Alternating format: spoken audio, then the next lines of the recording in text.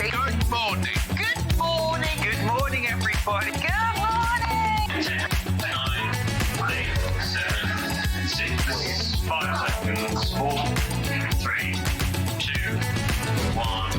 Visualise live. Morning and welcome to SewingStreet. Oh, let me stand in the middle. There we go. What a lovely bright morning compared to that terrible weather outside. I actually swam up the M5 this morning. Oh, I hope it's not raining as bad with you, but if it is, you can stay inside and safe with us because we've got two fantastic guests today. Brilliant, brilliant show. Really good. And to match our two fantastic guests, we've got two fantastic early birds. Doo-doo-doo. Let's start with duck eggs. I love this one. Special bundle. This is mine and Hannah's favourite colour, actually. And 3 metres. So this is our Rose and Hubble, beautiful, oh, my glasses in the way, quilting weight cotton. And this duck egg is gorgeous. It's like a really pale teal duck egg, beautiful. It's just a soft bluey green. Goes with so many things. Now look, you're getting all of it. This is folded in half. So it's 44-inch width. On the website, the photo isn't the best, I have to say. So this is why we like to show it to you like this. So 3 whole metres. It's beautiful, isn't it? It's really, really soft.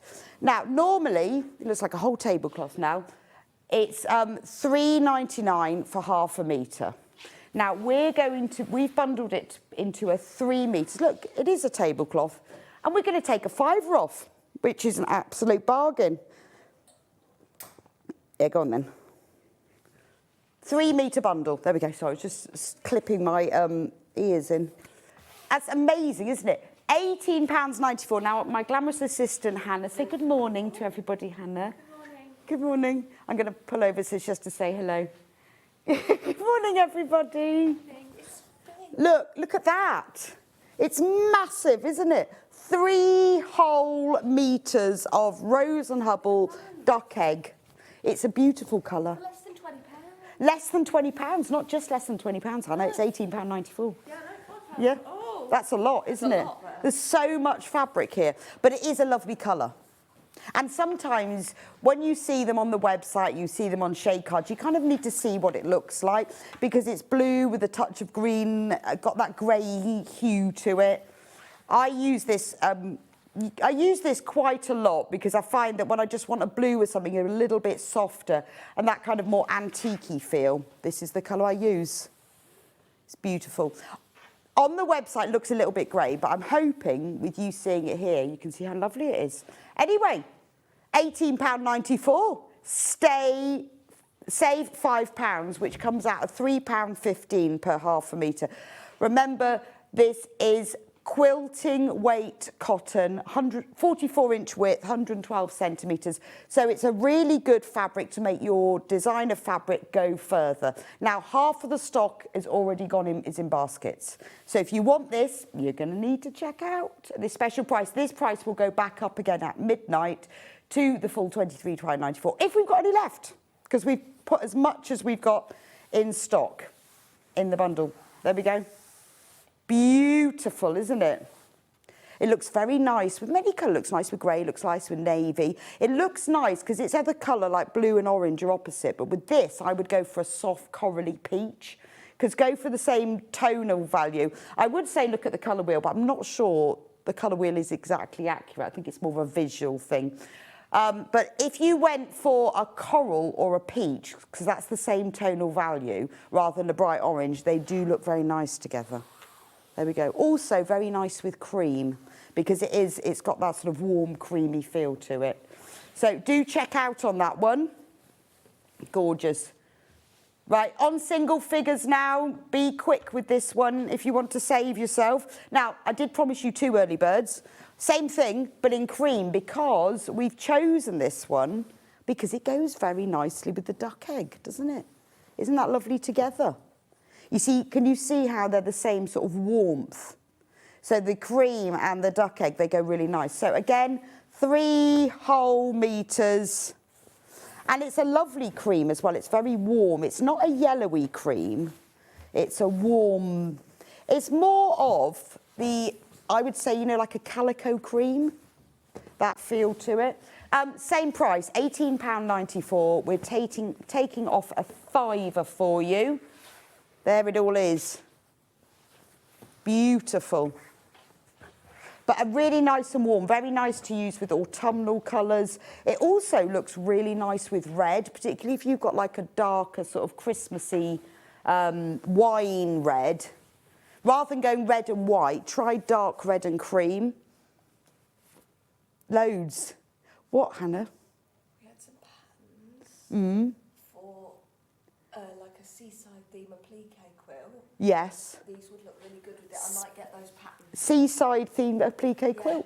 Great for everything. Really nice for lining as well. But if you're doing something like log cabin, or if you're doing flying geese, half square triangles, and you want a plain, but you want to keep it warm, rather than going for that sort of stark contrast of the blue and white or the red and white, go for red and cream or blue and cream. Actually, it matches my jumper. See, navy. Just looking at that, navy and cream. Looks very nice together, doesn't it? It's just a bit warmer, isn't it, than going blue and white. £18.94 for that. Absolute bargain. Because it's beautiful, beautiful quality. Now, I will remind you during the morning, because we've still got a few of these left, not many though, loads and loads in baskets. If we've got any left, then I will go through them later. So have a think about it. Those are your 2 early birds. Right, let's have a look at the menu so you can see what's coming up on today's show. So we're going to start off now, 8 o'clock. Clare Donnelly is here, lighting showcase. If there's ever a morning when we need a lighting showcase, this is the morning. The shocking rain just makes everything really, really dark, doesn't it? So Claire will be with us at 8 and with some brand new lights, and we've also chosen a selection of other lights that you will need to light your way so you can actually see what you're doing. 9 o'clock, Sandi's in with us. Haven't seen Sandi for ages and ages. This is a joy, absolute joy. I don't know why I've seen it. We haven't been scheduled together. Don't know why. Maybe because we laugh too much. She's got a brand new design, the Alpine Whispers bag. It's gorgeous. You see people with these everywhere, don't you? Where it's just a little rectangular bag, nice strap, lots of pockets, and she's put them together with beautiful fabrics. Look at that leopard print. There's a furry one as well. You can make them in canvas. We've got instructions on their own, and Sandi's going to be demonstrating how to make them. So why buy a bag when you can make your own? And these are bang on trend. 10 o'clock, to continue our theme, we're going to go through bag making fabrics and accessories. Now, I'm going to go through all of these in detail because we've got a lot of stabilisers, things like Decaville and H640 and odd things that I know we get lots of questions about. And people think, what do I use that for? What do I need a bag? So if you've got any questions about bag making, particularly stabilisers, accessories like zips and D-rings and trigger clasps and lobsters and all of that, I'm going to go through those at 10 o'clock. 11 o'clock, Sandi will be back. This is a brand new design by Helen Newton, the Wildflower Drawstring Bag. It's gorgeous. It's one of those little handbags with a drawstring top to keep everything safe, but featuring Helen's classic applique designs. This is gorgeous. We've got different bundles with different sorts of fabrics. Love that tweedy one. And we've also got instructions on their own. And we've brought back some of Helen's sheepy springtime designs as well. So Sandi will be demonstrating that at 11. So if you fancy making yourself a little bag and having a go at free motion applique, this is for you. 12 o'clock, storage and tools, including some really gorgeous sewing themed fabrics. I love sewing themed fabrics. There's one with really nice rulers on, I've got my eye on. So that's at 12 o'clock. What a fab day. What a fab day. So stay inside in the dry and learn about lights this morning. Good morning, Claire. Hi. Hello, how are you? I'm good, thank you. We haven't seen each other for a long time. I know, I've been scheduled away from people, I think. What a lovely day it is. I know. The drive up the M40 this morning was not pleasant. Not pleasant, no. I felt this morning like, I just need to get there. I just need to get off the road. Yeah. But we need lights. We do. This is definitely the time to well, it's supposed to be getting lighter, but it doesn't feel like it at the moment, does it? No, definitely It's like not. almost 3:30 and it's getting dark. I know, isn't it? yeah. So you've got some brand new lights We as have. well. We have. We've got some brand new lights again, because a lot of you listeners had said you needed a light that could go over your sewing machine and your overlocker. So this is why we've brought out the Trilux Pro, because it gives a very large area of light. Right. Okay. And that is this one here. And that is this one here. This amazing, isn't it? It's amazing. It looks a bit sort of space age. Yeah, I get a lot of comments from people saying that. So this particular light, you can have it as a floor. So we've got it behind us here turned into a floor version. Oh, so it can go on the desk. Yeah, so you get the base, and so you can have it on the desk. You also get a clamp. So you can clamp this part onto the desk as well. Right. And then you can have it as a floor lamp as well. Wow. So it's like 3 different ways to use it. All in one, and that's all in the same box. That's all in the same box. Amazing.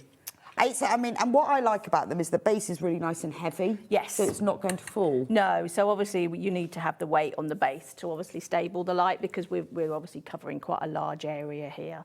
So, but what's amazing with this one is just the flexibility and how much you can move it. Oh, I see. So you can twist them that way. Yeah, so it's not fixed. Not fixed. So you can come up, you can go round, you can go like this, you can go out the front.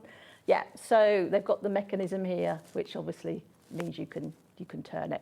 And this is great as well if you're somebody that suffers with shadows where you're working, so that you can position it. Oh, okay. So is this mainly used by people for over sewing machines? Or people that've got maybe like a large area and they've got a cutting desk, or it doesn't necessarily have to be for sewing, you know, people that do large projects, they just want a large area. It's great over a computer as well.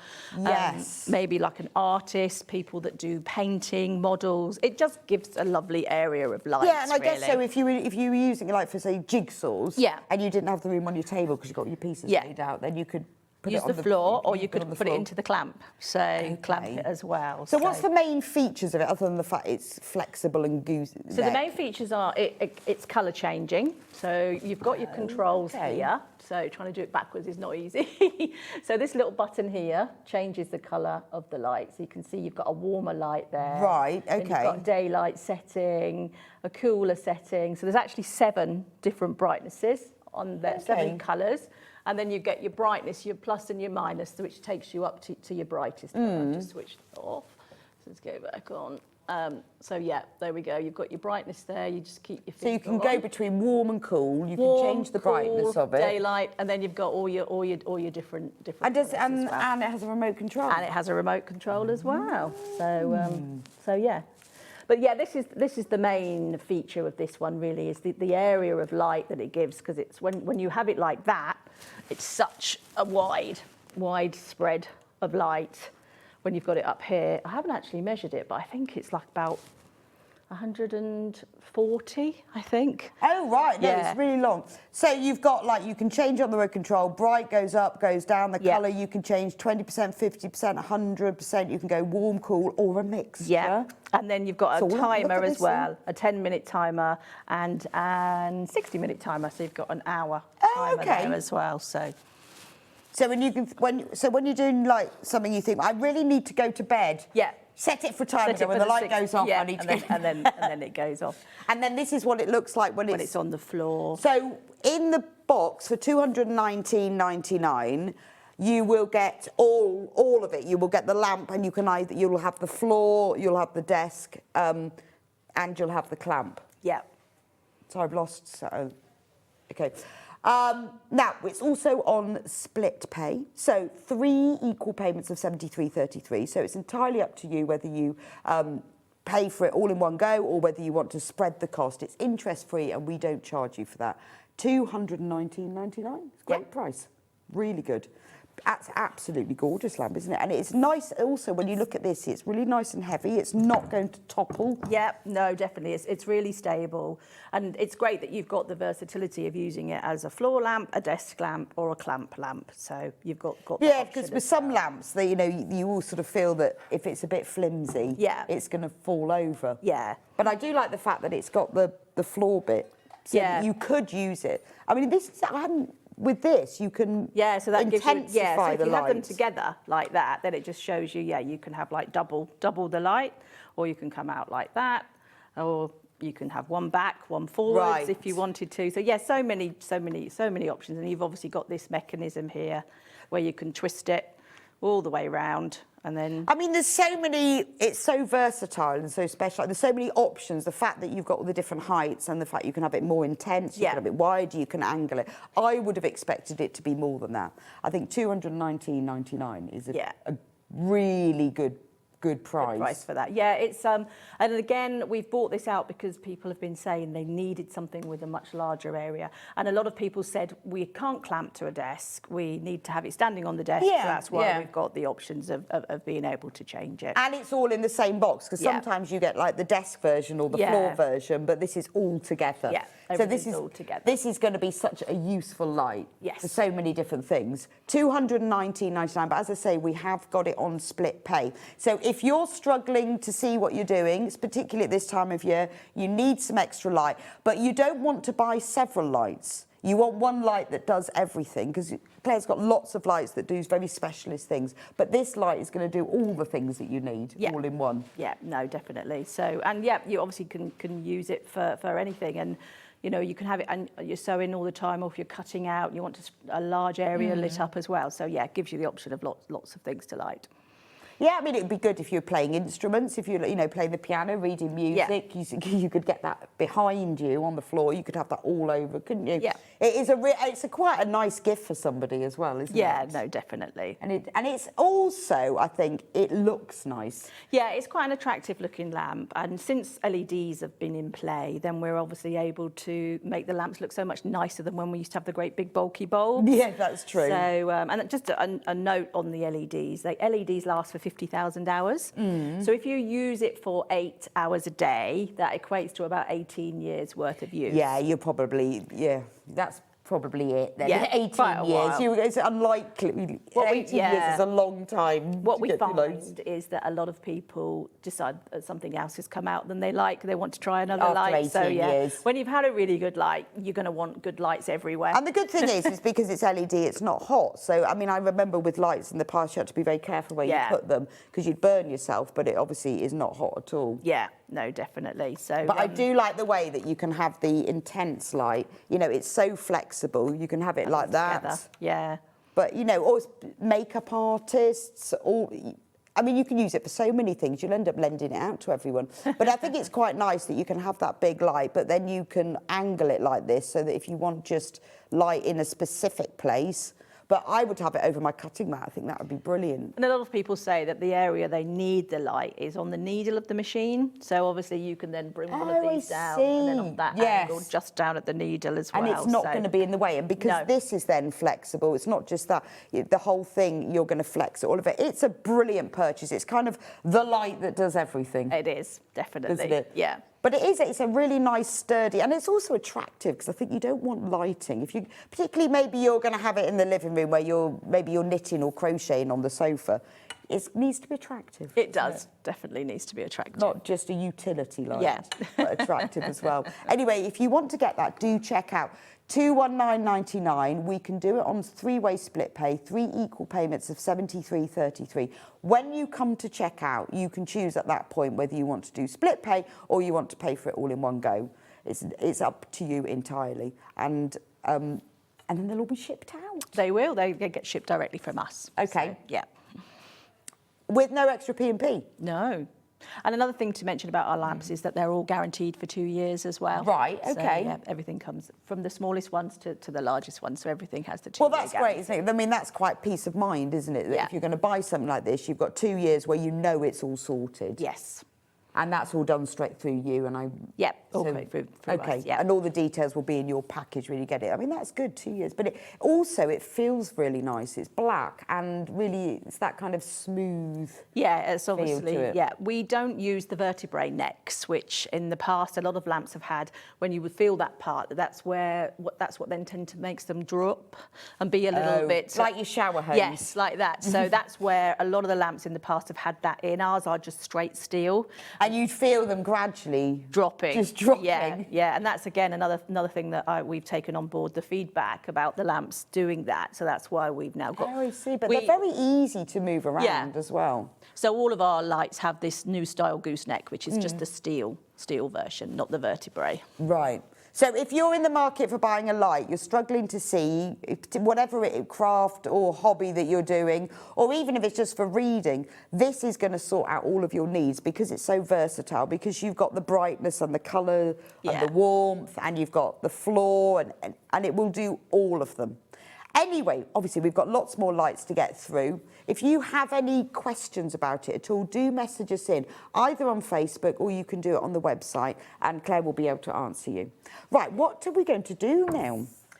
So The Lumina floor lamp. So we do I'm the gonna move this one out of the way. Luminas in a floor and a desk version. There we go. And they have had an upgrade. So this is, it's new as in it's upgraded. Yes. But it's, you have obviously done this before. Yes, we have had this But this is the new before. zhuzhed up version. This is the new zhuzhed up version. It's had a glow up, basically. Move that one out of the way. Which I think is the in word at the minute. For Zhuzhed, yeah. Yeah.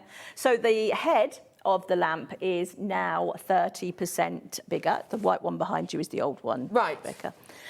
So I think Let me just we show can put you the what two together, this and then is you what you it you used can to be see like. the difference here. So if we turn them that way, then you can see the difference. You can see how much bigger the new head is. So this was the old one, and this is the new style. Right. So the head is 30% bigger. The whole lamp is 30% brighter. Okay. We've got the same floor base, but it is slightly wider. It is a big, Again, yes, I yeah, can a little just bit bigger look than at it was the floor. before, just for making it a little bit And more is that stable. based on sort of customer feedback? Yeah, customer feedback, and because the head's a bit bigger, obviously we then need to obviously make the base a Right, bit bigger yeah. for stability there I'll just as show you. well.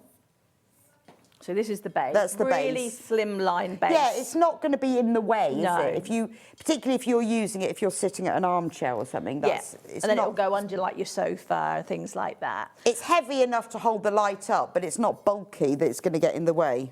But what's always been the biggest selling point with this lamp is the flexibility of it, because you can literally get it to your lap, and you then are the only person that really gets the light, because we have a lot of complaints Right. about the people saying that they get complaints from friends, partners, parents that the light glares on the television. Oh, I see. So this is really good because you can see that this Yeah, light that's really, really isn't light, spreading isn't it? anywhere else. Or you can actually slightly angle it to you, and then you'll just get the light. So what you get with these is you get 7 different brightness settings. It used to have 5, and now it's got 7. So we've got 7 different colours as well. So we've got warm, cool, daylight. You can see all the difference changing there. So there's 7 different versions of light. And then there's 7 brightnesses as well. So why do we need all these different colours? So as people age, their eyes change a lot. Sadly. Some people suffer from macular degeneration, cataracts, lots of different eye conditions. And then you'll find that your eyes maybe don't like the same type of light that you've always had. Oh, okay. So quite often you'll need to come down from bright daylight to a slightly warmer light, and maybe not on brightness 7, but come down to brightness 5. So that's Right. the reason why we have so many choices with our lights, because as we said, they last for 18 years. So this light will age with you? Yes, will age with you and age with your eyes. Got a lovely message from Karen. Good morning. Oh, it's gone. We have 2 floor lamps and they are brilliant. I would always recommend this quality rather than a cheap imitation. Thank you, Oh, Karen. That's a very nice, lovely thank you. message. Yeah, I mean, that is obviously an important thing to say, that there's lots of different qualities of LED on the market. We source very high quality LEDs to make sure we can give that guarantee and that they give a good even spread of light. Because quite often you can see the LEDs and they're very dotty, and then they don't actually always have the even spread of light. Well, I know. I which is think important. if you're going to buy a lamp like this, you want it to last. You Yeah. want it to be able to do it. You want the options. You don't want just on and off. No. The fact that it's got those warmths for different Yes. eyes. Different settings, and again it comes with a remote control.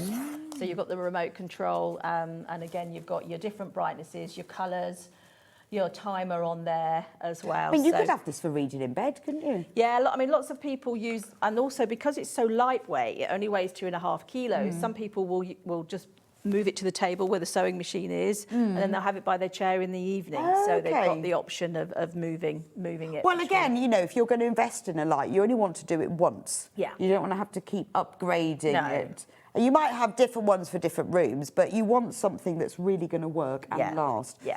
So the price for this one is the new improved white Lumina floor lamp, £125.99. We've got it on 3-way split pay again. So if you want to spread the cost, interest-free, obviously, and no admin fee. This one is the white one. So 3 equal payments of £41.99 if you would rather spread the cost. And we also have it in black as well. Exactly the same. Exactly the same. Only in black. There we go. Exactly the same, only black. So what's the most popular? It changes. It used to be the black. Right. Now we seem to have gone back to the white, but be interesting to see today.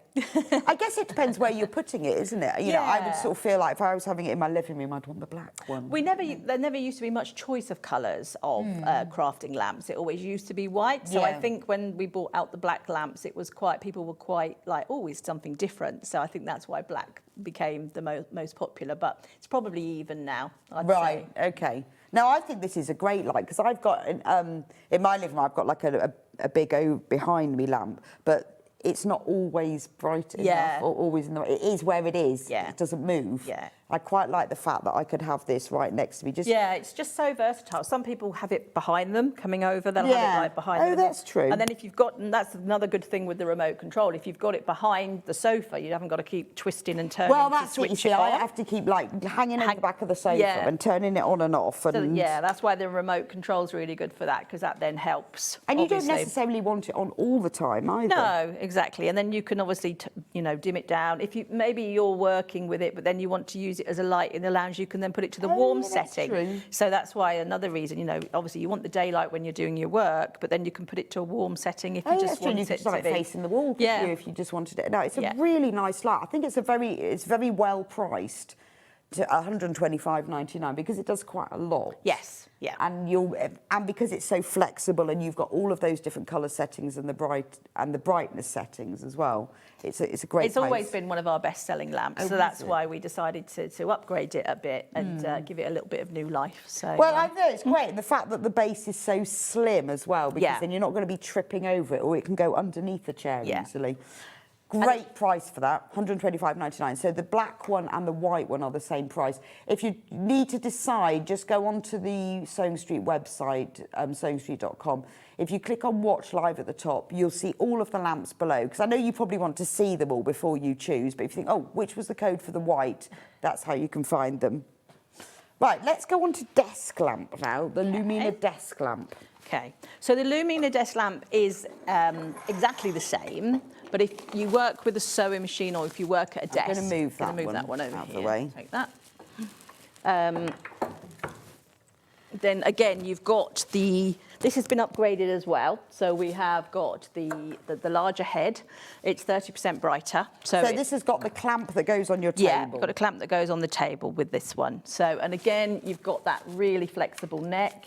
A lot of people use this to put round the sewing machine and light the needle. So Okay. they'll have it like at this angle, like to be Yeah, able but not to. all sewing machines are beautifully lit. No. I mean, the higher end ones will Yeah. have lots of it. Even then, though. Yeah, still you know, not always I've got the light like where you 7 need it, is it? LEDs on mine. Yeah. But when it's at night time, Yeah. it's not the same. Not always when you need it. No. So then you've got the bottom button is all your different colours, so you can see. Does it have the same changing. number of exactly colours the as the same. other So one? yeah, you've got your 7 different colours, so you can see that changing there from daylight to warm light to cool light, and then you've got your different brightness settings in the middle there. So you've got 7 brightnesses, 2, 3, 4, 5, 7. Which is all dependent on what you're doing. On if what you're you're threading doing. your needle, Yeah. you want a really bright one. Yeah, and also comes with the remote control as well. So got that in black and white. Yeah, that's really good, isn't it? So the one that's on screen at the moment is the white one,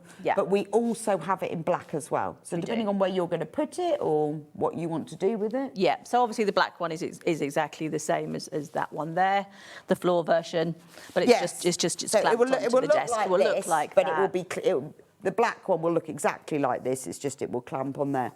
And I'm thinking also, you know, this is portable enough if you were doing workshops. I mean, I know you have very portable lamps, but if you really want, you're going on a workshop and you want a good lamp, you could take this with you. Yes, exactly. Yeah, it does bend down enough, so if you take it out of its clamp, you know, you can get it like that. So yeah. Well, you know, some people might they have a lamp that they take on holiday or they take on workshops, but this one you could quite easily just bend it down and then take it all together, couldn't you, if you wanted to? And then it just pops in there. It just goes back into its clamp, yeah.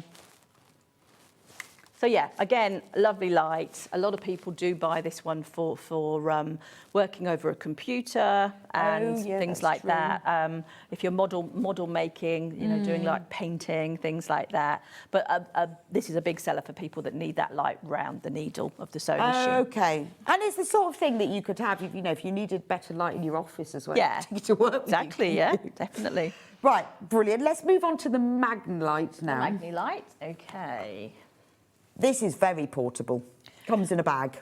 So yeah, this one comes in a little velvet bag like this as well, and just looking for there's normally a little key with it. I'm not sure where that's gone. So this is a little light and a little magnifier that makes it really portable.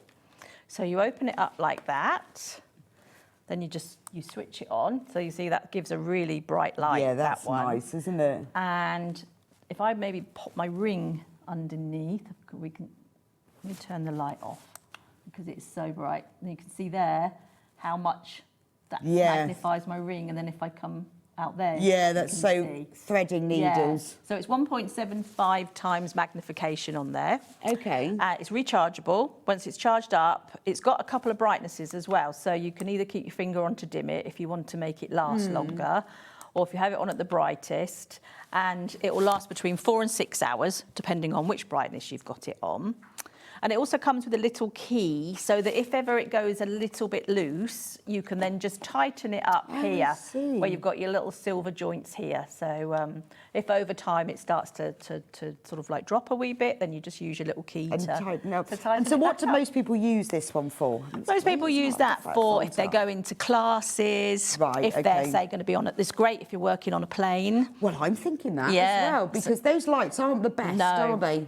So you've got a long flight and some knitting, and some you want a little bit of light, and you want that, want that extra bit of magnification as well. So yeah, a lot of people use it for threading needles. Maybe if you're doing some sort of really small crochet, not crochet, sorry, embroidery, things like that. So, well, it'd be brilliant from a fair round knitting, because you could really, you know, when you think, when you really can't count the stitches, it's ideal. Yeah, that's perfect, isn't it? I think, to being on a plane or travelling, or just having it next to you, so when you've got to thread a needle, then you can see it, because, I have to use quite often a thicker needle than I need, because I just cannot thread the eye, and I'd rather use a finer one, but this is so perfect. There you go. If you had one of those, you'd be able to thread it. Yeah, definitely. Don't look at your nails under it. I know, I was looking at my fingers thinking, what have I done? And then that's... Love that, absolutely love that. And then you fold it down and it goes in its little bag. So again, that's just like great for travelling with it, and also it protects the lens as well. So $46.99 for that. Scratched on that one. That's a really good purchase. Again, quite a nice gift for somebody as well. Yeah, very nice. Just because, you know, if you know somebody who goes, I can't do that anymore because I can never thread my needle. I can see everything else, but I can't do that. It's just something small. I mean, some people want the big lights, but having something like that, or you can take it to a group with you, pass it around. Yeah. For everyone who can't thread their needle. $46.99 for that. Again, all of these products, all the lights are sent out direct from Clare. Yeah, everything comes from us. And it has a 2-year guarantee as well. Yep. The white task lamp next. Okay, that's this one. I think maybe we'll take that one out. Let's move that one. Can we see this one? Or do I need to... If we just unscrew it, I might move it. Probably just I might move it along a bit. Yeah. There you go. It's nice and deep as well. When you think that the depth of this is like kitchen work surface depth. And not all lights clamp onto that. No, that's quite right. And that one, actually, because they're not deep. They don't have when you get things. If it doesn't clamp onto something as deep as that, I mean, obviously most tables aren't as deep as a work surface. No. If yours is, it's really annoying when it doesn't clamp on. Yeah, so that one's got a really deep clamp. It's about 9 centimetres. Right. The clamp on that. And you can also, it's got a bracket on the back. So if you've got a desk that isn't clampable, you actually can put it onto the wall. Oh, okay. So what are the main features of this one then? So the main features of this one are, again, it's got 80 centimetres of light. Yeah, no, it's a nice big spread light, isn't it? On that one. You've also, again, got all your different temperatures. So you've got a warm, a cool, a daylight, all your different colours there. And then you've got different brightness settings as well. So you go up to the, oh, keep switching it off. That's it. So you've got your different brightnesses there as well. And there's also, with this one, a really clever auto feature. So what it's got is it's got a sensor on the top here. So what that sensor does is it recognises what's going on in your room with light. Right. So if it starts to get darker, the lamp will get brighter. And if it starts to get lighter, then the lamp will dim. That's amazing. Down as well. It's a really clever feature. That is really cool, isn't it? Do any of the others do that? Was that No, that's exclusive just to this one that does that.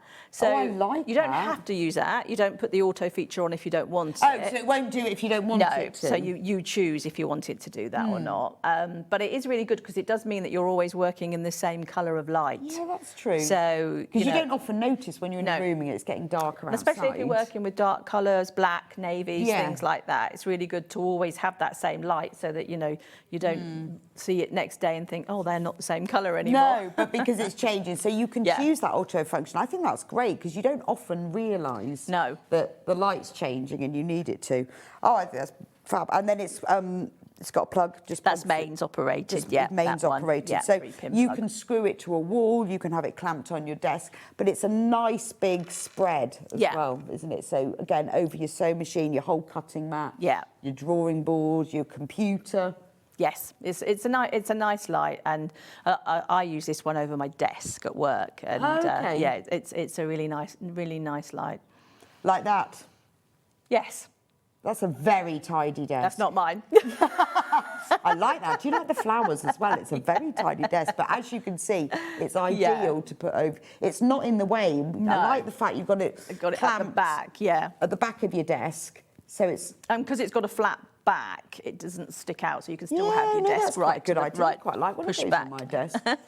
Yeah, because it's always sometimes I'm turning the brightness of my computer up and down. Yeah. There's another photo of it over a sewing machine. Yeah. So you can see, you know, it's not in the way. You could have it on the back of your table or the front, depending on what you're doing. £125.99 for that one. Great price. It's on split pay as well. It's on 3 equal split pays of £41.99. So if you just want to spread the costs, you pay your £41.99 today. Claire will send it out to you, and then the other 2 payments will be made next month and the month after that. I think that's a great light. Really good. The twin head desk lamp next. The twin head desk lamp. So much choice, I know, isn't there? there is. But you will know, once you've gone through them all, you'll know which one is right for you. I'm just going to move. Oh, and if you want to message us, either ask Claire any questions or tell us how you get on with your lights, because, you know, your feedback is fabulous for anyone who's buying anything. Yeah. Send photos in of where you put yours. But that's what it makes a big difference, doesn't it? Definitely, It's knowing what people say want, about them. Yeah, and you know, if ever there's like a lamp that anybody thinks, oh, that would be a good lamp, then always, you know, message in and let us know, because that's how we ended up with the latest Trilux Pro. So because people were saying they wanted something big enough for both a sewing machine and an overlocker. Right, okay. So that's why we came up with that one. Yeah, well, it's only your feedback that, you know, helps the products to develop, isn't it? Definitely. And we do listen. So there's quite a few lamps that we have now which have been from SewingStreet. Okay, there you go. Yeah, See, what you say matters. Yes, definitely. This is a really unusual lamp, isn't it? Yeah, so this one, again, has got the gooseneck that we So this is this is not clamped, it just sits on your that desk. sits on the desk, this one. And the base is heavy enough so it doesn't fall over. Yeah, so you've got independent lights on these. You've got 4 brightnesses on each one. You can use them separately or together. So you can have them like this to have the more intense light, or you can open them like this to make a wider area of light. So there's your brightnesses there, 1, 2, 3, Oh, and they 4. work independently? And they do, 1, 2, 3, 4. So you've got, independently there. What a lot of people do with this one is they have it, again, over the top of their sewing machine for an overall light. And then again, if they want to have that light round the sewing machine, they normally will have it round the side like that with the two together to put that extra light. So really versatile then, because you can have that over machine round the side, all some different things. Yeah, so these goosenecks do make a difference because they just mean you can position the light where you need it. And that's what's important when you're working, that you've got the light where you need it. Well, it can't really be a fixed thing, can it? No. Because it depends what you're doing. So, I mean, I think this is a really affordable, versatile light in that it's £54.99 and you've got, you can have it, because they're independently, you can turn them on and off. Yeah. If you only want one side on or if you want it more intense, it's just something a bit different. It's mains operated and there's no clamping. It just sits on your table. Yeah. Mains operated, this one sits on the table, and then you've got the choice of being together. Again, very out. portable for workshops. Yeah, again, like this one, you like this, that's how you would carry that. So, it's not really a large area to be able to get them together and to be able to carry them. But yeah, again, a really nice lamp. This one just has the daylight setting on it. Okay. So all of our lamps have at least daylight, but about 70 to 80% of them have all the different colours as well. So why daylight? So daylight's the most important colour when you are working on a task, because what that does is it's like as if you were outside at noon on a sunny day. It gives you that same type of light, so natural daylight.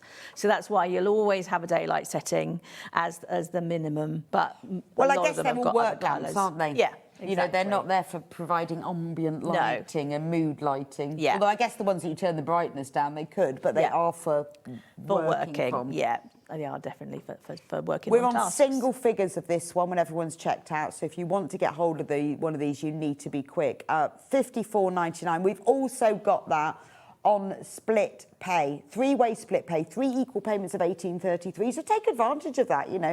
You can pay your £18.33 and then you can get the light. So maybe this is your first light. Maybe you're thinking, actually, I could do with a bit of extra light. I don't want to commit to the bigger one just yet. Yeah. This could be your entry light. Or maybe it's, well, I've got some of the others, but I actually just need one. Yes. That's what we find with a lot of people. They will buy one to start with and then think, wow, that's made such a big difference, I'm going to upgrade to another one. And then the amount of people say, I've got 5 or 6 of your lights is like... Well, I guess you need different ones. The one that you have in the living room when you're sitting on the sofa is different to the one that goes over your sewing machine. Yes. Or and if you're not a sewer, or the one that you buy someone because they need it for jigsaw puzzles. Yeah, and then the portability as well. So, yeah. Definitely. I mean, it'd be brilliant for cooking, wouldn't it? When you're sometimes in the kitchen, if the light's a bit dim and you need to read your recipe book and you need to see stuff, there's a light for every occasion. When everyone's checked out, there are three of these left. This is super popular. I think it's very affordable at £54.99. Remember, it's on split pay. It's mains operated. You can see it's very lightweight, actually, isn't it? It is, yeah. It is lightweight. It's a nice light, that one. But sturdy. And also, I like the fact that when you do them, the bases are sturdy enough so it doesn't droop. Yes. But not heavy. But not really heavy, yeah. That's really good, isn't it? Well, I suppose because you do lots of shows, you speak to everyone, don't you? Yes, yeah, I do. Yeah, it was 18 shows this year, so a busy year for us. Wow. And what's your main customer? Are they sewers or So we hobbyists? obviously sell into lots of different sectors as well. So, yeah, I mean, I'd say most of them are probably sewers, quilters, crafters, but we sell to the beauty, to low vision, modelers, so lots of different sectors as well. So, but yeah, I'd say sewers and people that sit in a chair and do sort of knitting, stitching, things like that. Really are probably our biggest customers. Okay, and different lamps for different things as well. Yeah. But I think that is a great light. We've got more people who've got this in their basket than available. We've actually only got 5 left, loads more in baskets. So if you want to get this one, whether it's split pay or whether it's the full price, doesn't matter, but you need to get that one. If you want this one, then do check out. Right, can we just repeat the brand new one. Trilux? Yeah, we can. I'll move this one out of the way. That's fine. Now, if you've only just tuned in, this is the brand new lamp. This is the all singing, all dancing lamp that will do everything. It comes in the box. You will have the base so that you can put it on your table. You'll have a clamp so you can clamp it to your table, and you'll have a stand so it can go on the floor. So that's in that picture. All of those 3 things, you don't have to choose between them. They all come in the box. So that's entirely up to you how you use them. So you may only ever use it one way. You may carry it around the house and use it in different ways for different things. Yeah. But that flexibility is there. Is there, yeah. And you can obviously move this very, very differently, this one. You can angle it like this, it can come back, it can come behind, really flexible. And this is really good for if you don't want shadows, to generate shadows as well. And you can change the colour. You've got a warm, a cool, a daylight. There's 7 different settings on here. And then you've got your different brightnesses as well. And it has a remote control to and do it has that. a remote control as well. So Which is great. When you're at the sewing machine, you don't want to get up. Yeah. You just get your remote control. Or if it's behind you and you're on the sofa, maybe you use it for the sewing machine in the day. Maybe you only want to invest in one lamp. And if you're only going to invest in one, this is going to do everything. The one, yeah. And if you work with an overlocker and a sewing machine and you have like a really large area, you can see how much of an area that actually lights up. That's actually... See, what I like about these is that you could have, because you've designed it because that's what people have asked for. You could have designed it so that's all it did. Yeah. But you haven't. Yeah. You've put the foldy down bits on so that you can choose. So sometimes people want a bit more light back here, so they'll have one back here, then they can have one going forwards there. So to see what they're doing. To see. We've got a lovely way. message from Darlene. I have 5 native light models, and my favourite is the wide task lamp, and the auto function is amazing. The one with it changes light. With the auto, Their lights are amazing quality, and there's no drooping. Thank you, Darlene. Yeah, no, but that's important because you can say that. Yeah. But then obviously other people, the users are saying, our viewers saying that, yeah. Saying it, that you know, that it makes a difference, doesn't it? Yeah, no, definitely. You know, they're considered purchases, so you want to know it's going to last. So, and that's really important to us. That if I'm going to spend over £200, that's fine if it's going to fulfil all my needs. Yeah. But I don't want in 6 months' time that I've got to buy another one. Yeah, no, definitely not. And this is so adaptable. So I would have it over my machine, but like I say, then I might then carry it through and have it, or maybe you have it on the desk and then you're doing something else and you need it off the desk. How does it turn from desk to floor? So what you do is you would just unscrew this pole, and then you just take this part and put it straight into the base. So really I see. So it's easy. just a separate Yeah, pole. just a separate pole. So the base is the same whether you have it on the floor or on the desk. You just put the extra pole in. Oh, well, that's really easy, isn't it? Yeah, really simple. It's a really good light. Again, we're on single figures for this one, so it's on 3-way split pay. So if this is the light that you think, well, actually, it's gonna cover all of my needs. Only want to buy one light. Yeah. I mean, like a lot of our viewers, it starts off that way. Yes. And then I think I've got fed up with. Yeah. I'm fed up with carrying it round. Yeah, definitely. But if you only want one light, this is so flexible. And remember, you know that you can change it so that you can have your light exactly where you want. You can, if you work in an awkward space, you might be using it above your computer, you might be using it for sewing machine. And if you have it like this, so you've got it as almost like an arch, if you like, then that doesn't create any shadows. So that's a big selling point for these as well, that there's no shadow when you've got light coming from all 3 angles. No, that actually makes sense. Whereas if you have it from just above, then there are shadows. Then it is going to create the shadows. So if you want to get it on split pay, then do that. When you come to check out, the option is there for you to click on. £219.99 for that one. Right, let's do the 314 magnifying. Oh, right, Because we okay. need a bit of magnification. A bit of magnification. We're just trying to get through all of the lamps, because I know if you, on a dark day like today, you're thinking, oh, shall I get another lamp? Do I need a lamp? Which lamp do I need? These are very heavy. It's supposed to be getting lighter in the evenings, but I don't know what's happened to that this year. Maybe it's These just the rain. weigh 7.5 kilos. They are very heavy, these, because they've got a really big magnifying head on them. Okay, which is heavier than a light. Yes, so it might be a good option to grab that one, I think, because then we can probably demonstrate that one a bit better. Oh, gosh, it is heavy. Yeah. So this, again, is another 3-in-1 option. So you can have it as a floor. Oh, OK, so this is what it looks like when it's a desk. Yes. And that's what it looked like when it was a floor. Yes, so this is the, this one, it is now been turned into a desk. So it can be a desk. I think we just saw an image a minute ago of it as a floor, as a desk. And then you also get a clamp as well. Okay, so all again, three you've got the things. option of the three. There you go. There, look. So you've got the floor, the desk, and then you get the clamp. So you get all of that in the box. So you've got the option of using it the 3 different ways. Okay. So at the moment, we've got it turned into a desk. And then you've got your on and off button here. Now, I'm not sure if that one's the right one for it. Excuse me. I'll plug it back into this one, I think. And then We've got lots so many of plugs lights. going on here. There we go. So you can see there, you've got the you can see the on and off button. So you have 2 brightness settings, and it is a 1.75 magnification. Wow. You've got that remote control under there, and then you can see how much that actually magnifies that. So this is great if you want light, but you also want the magnification. So whether it's threading a needle, looking at something, reading. Yes, that's really good with that one.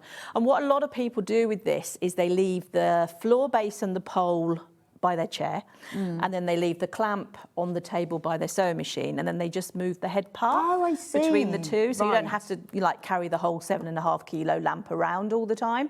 So that's what they tend to do. They just leave the base and the poles by their chair, and then you just pull this part out, and then you transfer it between the two. Well, sometimes you get instructions with things or patterns or charts, and they're so small. I've had to take a photo of them on my phone before. I've done that with my passport the other day when I needed to put my passport number in, and then zoom into it just so you can actually read it. But if you've got one of these, so it's great for if you're doing really close work, if you're reading. A lot of people buy it for cross stitch. Yes, I can see people that do diamond art, things like that. Anything fine and intricate. So Maria the magnifier says is really good for that. I got one for Christmas, and it's wonderful. I use the tall light downstairs and the clamp part upstairs in my sewing room. Exactly. Yeah, that's what I was saying. So yeah, a lot of people do get that for that. Thank you for your message, Maria. That's really useful because, well, again, they are lovely gifts. I know they're useful gifts, but lovely thing to have. Now, it is available in black as well. Exactly the same thing. It's 3-in-1. It's floor, clamp, table. So you can either get it in black or white. The one that's on the screen at the moment is the black one. It looks like this. Yeah. Let me show you. We'll show you the black one. One moment. Let me move the white one out of the way. There we go. So that's the black one. It's a bit high, isn't it? Let me take it down. It's got a really... I guess because the magnifier's heavy, it needs that strong base, doesn't it? So we can see there. That's what it looks like in black.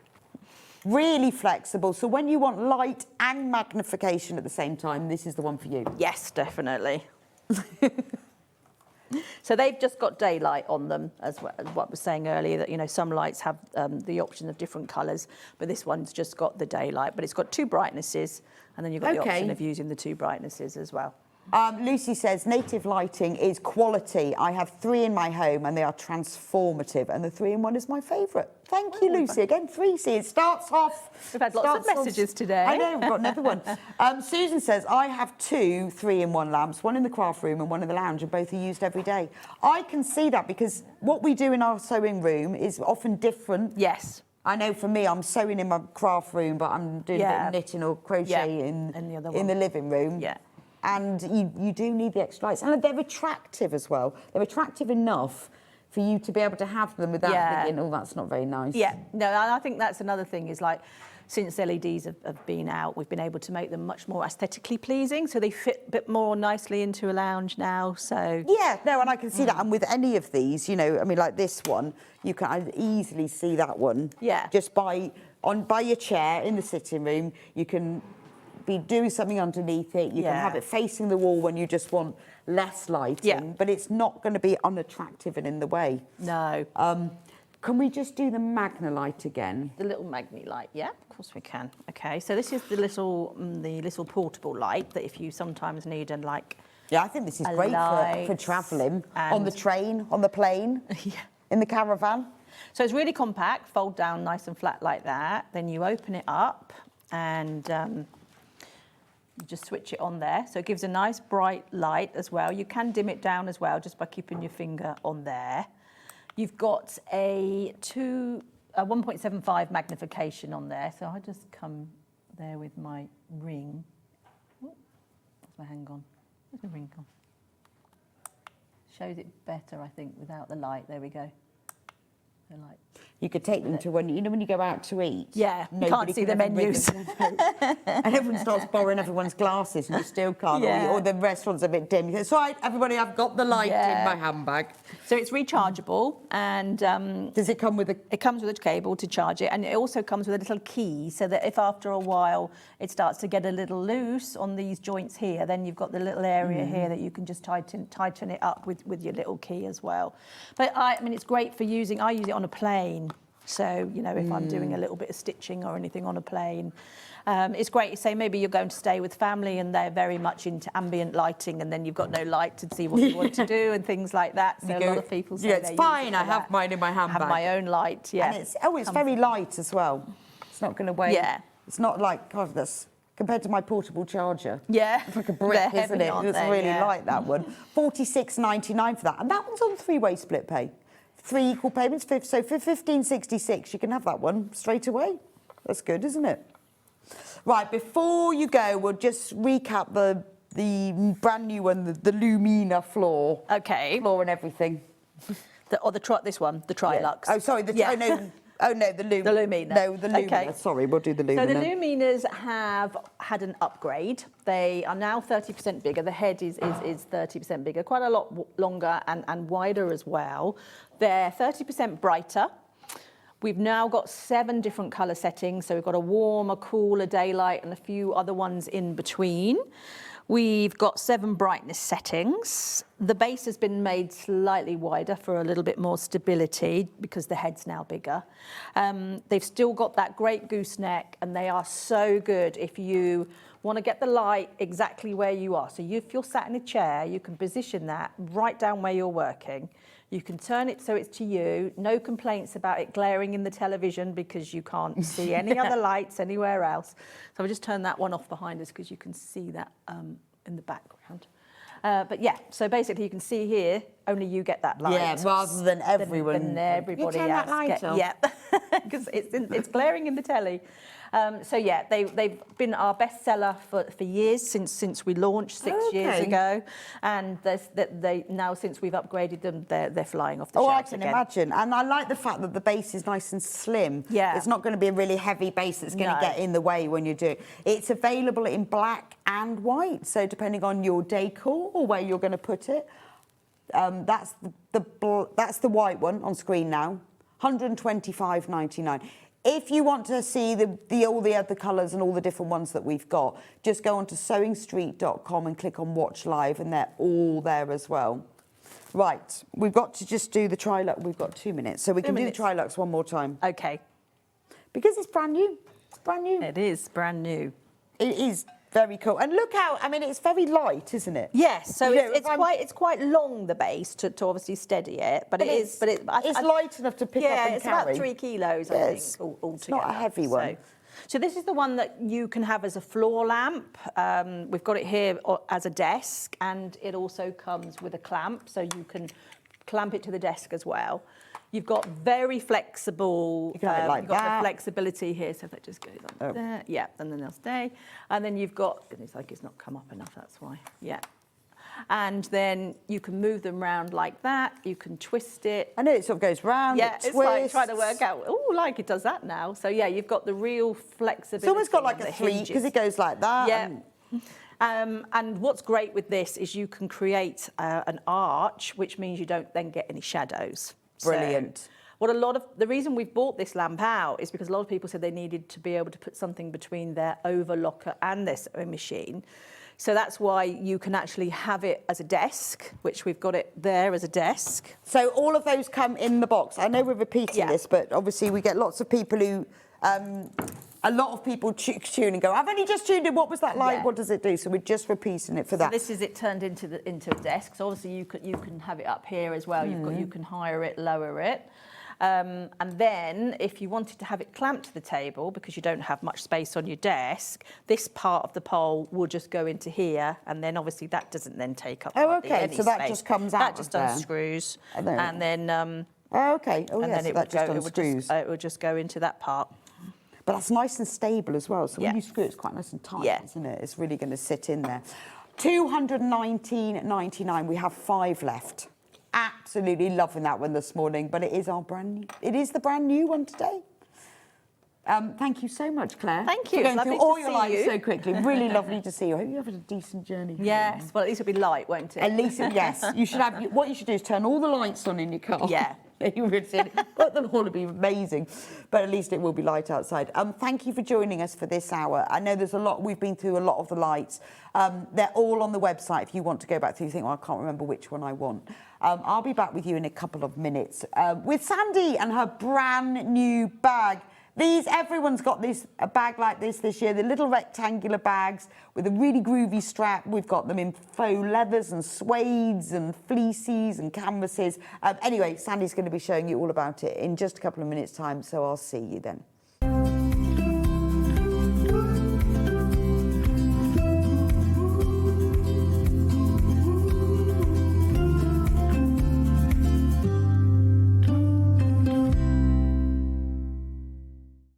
Want to know what's coming up on Sewing Street? It's easy. Just visit www.sewingstreet.com and head to the TV Guide section for all the latest show details. Stay ahead and never miss a stitch with Sewing Street.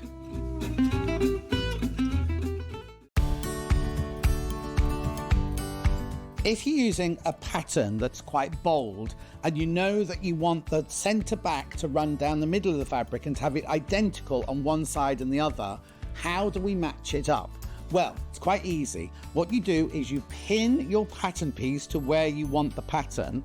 Then quite simply, you take a pen and you draw around the motif. You're only cutting one layer out now. You're only cutting one side of the back out now. You draw around your motif with your pen. Then cut the piece out, put that to one side. Then when you cut the other piece out, you flip your pattern, because obviously you need a right and a left-hand side, and you just put that pattern that you've drawn in exactly the same place, on the fabric, which means when you make the dress, both motifs will be in exactly the same place on the back, either side of the centre back.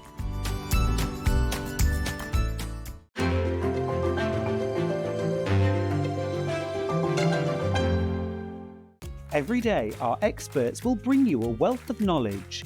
They'll take you through the steps of making projects, and we feature fabulous tips along the way. Whether you're new to sewing or a seasoned pro, you're sure to learn something new.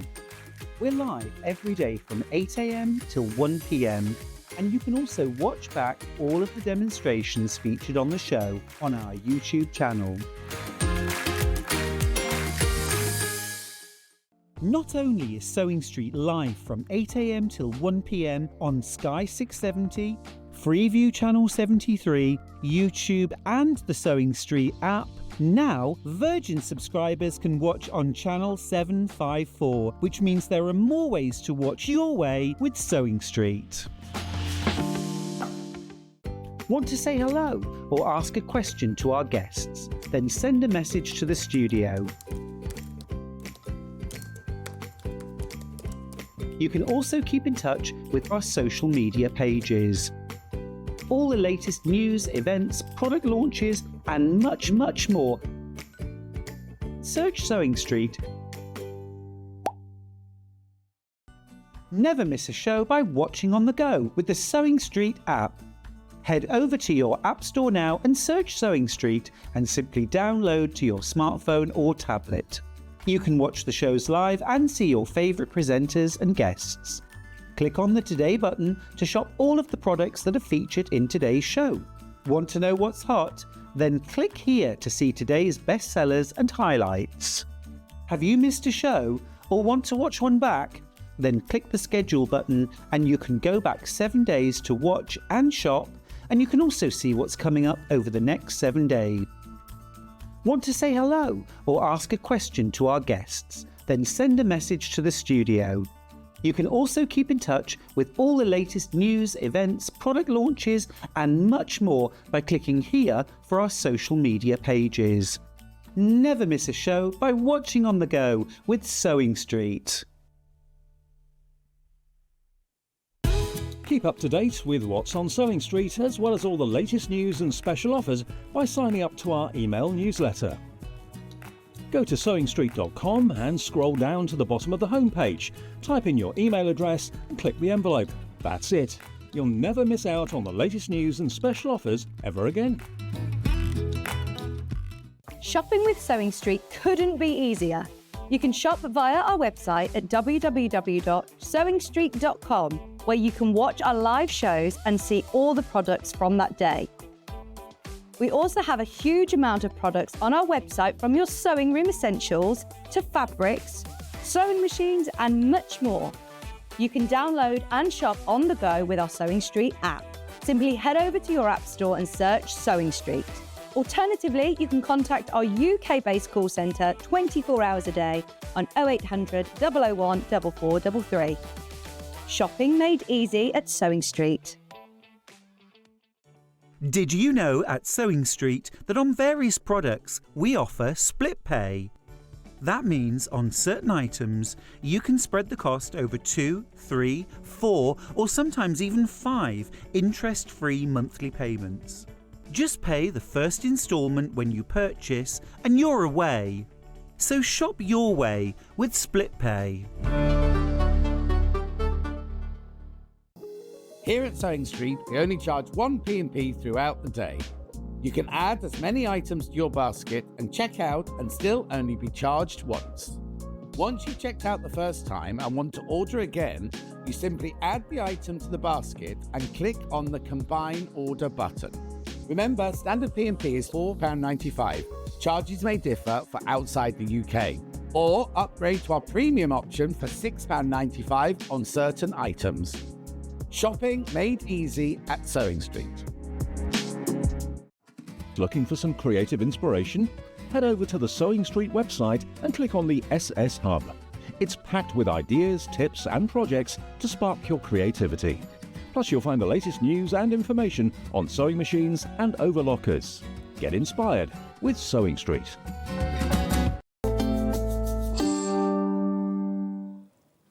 Welcome back to SewingStreet, and we've got the lovely Sandi back. Hooray! Hi, Bex. At last. I know, how are you? I feel like you haven't been here for ages. I know, because but I've you not have. seen you in forever. I know. And you're looking gorgeous today. Oh, And I just love your jumper. Right, yes, well, obviously the blanket stitch is what sold it to me. I thought you'd done that yourself. Well, It looks now I know how absolutely to do it, stunning. because there's no seam in this jumper. Whoever made it. Yes, some It's poor just lady. blanket stitched all the way up there and then gone on there and up to there. So you could do that. You could, and it makes Bit of red it wool. just sort of makes it look I know. absolutely stunning. Well, doesn't when I it? saw it in the shop, I thought, oh, I'm loving the blanket stitch. You went, that's mine. There we go. So that's all we need to do. We just need to blanket stitch our jumpers. Absolutely. Anyway, you designed a new bag for us. I know. I did it for my daughter because, as you say, there's loads around at the everywhere. moment. They're everywhere. So my daughter says, why can't you make one of these, Mum? So I said, OK. Well, I keep seeing people with these, Yes. thinking, I really want one, but there's no way I'm buying one. You know, it Especially when you feels can wrong. make one. Feels so wrong when That's you... right. Well, When you also, I bet they haven't got enough pockets. No. And you can put as many pockets as you want in your own as well, can't you? Well, it's fab. This is my favourite one. So I'll talk you through all the features. It has a very nice strap, which is adjustable, so you can go crossbody should you want. Very Davina McCall. Absolutely. She's a crossbody person. I'm a crossbody person as well, yes. Sometimes. I get neck ache if I have it Oh, much. okay. I'm getting So, too old. Very crossbody. Outside pocket, very handily with popper. Nice removable strap. Zip across the front, obviously internal pocket with a zip, so you can put all your bits and pieces in it. And it features, it's nice, well, we've got different kits, but you've got the fur. Well, fur and suede are very fashionable for 2026, and leopard print is still in as well. Yes, but I like the mixture of the two. Yeah. Because I thought fur probably a bit too much, or all leopard prints. I thought put it with the suede and it sort of adds that touch of class. This looks like you've bought it from a nice little posh boutique shop, doesn't it? Doesn't it? The place where you got your jumper from, maybe. Probably, yeah, same place they did the blanket stitch. But look at the price of that. Look, that's amazing. Let me show you the kit. So, I think that's an amazing price. So in the kit, you get full instructions. We'll talk about that in a moment.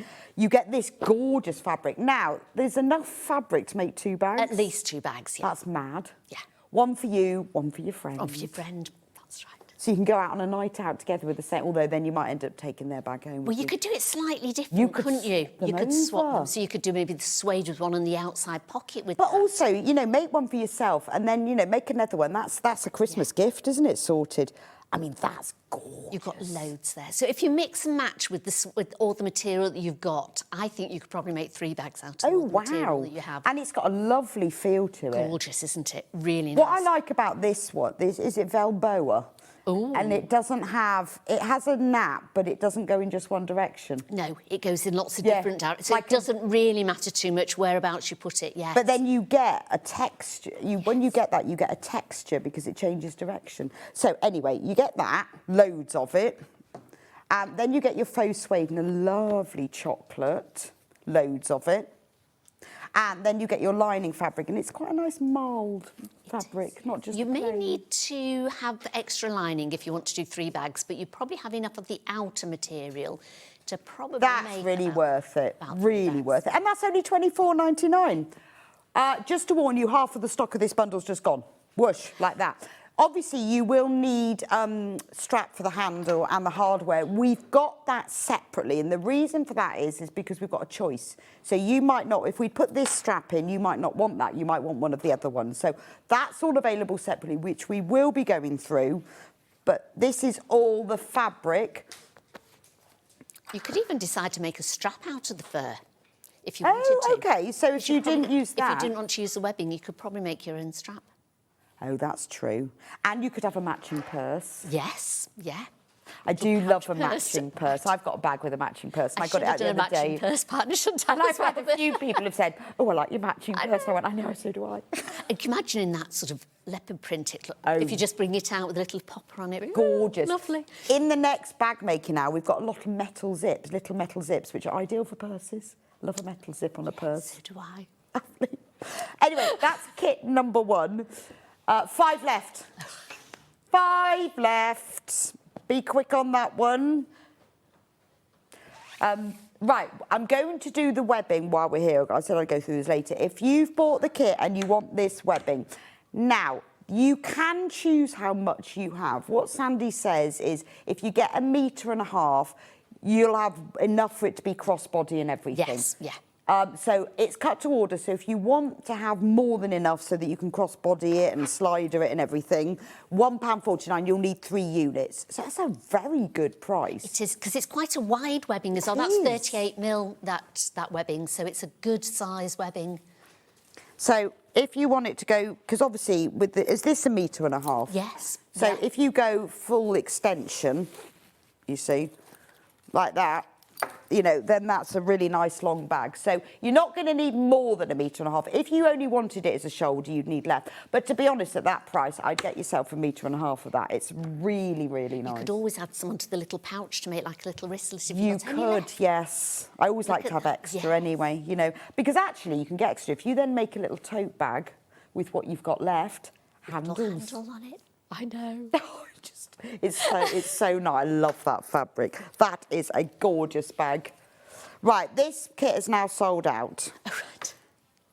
So we'll move on to the other one. I'm not surprised because it is gorgeous. Luckily, Sandi has made us one in the next colourway. Look at this. Very, very trendy at the moment, all this faux fur, isn't it? And the colour as well. So this one has got the furry back. Look at that, it's beautiful. It's got a lovely faux suede like natural neutral colour. And then you've got a bit of the fur there for your pocket. That's going to keep your phone nice and protected. Very pretty lining. It's not the same as your kit, I'm afraid. It's not. That was the closest I had because I did them before we sorted all the kits out. So it's a very similar because you've got Liberty, yeah. I've got Cassandra in mine.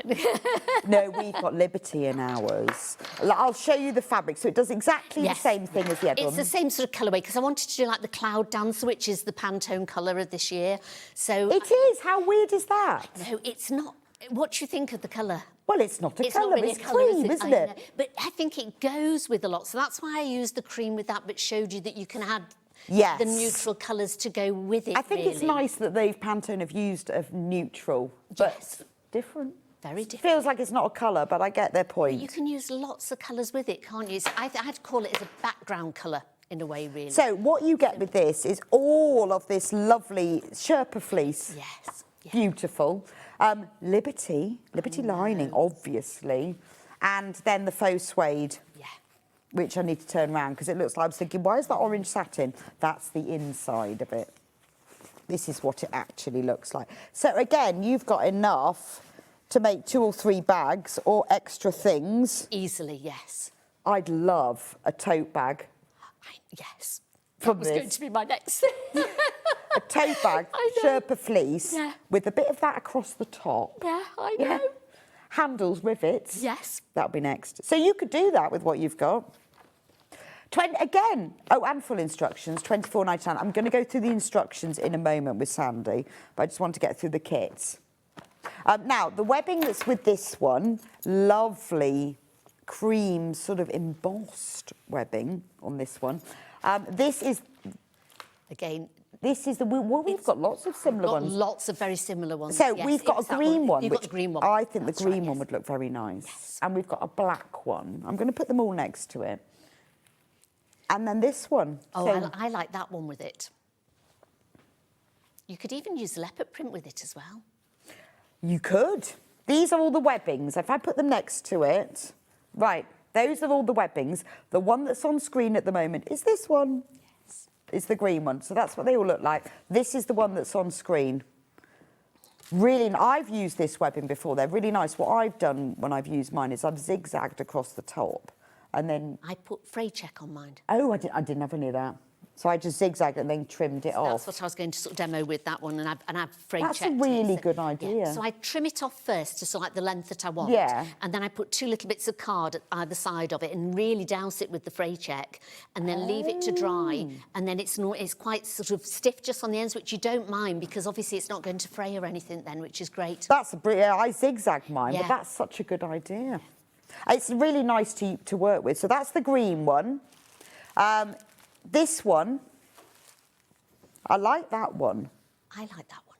Because it's sort of neutral, isn't it? Because it's got sort of green and beige. This one is 99p for half a metre. So even if you don't want it for this bag, you want it for something else, 99p for half a metre. And these webbings are not easy to find, are they? Not, no.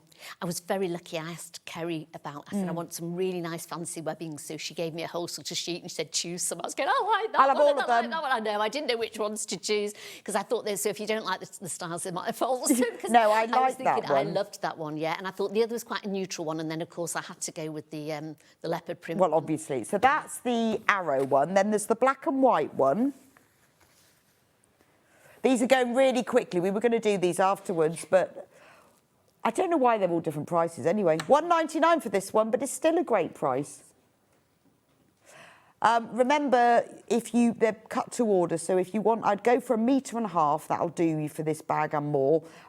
Just put 3 units in your basket and it will be sent to you as a whole cut piece. I mean, there are a lot of shops who sell these as just straps. Yes. The webbing with the ends. Very expensive. They are very expensive, yes. Make and your if own. you're getting that for even the deer one is sort of £3 or something, isn't it? Just £6. You couldn't get the strap. No, no that. chance. And they're really so easy to make. And I think it really elevates a bag. You can make your own strap, but putting one of those on it does look nice.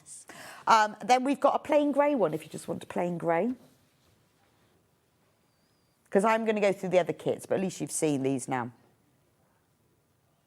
This one is 99 pence. It just depends on the supplier, to be honest. This is a plain silver grey, 38 millimetres, which is, I think it's 1.25 inches. No, 1.5 inches. They're all 1.5 inches. Yeah, 32 is 1.25 inches, isn't it? 1.5 inches, 38 mils. 38 mils. Right, I'm going to go to the next kit now. So, another furry kit. Can you tell I like my furry materials? Yeah, I love the furry ones. Right, I'll just turn it around because it looks a bit odd like that, because that's the back of it. Oh, this is beautiful. That's really, really soft, and it's like a rug, isn't it? Like a teddy bear. Gorgeous. That's the lining. So this one has got a faux, just make sure, a faux suede black, like that. So if you imagine it with it's probably, this is the best comparison. So you'll have the fur on one side, and then on the other side you'll have the black and the fur. Oh, that's so But with trendy. that one, I might have done that with the black as all the bag, Oh. and then done the pocket in the fur at the front, which might look quite nice. Oh, as it well. would, yeah, and then you could have a furry gusset. Yes. Yeah, so sort of change it around. And if you wanted to do that with the second one, you could do, because you'd have enough material to sort do of swap both it round. ways. Yes.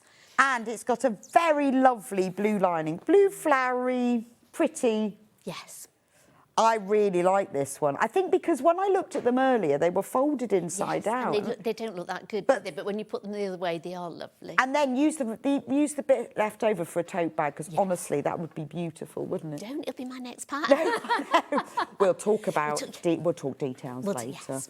'Cause That's I had two drawn up gorgeous. for this one, and my daughter said, no, make that one first. She said, I said, OK, because I want to do furry tote. That would look That lovely for a with strap, that I mean, one. any of them Yes. would work, to be honest. But that I would, if I was you, I'd go for that one or that one. Or the plain grey. Yeah, or the plain grey. I like the middle one best on that one. If you want to go back, just go on to SewingStreet.com, watch live. All of these are listed, so you'll be able to see what we've got. But just to warn you, the webbings are flying out. I would get 3 units if I was you, because that's what Sandi used in hers, and it means you can go fully adjustable. It means you can go crossbody or shoulder, whatever. Right, one last one, and this is the one that Sandi's going to be demonstrating with. So we decided we'd go no fluff. Yep. Because you might... Oh, I've got another one. Yeah. That's going to go with this one. You might want to use it for more of a summery feel. So instructions again. And this time we've got a canvas, a navy canvas. And then we've got this lovely floral. So in the same way with this one, you know, you would have you could choose which way round you go them. Yeah. But very pretty, very summery, so a bit lighter weight. Well, yeah, because I always say that a pattern isn't just for Christmas either. So, No, and I no. like to try and make on my patterns that you can use them for all sorts of different seasons with different fabrics, different handles. And so you can really... I hate it when, you buy a pattern, you think, right, I've made that. Park it to one side because that's it really. But if you can have a pattern that you can do lots and lots of things absolutely. with it, I think it's much better. And depending on what fabric you use. You can change it so much depending on the fabric, absolutely. Well, and it's also getting those ideas. Oh, sorry, this one's got a white lining as well. And once you get the full instructions, I mean, if you decide, well, I'm actually going to piece mine, I'm going to do it as patchwork. Yes, You know, you've got the pattern. It can be used over and over again.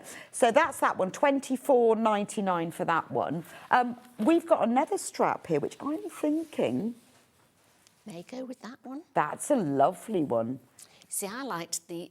I didn't have that one. That was the one that I was going to go for with that one because of the green. This is called antique blue. I would say it's Lovely colour. petrol. Teal. It is Petrol, definitely yes. a petrol-y colour. So that would be nice with that one, or the one that Sandi chose to go with it, the green one. Furry gusset from Michelle. Furry gusset. I know. Told you they won't put us on again together. Not careful. Furry gusset. I know. Nobody wants... Why is that funny, Michelle? I mean, because that bag, honestly, Michelle, would have a furry gusset. I think they look lovely. Nice in this weather. Lovely Yes, in this weather. yes. Keeps you warm. So either of those two, I Yes, think. they would. Yeah. Right, we'll need H640 for this, won't we? You do. H640 is I forget. I forget that when we talk about H640 is the Vliceline code for a fusible fleece. It's exactly the same as wadding, really. They call it fleece, don't know why.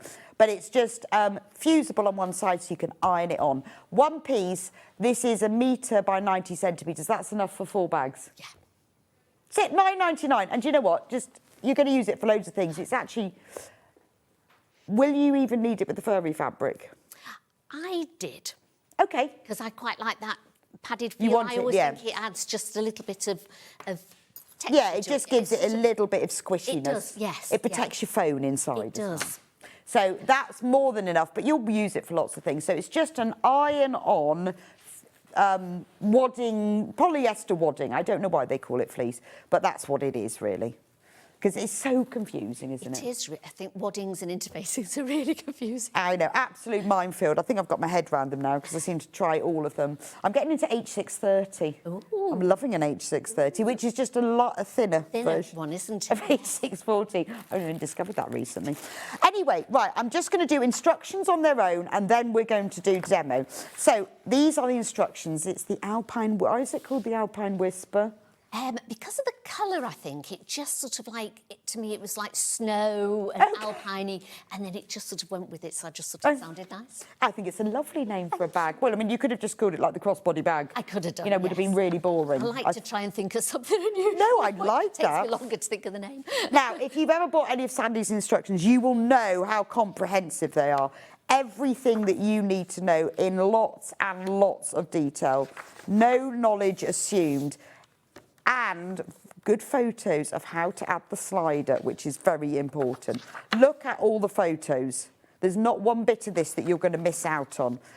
You've got a chart for cutting out exactly what you need, so it will tell you all the fabric. And obviously, if you've bought any of the kits, it's all the fabrics in there. But it even tells you whether, because you could have bag feet, you don't have to, but what you'll need, how much webbing you'll need, the zips, the inside, everything is in there. Cutting out, and there's your templates. So this means that you can use this over and over again. Even if you've bought the kit, you can use them over and over again. So that's the printed version, which will be sent in an envelope to you with everything. Now, we've also got the digital version, which means that you can download it and get making it straight away. The good thing about buying a digital version is you don't have to print it all out if you don't want to. You can just print out the pattern pieces. So entirely up to you. But that's the digital download version, £9.99 for both of them. Right, let's find out how to make this. I'm coming over. Hello. Right, so as we said, you can sort of... I'm going to move the... watch my iron, it's on. The glorious green machine. I got one for Christmas. Did you? It's gorgeous, isn't it? It's lovely. Did you get the tin as well? Yes. What have you done with the tin? Nothing yet. I'm looking at it. Thinking, what shall I put in it? I know. I keep sort of going to put things. I think, shall I put? No, it's too nice. Shall I put? No.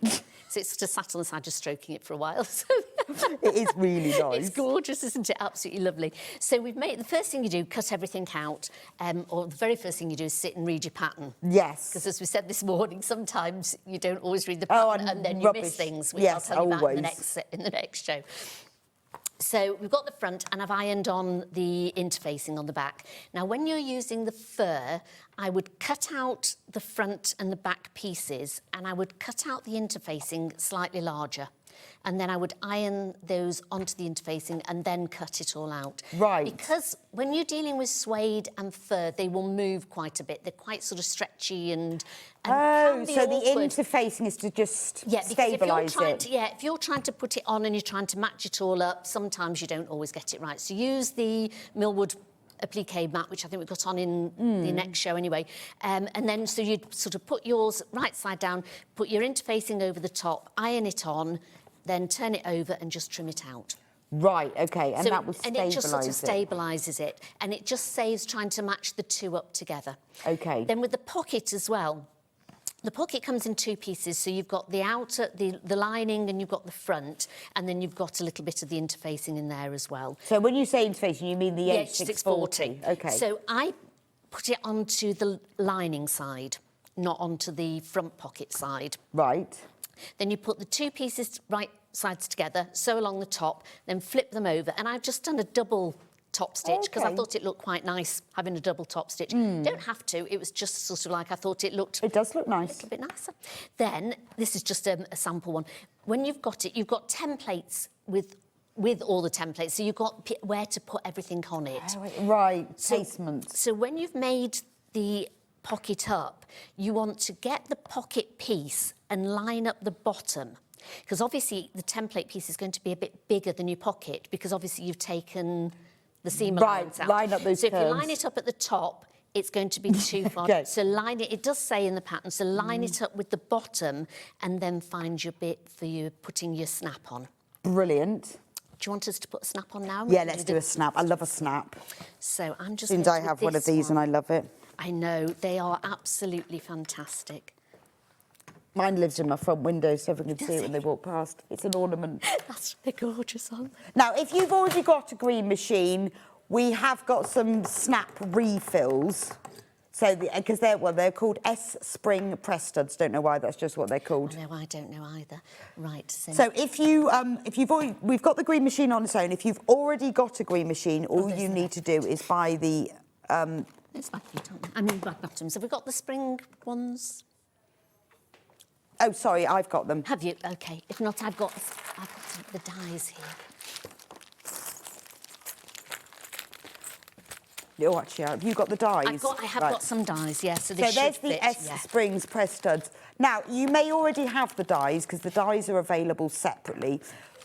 We do have a bundle which has got the press studs and the dies in the bronze finish. So the good thing is you buy the green machine, you can buy the dies with the fittings, in this case S-Springs, or you can then buy replacement S-Springs. So this is the pack that has got the dies and the S-Springs as well. Which is great. But you will need a green machine if you haven't already bought one. It's really good with your green machine. You can just keep adding bits to it because every time I see Dave on here, I see something else because I saw the bag feet when he was on last time. I said, Dave, you never told me you've got bag feet. Now he's going, oh, I'm sorry. So I got some to use and they were like an absolute game changer. I was going, how could you have not told me you had bag feet? I know, they're lovely. I've got S-Springs and cam snaps so far. Oh, I've asked Dave, I've got so many. So on screen now, £57.99. This is the green machine with no dies, no nothing, just the green machine. So if you haven't ever bought one, then you need to get this, and then you will need to get the pack with the dies and the S-Springs. Then going forward, you won't need to buy another green machine. And if you want more S-Springs, because they come in different colours, and the S-Springs are basically poppers, metal poppers. Going forward, you can buy more S-Springs without having to buy more dies. And they come in different sizes as well, I think. They as do. Well as different colours. So, these are just 15 mils. So how I keep mine, I always keep the dies together in a little bag. And I do a little sample so that I know which one goes with which. That's a really good idea. And often I will keep those two in one bag and those two in the other bag so I know exactly which ones go with which. So I do that. I have 2 bags in a bag. That's right, yes. So I normally have 2 bags in a bag. So one's with one. And often I will keep which side goes into which one as well. So you'll have the die with those two dies with that one so that I can keep them in. Brilliant. Now, we've also got rainbow ones. So rainbow are the ones that you've used in here. Yes. So these are the die set with the rainbows. So they're called S-Spring press studs, which basically, but you can use them for coats and pockets and everything. I like the I haven't got rainbow. Look at that. Nice, it's very nice. I know. Because I wasn't going to use rainbow and I thought with this actual material, I thought it goes so nice. And I've got the rainbow zip and I thought, I've got to put the rainbow one on it as well. But I've used the bronzy sort of ones with the others, which are really nice. So you get your 2 dies. So you need to find out which 2 go together. So on this one, you've got the flat one and then you've got the female part of the popper. So you've got a flat bit that just pops in and the flat bit of the die will just sit in there. If you can see, So you've got the flat bit that will just sit on there. Then you've got one with like a little, where's the best there? That one's got like a little bobble that comes up. And then the other one, you've got the little bobble that goes down. So the little bobble that goes down goes with the spiky big one. So you've got those 2 together. And then you've got the flat one with this one. So that will just pop in here. And then you can just screw it in. So you can literally just find it. I tend to hold it and just screw it in.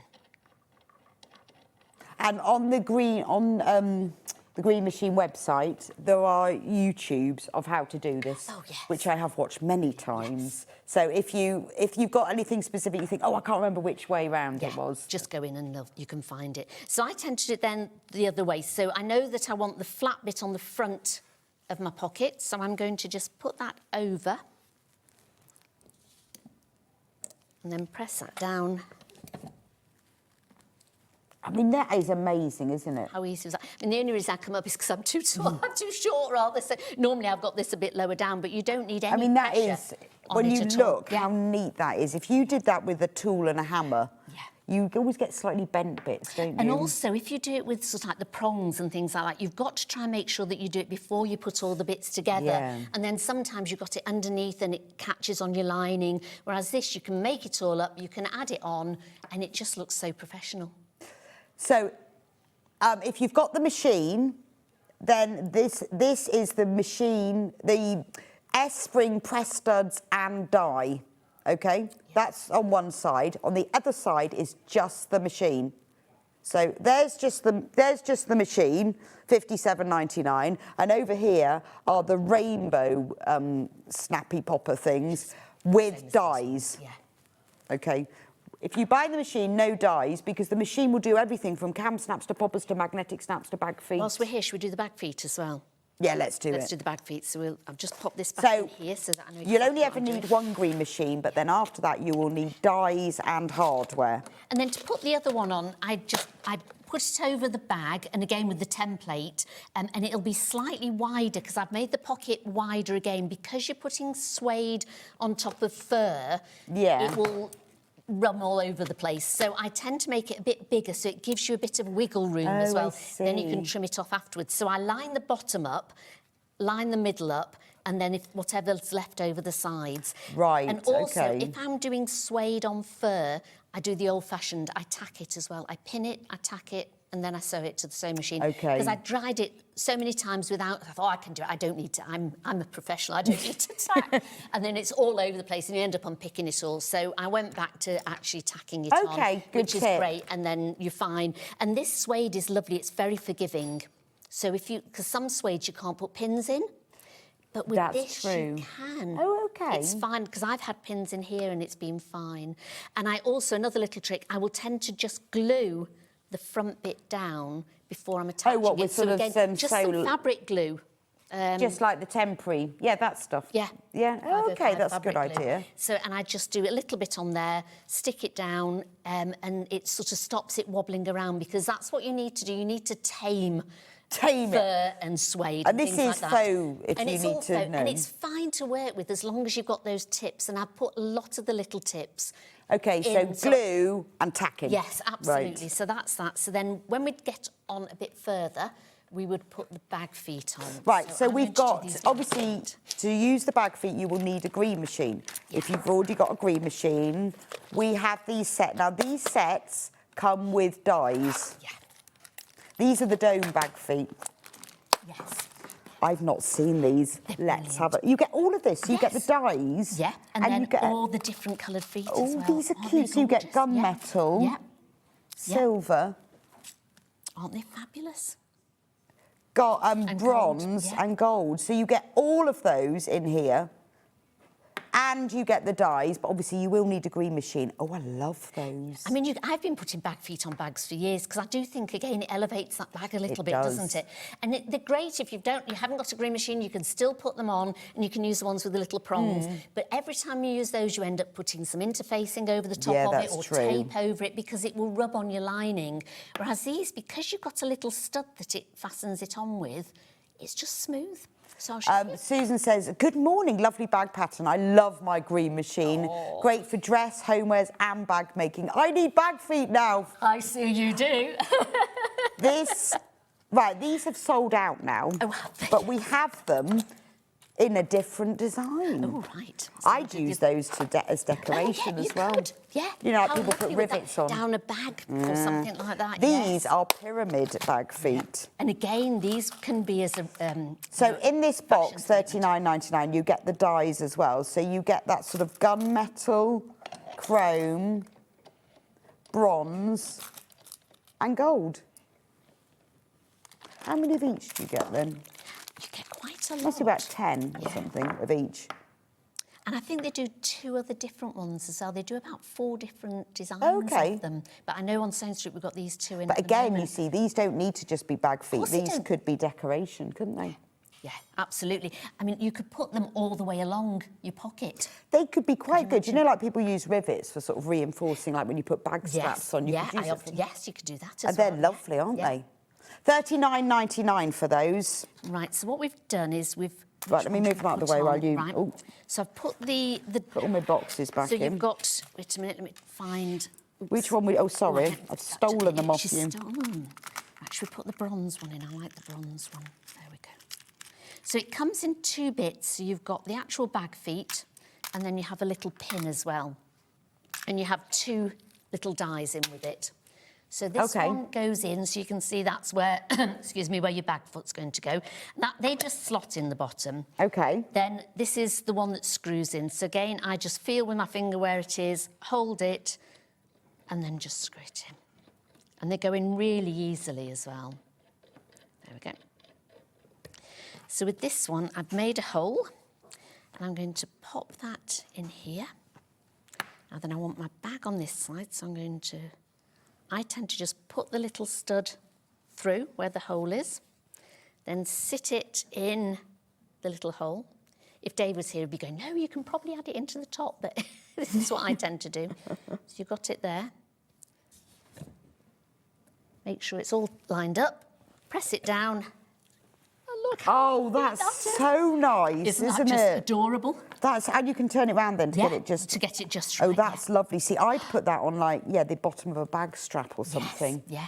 Or even just as decoration all the way around something, wouldn't it? You could put on sneakers, you know, sort of around the side. Yeah, of the you could. And because it's so... I mean, feel how soft that is on the back. Yeah, that's not going to be... That isn't going to catch. No, it's not going to come sharp off either. or anything. No. So you don't need to... I wouldn't suggest you covered that at all, whereas if you had the prongs, I would suggest that you cover them, because they just sort of tend to... They'll move a little bit, and then they tend to poke into your lining and things like that. And that's not going anywhere either. That's secure. That's secure. And you could see, doesn't take a lot... I take them on my courses with me, my machines, just so people can try them, because sometimes you see them and you think, you know, they're heavy and...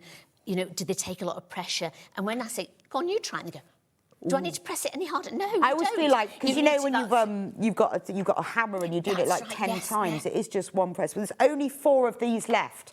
Yeah. I'm just going to go back through the bundles while you clear your green machine away. Okay. So and that's it. And we're doing zips. We're doing zips now. Let me just go back through the bundles. Right, so the leopard print bundle is sold out. The furry one. The furry gusset one. My furry which is this one here, which will look like this. And so you've got the lovely creamy ivory Sherpa fleece. You've got the beige faux fur. You've got Liberty lining. You've got full instructions. And it's only £24.99. And you've got loads of fabric there. You can make more bags. You can make a batching purse. You can make a tote bag. You've got loads. You've got enough to make 2 to 3. There are only 17 of these kits left. Be quick with this one. And we've got the same number in baskets. So be quick with that one. Love that one. The next furry one. I love this one. I just think it's the sort of bag that people will go, oh, where did you get that? Yes. So you've got that lovely grey fur, you've got the black faux suede, and then you've got a really nice contrast blue print lining. Really unusual. £24.99 for that one. Absolutely flying out. If you want to make the lighter canvassy one that Sandi is demonstrating now, you get a navy canvas, you get a lovely Lewis and Irene print, and then you get just a plain ivory lining and full instructions. So this is the one that Sandi is demonstrating at the moment. Only £24.99. I think that's a great price for all the fabric and the instructions that you're getting. If you want the pattern on its own, because you've got a bit of your own fabric, you think, oh, I know what I want to do. We have got fabric on its own. We'll just show you in a moment. But this is the pattern, £9.99 for the pattern on its own. That's the printed version that will be sent straight to you. This is what the bag looks like, by the way. This kit is sold out, but you might want to see the bag if you've only just tuned in. Beautiful. If you want the digital download, that was just on there then. Right, now we have got some of the fabric on its own. Now the leopard print kit has sold out, but if you love this fabric and you want some more of it, we have got the other fabrics on there, and we'll do that in the next hour because I don't want to cut down on Sandi's demo, but I know that there's a lot of you who've been asking about this. Buy the ½ metre, which is obviously all you need. I mean, maybe you've bought the pattern and you want to make the whole bag in this, so if you want this Velboa, which means basically it hasn't got a nap in one way, it moves direction, which gives it a lovely wave. It's beautiful to work with, absolutely beautiful. I made a sling bag in this. Yes. For my daughter. Oh, how lovely. And everyone goes, where'd you get that from? Yeah. But it was really nice. I've made the cloud bag in that as well. And and it came out. It doesn't, it's not weird to work with. No, it's not at all, no. It's very easy to work with. So say it can be a bit slippy sometimes, but if you just tack it and make sure you pin it well. I thought it would be odd, and I also thought when I cut it, all the fur would fall off, and it didn't. It doesn't, not at all. So £5.99, great price for that, for ½ metre. So if you really wanted the kit for this one, which is sold out, get the instructions on their own and then get this. We'll go through some of the other fabrics in the next hour, but I want to do zips. Right, I'll come back to you. So we're making our gusset, just a plain one, not a furry one this time. So you've got a zip. I've used nice chunky zips. So I know we've got some chunky zips around.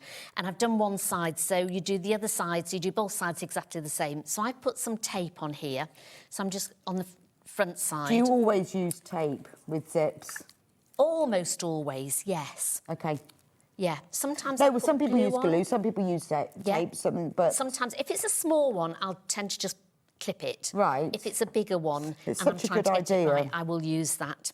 So then we're going to put this over the top. Now, again, with the canvas, you can't really tell which is the right side and the wrong side. The tape, the quilters, double-sided quilters tape is on screen if you want some. Which is great to have for all sorts of things. And especially when you're working with furs and suedes, because sometimes if you think this just isn't going right and you're putting it in the machine and it's wobbling, just put a bit of the tack on it. Right. And you can put that on because it won't glue your needles up.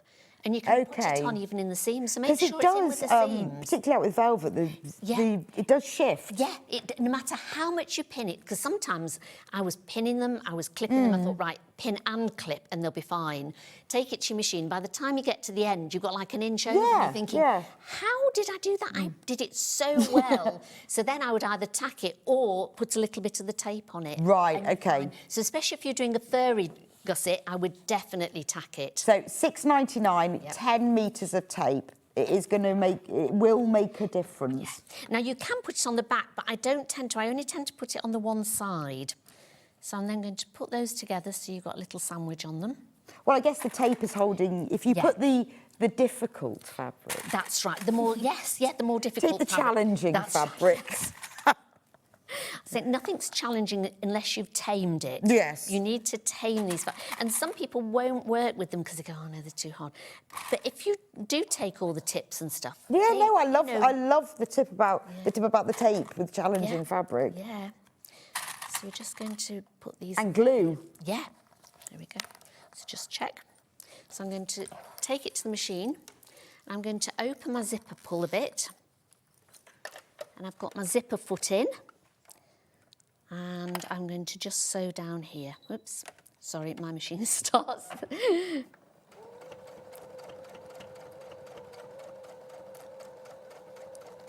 So when you're doing a zip, go along, use a zipper foot. Then when you keep the needle down, you can lift it up, but I've got quite a chunky one, so it should just slide past it. No, it won't. I'm going to just lift up the foot, pull that down a bit, so then you can carry on with the straight line.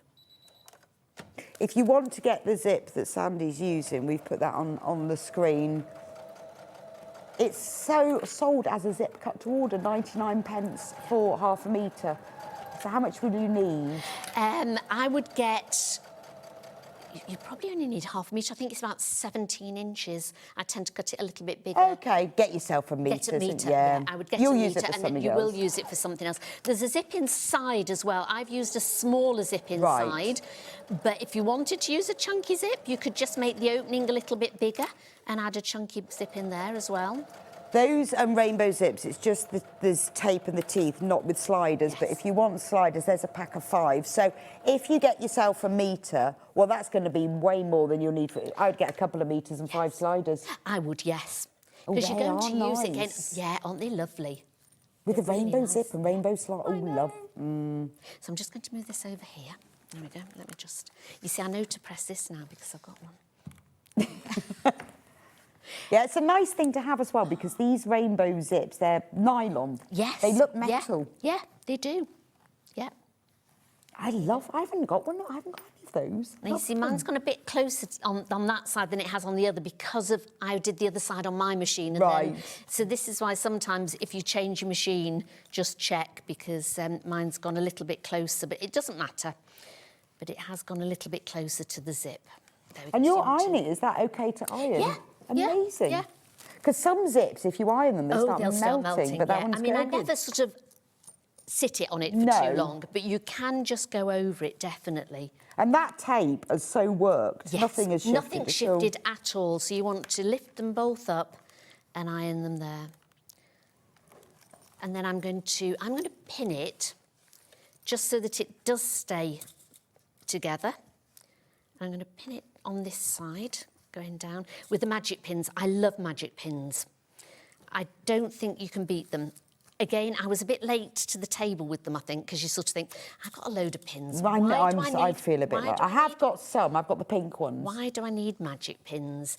And then I think there was some here on the show one day and I was using them and I thought, I need magic pins. So why do you need magic pins? They come in different sizes.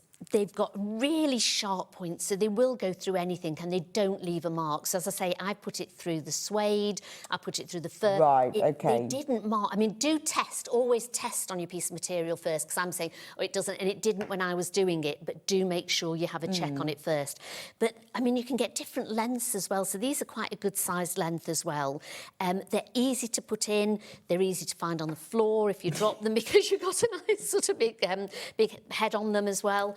And they glide in. When you go back to your other pins, they just seem fiddly and... Yeah, and we've got the pink ones. Yes. Those are the ones I've got. They're extra long. I mean, they do exactly the same thing. They're just long. They are sharper. They are sharper. They are sharper. Absolutely sharper. They will go through the fabric better. I mean, they are a pin investment. Yes. But they are a bit, once you've used them... And you can get the small yellow ones, Oh, there's the yellow ones and there's green ones. And have you seen the double ones for... No. Double pins? What do they do? They're purple and you've got a double. So, if you're doing 2 sort of seams and you want to hold the seams down, you put the 2 pins in. I haven't seen double purples. I'll show you in the We break. got those, I think Hannah. I've got some here. Yeah. So the magic pins are magic. You do need some magic pins in your life. Well, it's like we've done. I mean, I think I pinched a box from here, so I'll just take those home. And then you're like, ooh. I do save them, which is ridiculous. I sort of use them for special things. Yes. I don't use them all the time. Well, I've got 2 packs here because sometimes I've got so many pins and things if I'm doing samples for stuff that I'm thinking, where are my pins? Where are my pins? So I'm going to just sew along. Again, I'm just going to use my zipper foot, and I've used a slightly longer stitch length on here as well for a top stitch. So I've used a 3.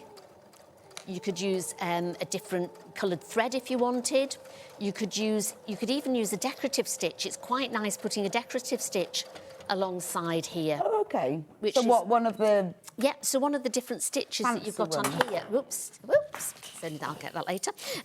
So one of your fancy stitches, on this one, you've got something like the little daisies almost, which is a 30. Oh, that's a good idea. I've never used them for zip edges. Yeah, and so you could put it along here. Very nice. And then you've just got quite a nice little border on them. And then on this side, I've finished it off with like an overlocker stitch, which again you can use on this one as well with an overlocker foot. So it just sort of neatens it up because you are going to be sewing the lining over it, so you won't see it. But I always think if you've just sort of neatened it inside, it's not going to be also like loose like this. It'll stay in place more. So then we want to sew it on. So you want to find the middle of this. So I cut the one side down. Oops. So move your ironing board. Oh, thank you. There we go. Let's see if this will. Has it got? Oh, there we go. Is that right? Yeah. There we go. I thought that as well. I thought that looks like that's right. And also what I tend to do is I tend to put a little stitch at both ends. Just a little bit of embroidery thread sometimes. Just so that it'll go in the seams, so make sure it's in the seam allowance. Oh, that's a But good then idea. when you're pulling your zip backwards and forwards, you know it's not going to fall off. Okay. So I just tend to put a little stitch. That's all you need. You can go over it again on that side. And then when we've measured the other side, I'll just put a zip here. So I take it down a bit and then just put a little zip stitch here. Yeah, because particularly when they're open at each end, sometimes when you try and sew them by machine, they don't stay. So that's a really good idea. So if you just do a little stitch on it, there we go. And you can pull it out afterwards if you've sort of sewn somewhere and you've sewn over. So say if I was sewing the other bit on here and I saw that, you can just pull that out afterwards, and that's why I tend to use a bit of a thicker thread as well. But on this side especially, I'll be sewing over that one, so you can leave that one in. So that's what I tend to do. This is really coming together. I can sort of feel like what it looks like now. So then we've got I did have another gusset somewhere. I know I had it. Where's my other gusset? It's not on. No, it's nothing worse than when you've lost your gusset. I know. It's so frustrating. I know. Is it in your bag? No, I brought it out. I've had it sat there all show, and something did fall over. I know, is there a gusset? I'll go and get it. Oh, sorry. I thought it was the glue. The glue did fall. It must have furry taken the gusset with it. Yeah. Fell over. Oh, thank you, Bex. Oh, I'll pick up all your bits. Oh, sorry. Yes, there you go. I thought my desk was looking tidy today. I chucked everything over the side. So you need to make some D-rings as well. Now, I've used the rectangle D-rings, and we've got ordinary DD rings. Yes. If you use these, you can just add your webbing into here and then just attach it either side and still put a slider on, but then just attach those on. Okay. If you wanted to change it, or you want to put the lobster clasps on it, or you wanted to change it for a chain strap or something like that, I would use the D-ring ones because they tend to centralise more on the D-ring than this side. Yes. But I've just had these in, so I've done those. Now, if you're doing these in suede, these are little D-ring tabs. So if you've got the suede, you don't want to keep ironing it, especially on the pile. You can iron this a little bit. What happens if you iron it? Sometimes it'll burn it, sometimes it'll just sort of flatten it a little bit. But if you do a light iron on this one... Just a quick squiz. It's not too bad. Right, OK. But you need sort of like really good lines on here. So I always use like a little seam roller or a magic wand and just sort of press it and then open it up, fold it in. And this is the same way as if you wanted to do the handle out of the fur or suede. You'd just make it longer and do it in the same way. So this hardware bundle, it's got two rings, yes, 2 swivel clasps and 2 strap sliders. Yeah. So that's all the hardware you'll need. That's all the hardware you'd need. OK. So then again, if it's bouncy, so like you're going to use fur or something for the D-rings, I would put 2 clips on the one side to hold it when I've sort of squished it. And when you squish this side, I would put one in the middle there so it holds them. Then you can fold them over and just clip them in. So this is taming your challenging fabric. This is it, yes, taming your challenging fabrics again. And then just literally sew all the way around it in a top stitch. So that's what you do for your D-ring strips. So now we want to sew it onto one side. Just before do you want to do the sliders as well? Yes, yes. So what we'd do with this one, we would clip it on here. Show you very, very, very, very quickly, then we can do the slider. And then you'd take the D-ring, the gusset bottom, put it over here. Now again, I've given you a bit extra, because I always think, again with patterns, as we've just seen with the zip here, everybody's 1/4 inch foot slightly different. I know, it's Everybody's always a stitches tricky is one, that, slightly isn't it? different. Everybody's seam allowance is slightly different, and everybody cuts out slightly different as well. Yes. So you've got a lot of things to sort of add up. So if you do it to absolutely spot on the pattern, and I'm making it at home, I cut it out, I know it fits perfectly. But I sort of think, because I've done loads of classes, and you sort of like, you see people and they go, that doesn't fit there, or you think, well, it does, it did on mine. Why not? And you look at the machine and they Yeah, cut no, it I know differently. exactly what you So mean. I do try and do it so that they're a little bit bigger, and then you can trim it down. Well, because it's, although you have to, it's harder to explain, isn't it? It is. But it's, this is it. you I know that it's not going to fit. This is it. When I do it, I think, why do I do it like this? Because trying to Yeah. explain how to trim it, it's harder. But you take that and you trim the side there. You find this, you draw a line. All this is laid out very well in the pattern. You'd find the middle, and you've got the middle here as well. But at least you know that when you make this, that you're fitting It's to fit absolutely you, perfect. depending on the Yeah. size of zip you use and Yes. seam allowance. This is it, yeah. And we're just going to pin and clip that all the way around. And when you get to the corner, just cut into that corner so that it will go round properly. And you're going to take it down. You will have measured your zip, so you know what size your zip will be to that side. And then you'll take this, and you'll take this bit all the way round until it meets this side here. And then you've got some excess, and it shows you in pictures how to do it. So you've drawn a line across here at a 1/2 inch off the side. You'll put that over the top and draw a line where this meets, then go off, draw another line 1/2 inch above it, and then those two lines will meet up. Sew it, make sure it fits, then cut it off. And then you know it's And then you know it's going perfect. to be So although exact- that's a bit of a faff, it does mean that your bag will fit it, or rather than, because sometimes if you've got something you think, this should fit and it doesn't, and I you've not got know. enough material to just go around. I'm always frightened of that, so I would always give over I and think try that's- and show people how to make it fit theirs. But that's than because do less. you make so many, you teach people, you get what can happen. I try and visualise all the things that can happen and sort of, and then before you sew those together, I would always sort of tack it, make sure that it fits, and then add your D-ring in again, and then sew that up. And again, if it was the furry one with the suede, I would tack all that. Because even if you take it to the machine with pins and clips in it, it will still move. And when you say tack, do you mean hand? Hand tack. Hand tack, I like hand- old-fashioned... old-fashioned pin tack. Old-fashioned So hand tacking. absolutely old-fashioned pin tack and sew. Just get some old thread that you want to get rid of if it's a horrible colour that you got for something years ago. and I always tend to do it in a brighter colour as well, so that you can see it and you can take it out easily afterwards. It does make the sewing easier, doesn't it? And it's worth it, because I think I unpicked mine about 3 times before. I thought, for goodness sake, just tack it. I mean, this is going to be glorious. I mean, look at this with its rainbow studs, its rainbow zip. I mean, it's so luxurious. If you bought something of this quality, it cost a fortune. Oh, yeah. I mean, you could have... Looks nice with the fur as well. Oh, it does look nice does look with nice fur. with the fur, doesn't it? And then you've got a little pocket inside, which is just your letterbox one, which you can just sew up. Again, you don't have to put zip in it. You don't have to put one in. You can put a patch pocket. Oh, yeah, so you true. do loads. If you wanted to put a pocket on both sides, nothing Yeah, to stop you, because that's you've got true. enough material to do it. So again, that's why I like to add extra material in with it. So that's, and then you would literally just sew the opposite side on. You're going to have to finish And this that's- one off, I aren't know, you? I will, and I'll post it.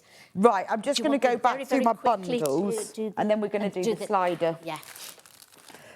So the furry bundle, actually, I'm going to do this one first, because this is the one that we've been demoing with.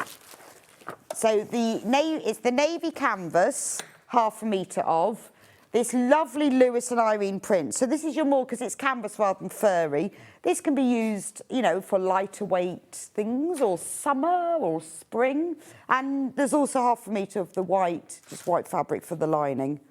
Yeah, that is white. And full instructions as well. Only £24.99. Gorgeous.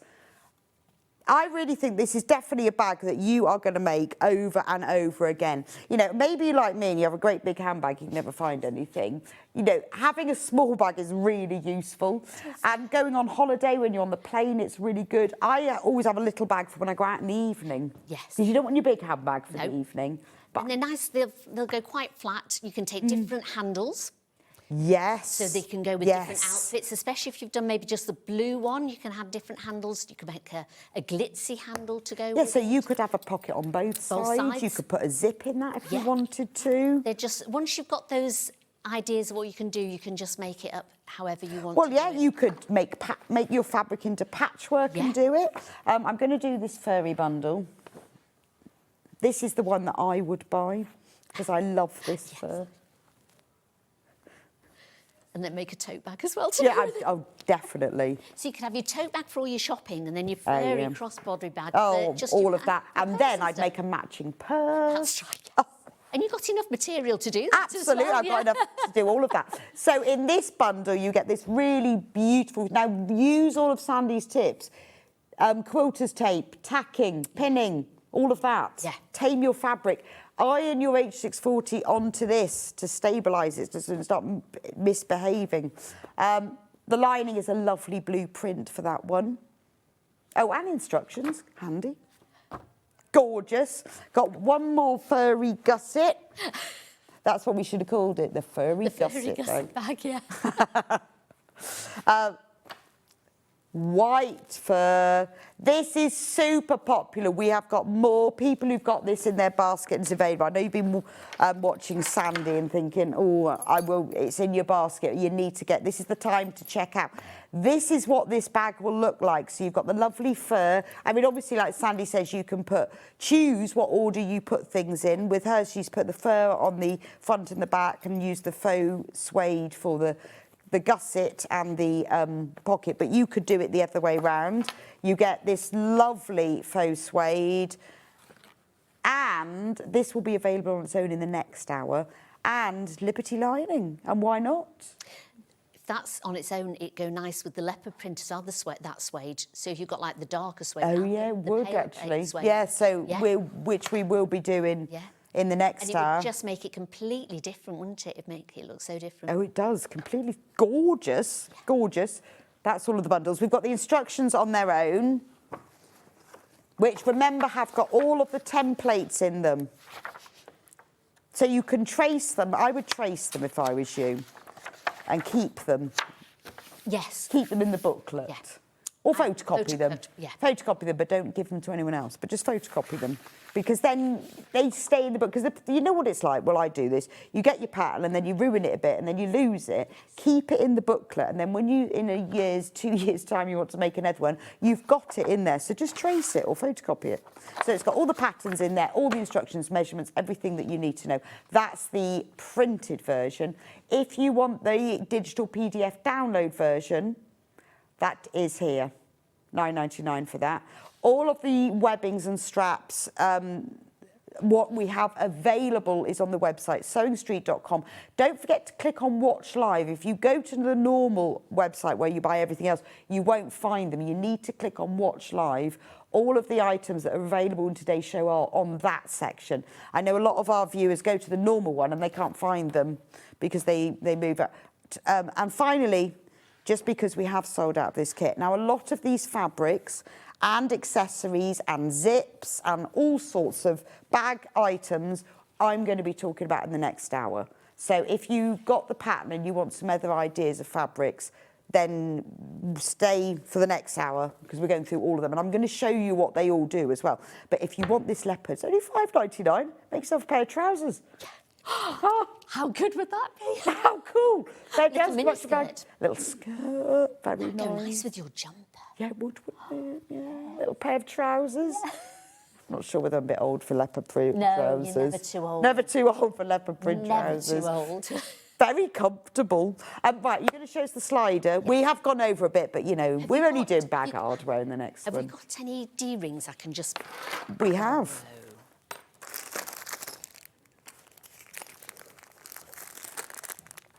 So our bundles are sold out, but we have got some rainbow D-rings. Oh, lovely.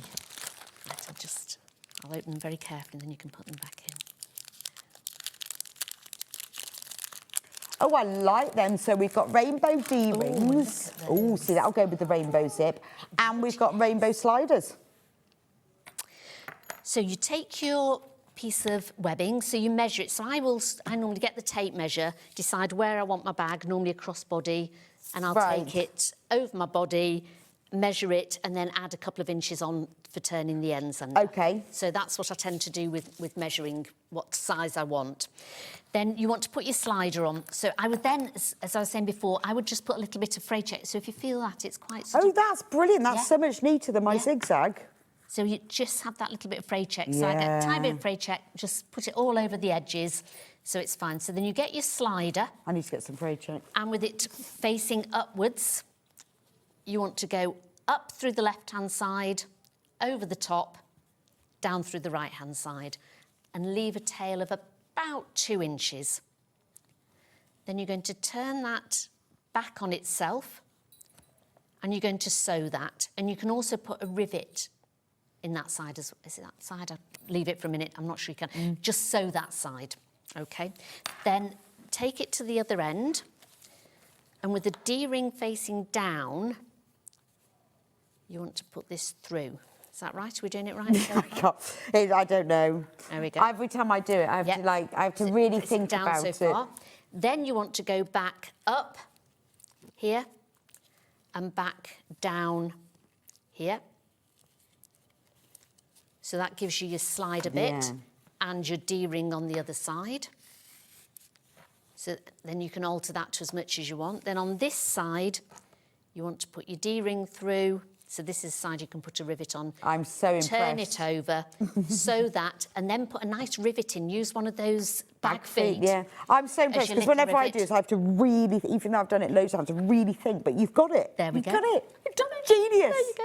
So there's Genius. That. Or instead of the D-rings, you could put the lobster clasps on there. So make sure whichever one you put on here, put the opposite ones on here. So I just asked for the D-rings, but I would probably put the lobster clasps on that side. One. Yeah. That's been fantastic. It just sort of Thank shows you. It's exactly the same because they're the same sort of construction for putting them on. OK, and it's all in the instructions. Yes, anyway. Thank you so much. It's been fab.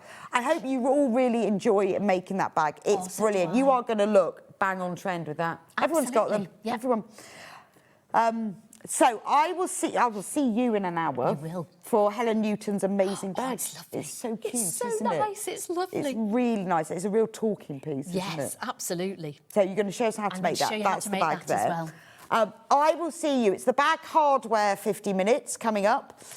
We've got fabrics and we've got all the hardware and we've got some kits as well. So I'm going to go through it all. So particularly if you've got any questions, because we've got some of the stabilisers that I'll tell you what they do and why. So I'll see you back in a couple of minutes.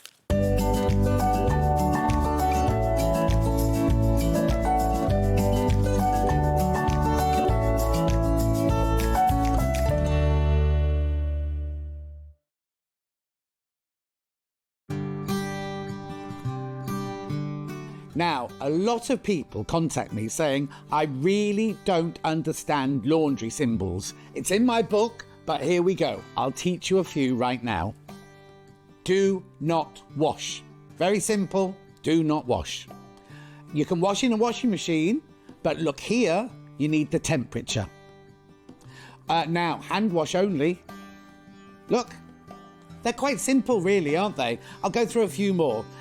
Circle with the cross through it. Do not dry clean. Simple as that. Isn't it funny that you can't dry clean some things? Now, triangle with a cross through it. Do not use bleach. That's very important. Then drying your clothes. There's a line dry. There's dry flat. There's tumble dry. Tumble dry on low. Tumble dry on high. Do not tumble dry. It's always locked. If it's got a cross through it, it means you can't do it. And finally, ironing. 1 dot, low iron. 2 dots, medium iron. You've got the hang of this, haven't you? 3 dots, high iron.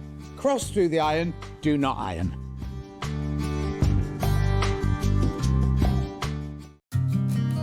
Did you know that we can deliver to over 20 different countries worldwide, spanning 4 continents from the UK to Australia?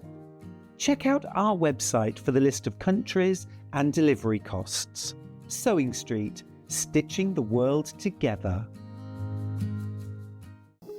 Here at SewingStreet, we only charge 1 P&P throughout the day. You can add as many items to your basket and check out and still only be charged once. Once you've checked out the first time and want to order again, you simply add the item to the basket and click on the Combine Order button. Remember, standard P&P is £4.95. Charges may differ for outside the UK. Or upgrade to our premium option for £6.95 on certain items. Shopping made easy at SewingStreet. Looking for some creative inspiration? Head over to the SewingStreet website and click on the SS Hub.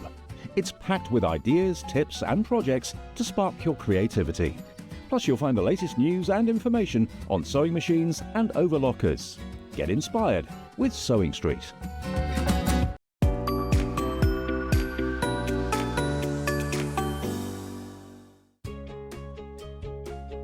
In sewing, the term square up means trimming your fabric or block to ensure it has straight edges and perfect corners. Using a ruler and rotary cutter, trimming away any uneven edges. This step helps your pieces fit together neatly in your project. Square up is a quick way to keep everything perfectly aligned. Every day, our experts will bring you a wealth of knowledge. They'll take you through the steps of making projects, and we feature fabulous tips along the way. Whether you're new to sewing or a seasoned pro, you're sure to learn something new. We're live every day from 8 a.m. till 1 p.m, and you can also watch back all of the demonstrations featured on the show on our YouTube channel. Head over to your App Store now and search SewingStreet and simply download to your smartphone or tablet. You can watch the shows live and see your favourite presenters and guests. Click on the Today button to shop all of the products that are featured in today's show.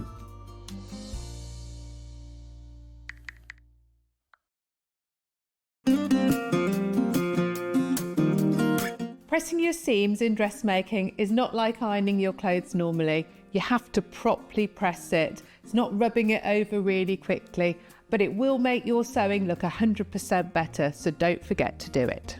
Sometimes you have to press your seams open.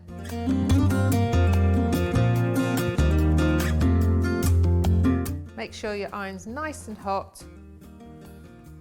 I tend to press on the inside and on the outside, so your ironing looks really crisp.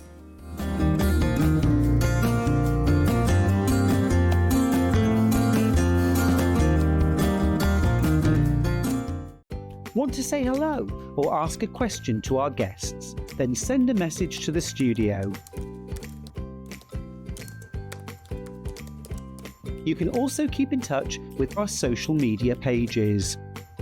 All the latest news, events, product launches, and much, much more. Search SewingStreet.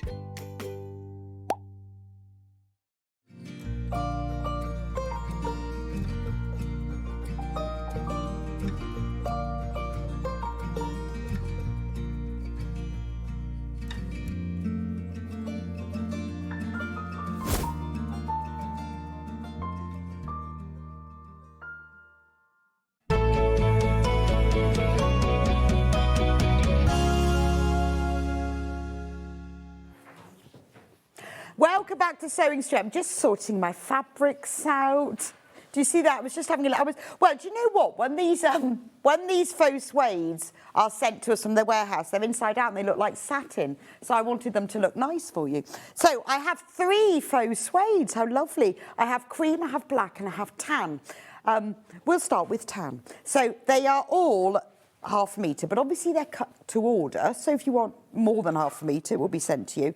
They are 100% polyester, and they are 150 centimetres wide. So they are perfect for bag making, but also let's consider dressmaking.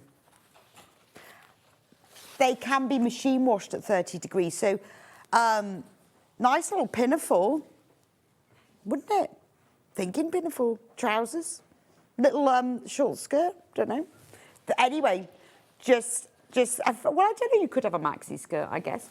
I'm just thinking, If you want to use them for dressmaking, you can. Most of you will use them for bag making, or you might just buy yourself 1/2 metre because you want to just pop it along the base section of a bag. But they are really nice to sew with. They're not really that tricky. They're pretty stable. If you have any difficulties, if you're watching the last hour, like Sandi says, use old-fashioned tacking to hold it in place before you sew. But they are lovely to sew with. And it's a bit like, you know, when you use cork fabrics on bag, it's about having that extra texture.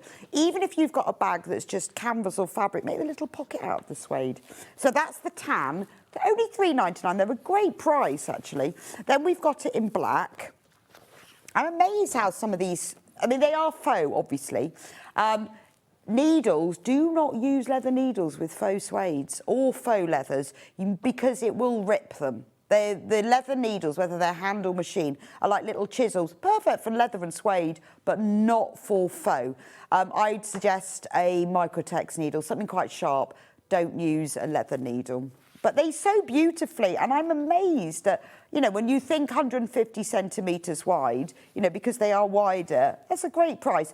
If you want more than 1/2 metre, order that in number of units and it will be sent as a cut piece. So that's the black. We've also got it in cream, which I think is lovely. Look at the cream faux suede.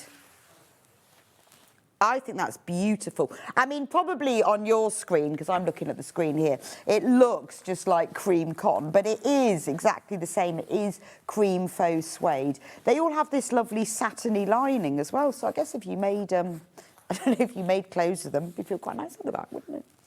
I think that's gorgeous. Again, a really nice thing to make a whole bag from. I mean, if you were making an evening bag or a going out bag, or if you were going to a wedding or something, you want a really nice bag.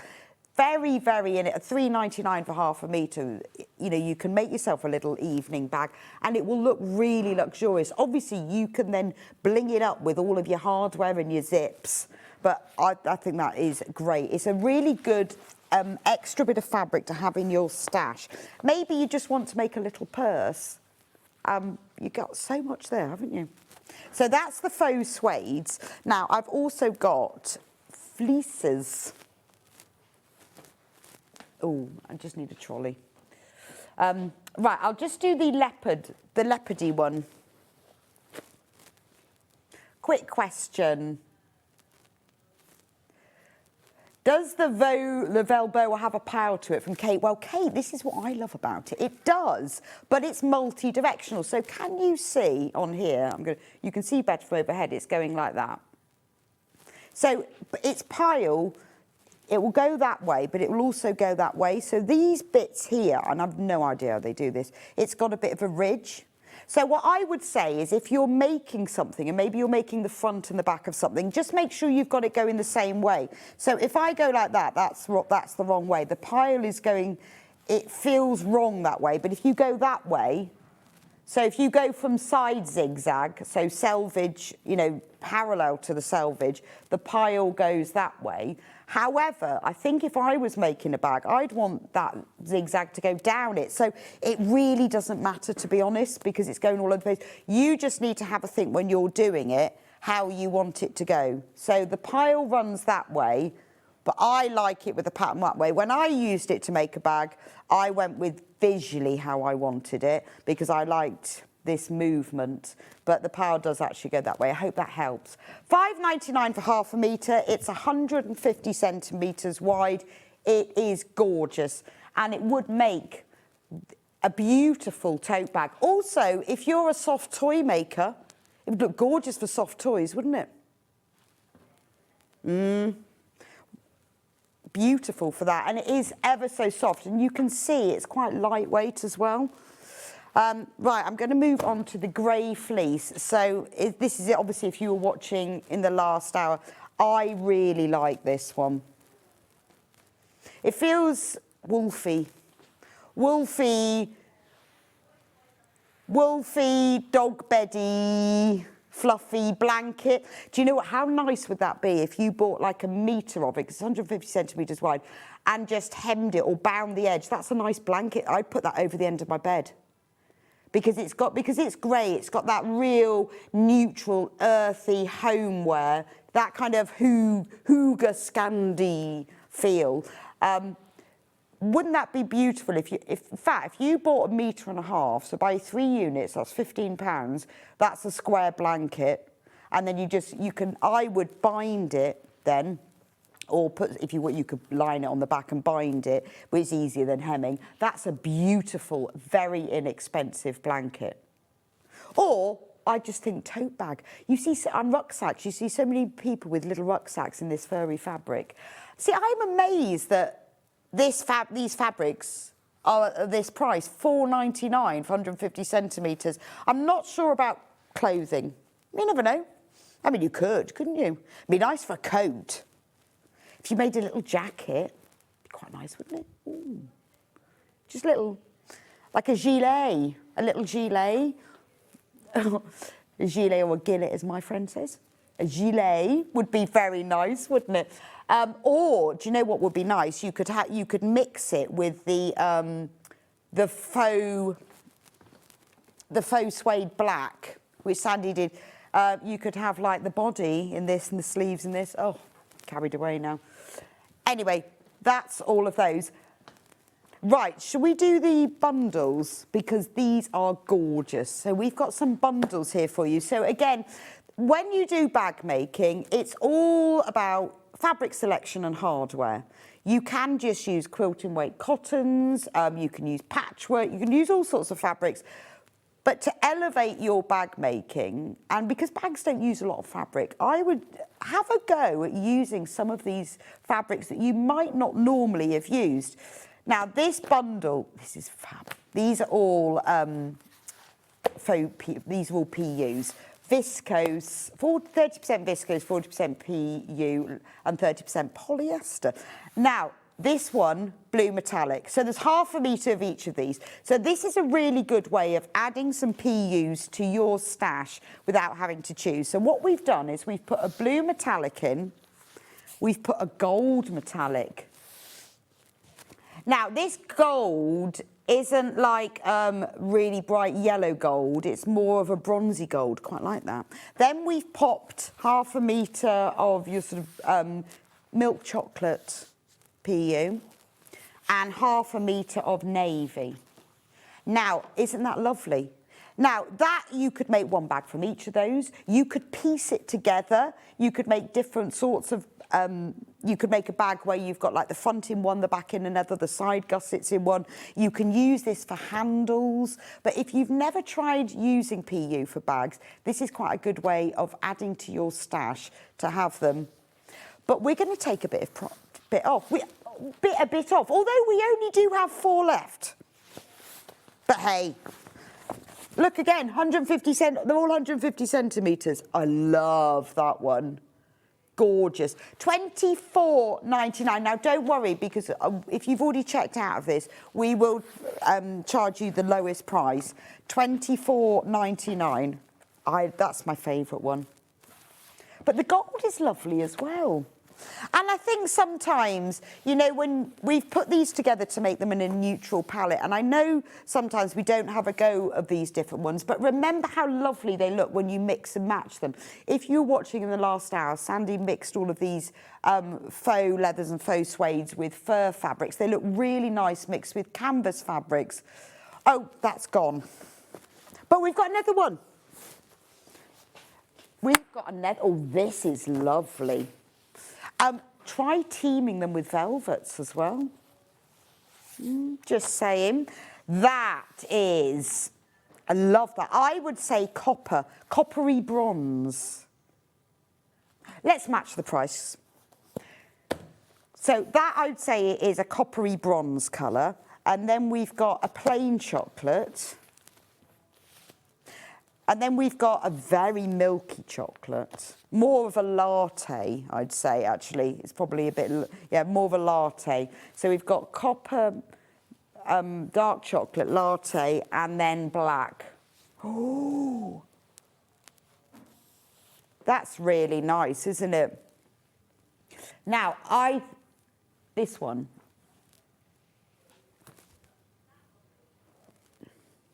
But I think if I was going to team them with velvets, see, look at that, £24.99.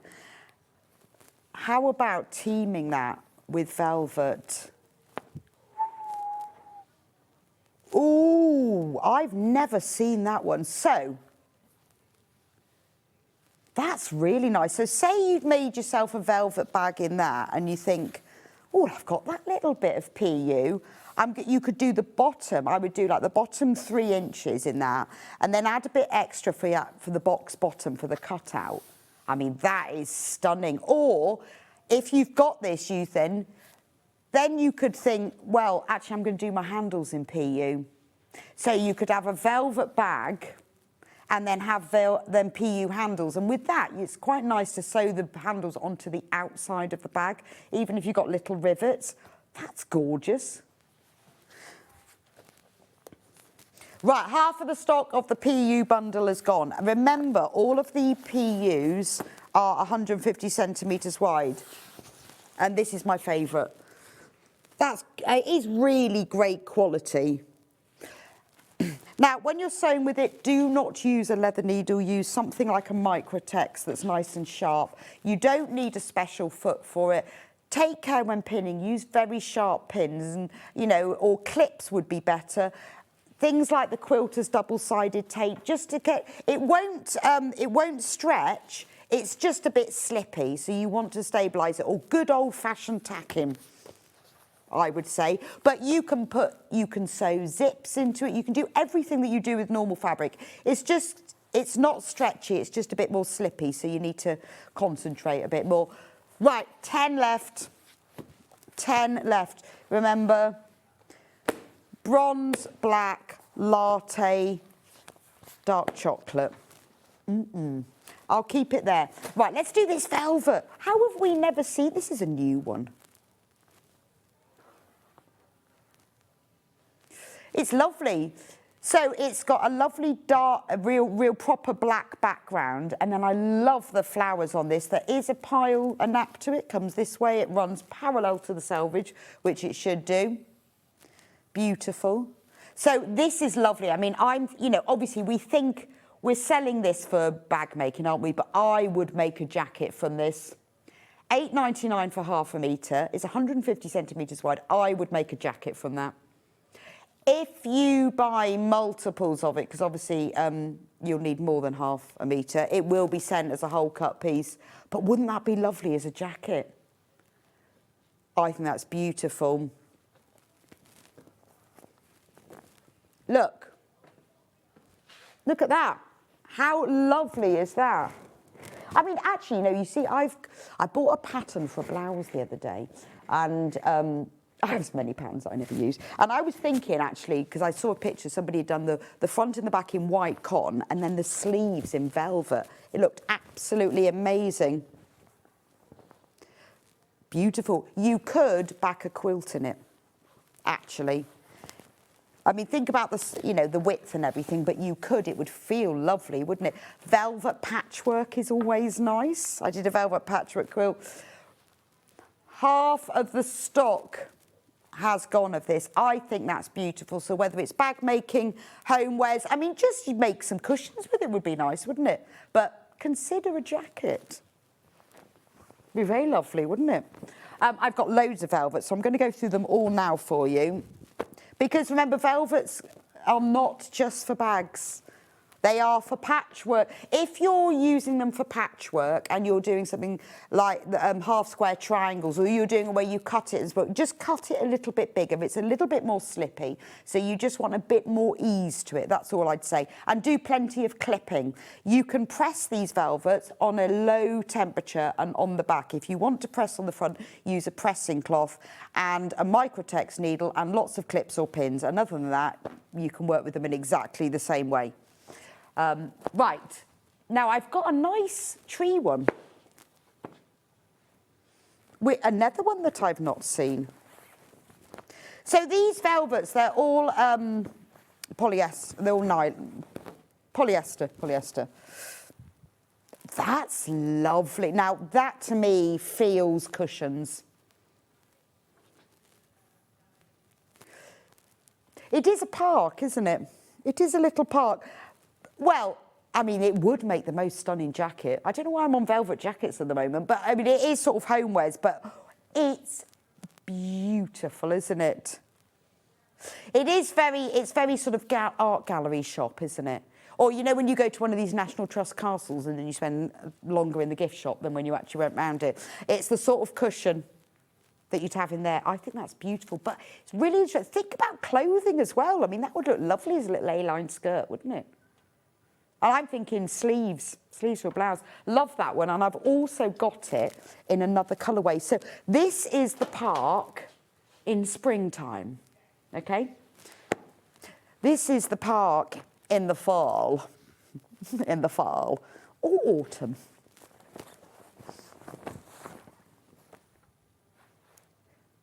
So I just wanted to make sure I didn't have the park upside down, because it does have a direction to it. So that is the park in the autumn. So it's be quite.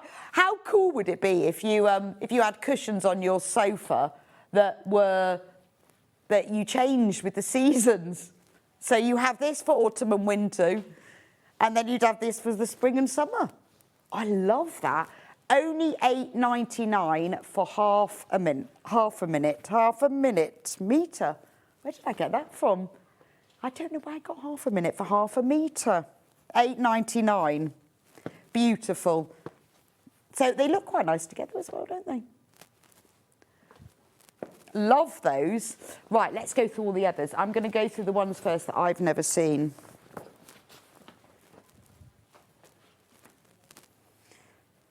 So there's no, when you work with them, they're not like cotton velvet where you have to have a special board and they've got a deep pile and they fray. They don't fray. You just need to use a medium iron, a sharp needle and plenty of tacking.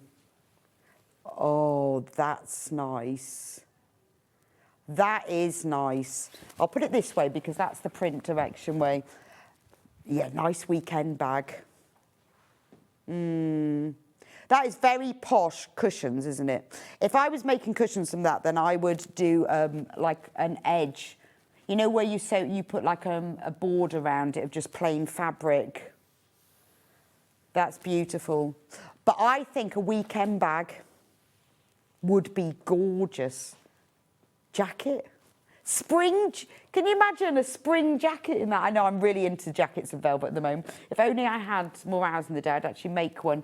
But I have the thought of it. And a lot of our sewing, and I don't know whether you feel the same as I do, is about intention. It's not that we actually are making it, but we buy it, we intend to make it, and then one day we do it. So I know we all say, don't we, oh, it's ridiculous, I've got so many kits, I've got so many this, but you know, the intention is there.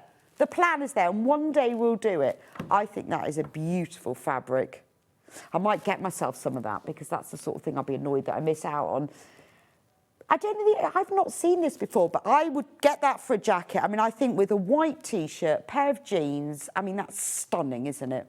And I think as well, if you're going to spend the time, or even make a little bag with it, even just a tote bag, if you're going to spend the time to do it, buy something that you love and where people go, wow, where did you get that from? And the feeling of going, even if it's nothing really amazing, but that feeling of going, I made that is really nice, isn't it? And that's what it's all about. But, you know, well, everyone has different things. Some people will prefer the bright yellows. I think just, only because I've not seen that, I think that's really, really pretty. Let's do another velvet. Oh, I like these floral ones, actually. No, I've seen that one. This one is another one I've not seen. I remember when we first launched these velvets on SewingStreet. Oh, gosh, it was during lockdown. I remember, because I made some items. So it must have been in like 2020. And since we did the first ones, all those rainforest ones, we've had so many since, and they are gorgeous. I mean, look at that one. So look at the butterfly, and this one. So you've got a dark midnight navy background, and then all of the flowers and the butterflies are all in really sort of lovely bright colours. Stunning. I think once we started selling velvet, a lot of people realised not only were they a really good price, because your original sort of upholstery, curtain, cotton velvet is quite expensive, that these are more affordable, but also how easy they are to work with. I've made all sorts of things, well, like these. I mean, when I made these, this is the sewing velvet, you know, you can sew zips into them, works absolutely fine. You can use them, just to show you what you can, you know, you can use the velvet to make straps, works absolutely fine. You're not limited by, you can only make sort of big items. They seem fine. And I think when we first launched them, we weren't sure, do they slip, do they stretch, do they do it? But there is no stretch in them, which is actually quite nice. In fact, there's less stretch in them than there is in a cotton fabric. So if you go both ways, it doesn't. Whereas if you get a cotton fabric, there is a bit more, there's not stretch in them, but give. There's more ease in them, isn't there? Anyway, that's that one. These are gorgeous, aren't they? I'm going to do this one now, because this is this the same? I think this is the same as that cream one. Only not cream. Yeah, I'm pretty sure. Yes, look. Oh, now how about those two together? So if you were doing cushions, you could do one cushion in that one and one in that one. Or I think what would look really nice is to have like your main part of the cushion in one fabric and then just put on, you know, like the top third of it in another fabric. Or if you wanted to make a bag, you could do it that way around, couldn't you? Because they go together beautifully, because the tonal colour ranges are the same. But you see, again, that's a nice jacket, isn't it? Make two. And I think also at the price they're very well priced, because they're 150 centimetres wide. I think that's gorgeous. Now, we've only got 15 metres of this one left. Just a quick stock warning, because loads of you, obviously, like me, have never seen these before. Beautiful. Right, I'm going to do this big floral. This one makes me think of paintings. You know these big flowers? The big roses? Dutch Vermeer sort of paintings. I've now got it upside down. It's not no, it isn't multi-directional. Well, I don't know actually now. I don't know, maybe it's multi-directional. Do you think like Dutch masters? Oh, it's... Yeah, or, yeah, posh boutique hotel. Again, bed runners are really nice for this. You could just buy 1/2 metre, hem the edges or bind the edges and just put a plain fabric on the back. Have that across the end of your bed and suddenly your bed becomes like a boutique hotel. A boudoir even. That is lovely, isn't it? I mean, if you do things like covering headboards, that would be nice, wouldn't it? But it's the simplest bag, just a tote bag in that. I mean, you only need 1/2 metre, don't you? Look, and I would line it with something, but you can just put like a plain cotton fabric to line it. Pick out any of those colours from your stash. £8.99 for a nice bowl. You could get 2 or 3 bags from that. Beautiful. I'm only going through the ones that I haven't seen before, just for the fun. No, in order, I will do them all. Oh, peacocks. Look. See, normally, people make the most of the peacocks, don't they? They're all their feathers open, showing off. But actually, they are very resplendent like this, aren't they? So look, his feathers are coming right down there. He's got such long feathers, past all those flowers. That is lovely. I love the lilies.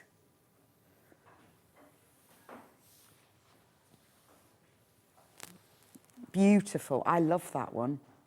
We have got some others as well. I haven't got time to go through them all, but if you want, there's only a few left. If you want to see the other velvets, I've just gone through the brand new ones.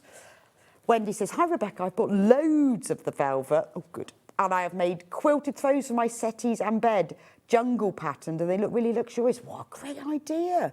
Yeah, because I've quilted velvet. I hadn't thought about it. I've quilted patchwork velvet. But I guess that's a great idea, Wendy. If you just buy this, you know, if you bought 1.5 meters, then it's square. So if you bought 3 units and just quilt them, brilliant idea, Wendy. I mean, it is, because it's inexpensive for what you're getting when you compare it to other fabric. £8.99 for 1/2 metre, and it's so wide. Thanks for your message, Wendy. I think that's a fab idea. I did show you these kits earlier, so I'm just going to do these again. Oh gosh, now I've got to remember which ones we've got. Right. So I've got, we'll do the backpacks first. That one I don't have. The velvet backpack kit. So these Amy and I designed on the back, really, because I love the velvet, and then we discovered that we could print on velvet. So the kit, I'm going to have to open this. The kit contains everything that you need to make this backpack, and it comes in this little box. And this is what the kit looks like. So the backpack, it's a baby bag, it's a little backpack. I use mine as a handbag. It's got adjustable sliders so that if you want to wear it as a backpack, you can, or you can just sling it over your shoulder. And then open up the zip. It has a double slider number 5 zip, so you get in. It's lined. It has a little zip pocket, and it has a matching purse. I love my matching purse. Very important, which is lined as well. And the straps are printed so that when you make them, they look like a braid, because you fold them with the seam down the centre. So this one is called Folk Art Patch. Oh, and it's got little handles and a little clippy bit so that you can hold the handles together. So that's this one. And let me show you what you get in the kit. We've put everything in here. So you get your printed velvet, and it's the same as this velvet. It's beautiful to sew with. And on the panel is all the pieces you need. So, and all to size, so you don't need any templates. So you've got 2 straps, there's the front. So it's a bit like, it's patchwork, but in jades and purples, but like a folk art size. There's your gussets. Yes. In the kit as well, you get the Rose and Hubble poplin lining.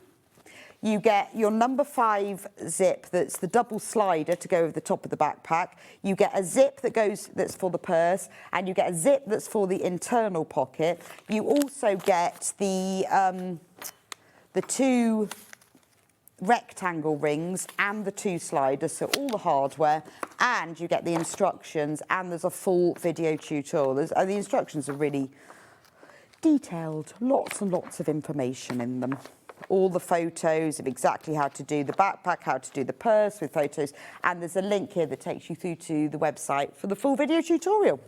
So if you fancy making a little backpack with everything that you need in it, there it is.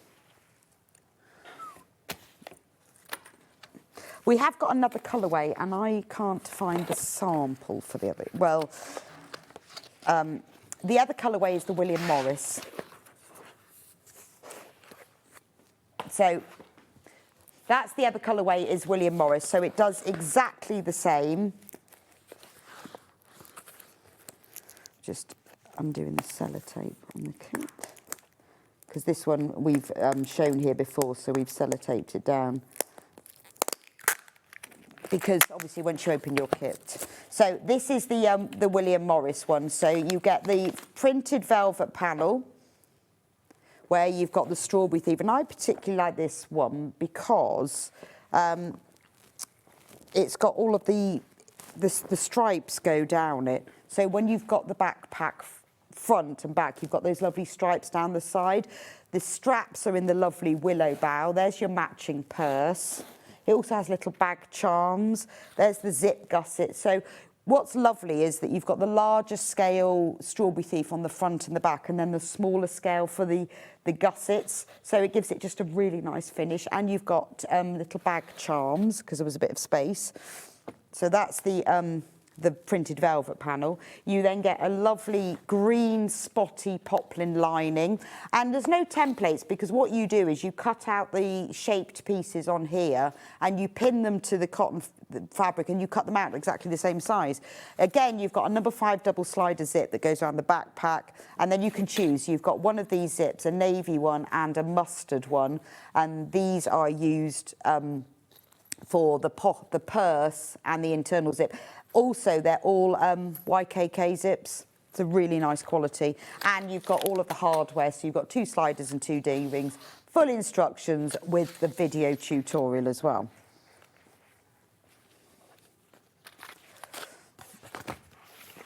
Right, the weekend bag. So I've got the elephant's weekend bag. So it's the bag I use all the time when I come up here because I need to get all of my things in it. So it's what I love about this is that you've got the print has been designed with the elephants facing in the right way, because you can design the print to go in exactly where you want. So when you've got the ends, you're not just using fabric that you cut out in the right place. These have been designed so that the ends are exactly circular. So you've got one elephant going one way, one the other way. The velvet is used for the handles and the straps.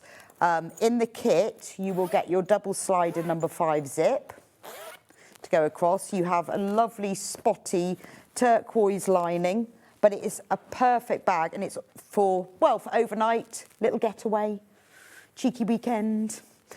Like a cheeky weekend. And you've got an internal zip there. That's the full kit there. It's got everything you need. You've got the printed velvet, you've got the 2 zips, you've got the instructions, there's a free video tutorial and the lining fabric as well. We've only got 12 of those left though. So if you want one of those, you need to get checked out. And then if you fancy a matching set, we have this kit, has 2 pouches in it. So you've got the larger pouch. This kit doesn't come with the zips. You have to buy those separately.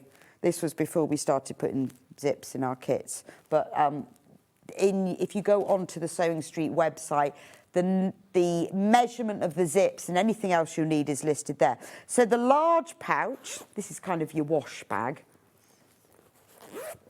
In the kit, you get the printed velvet for the outside, but you also get printed cotton fabric to line it.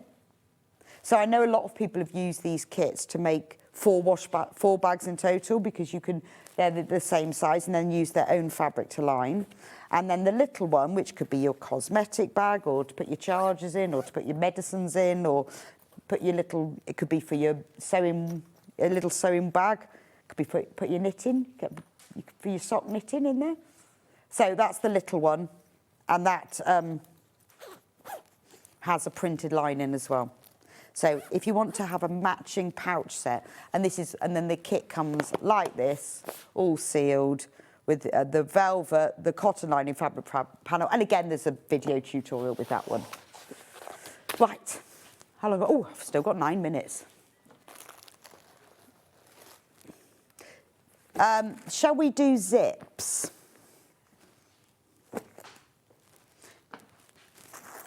I want to just do some of these zips, just because zips are not the easiest thing to get hold of. So rainbow zip. And that one sold out in the last hour. Oh, well, I'm not surprised. Can we do this navy one? Now, I think this is lovely, because these are what Sandi was using. This comes in a bundle, but can you see they look metal, but they're actually nylon, which means you can sew over them, but they look metal. And it comes in this bundle. So what you get in here is you get the lovely zip pull. You get a metre, or was it? No.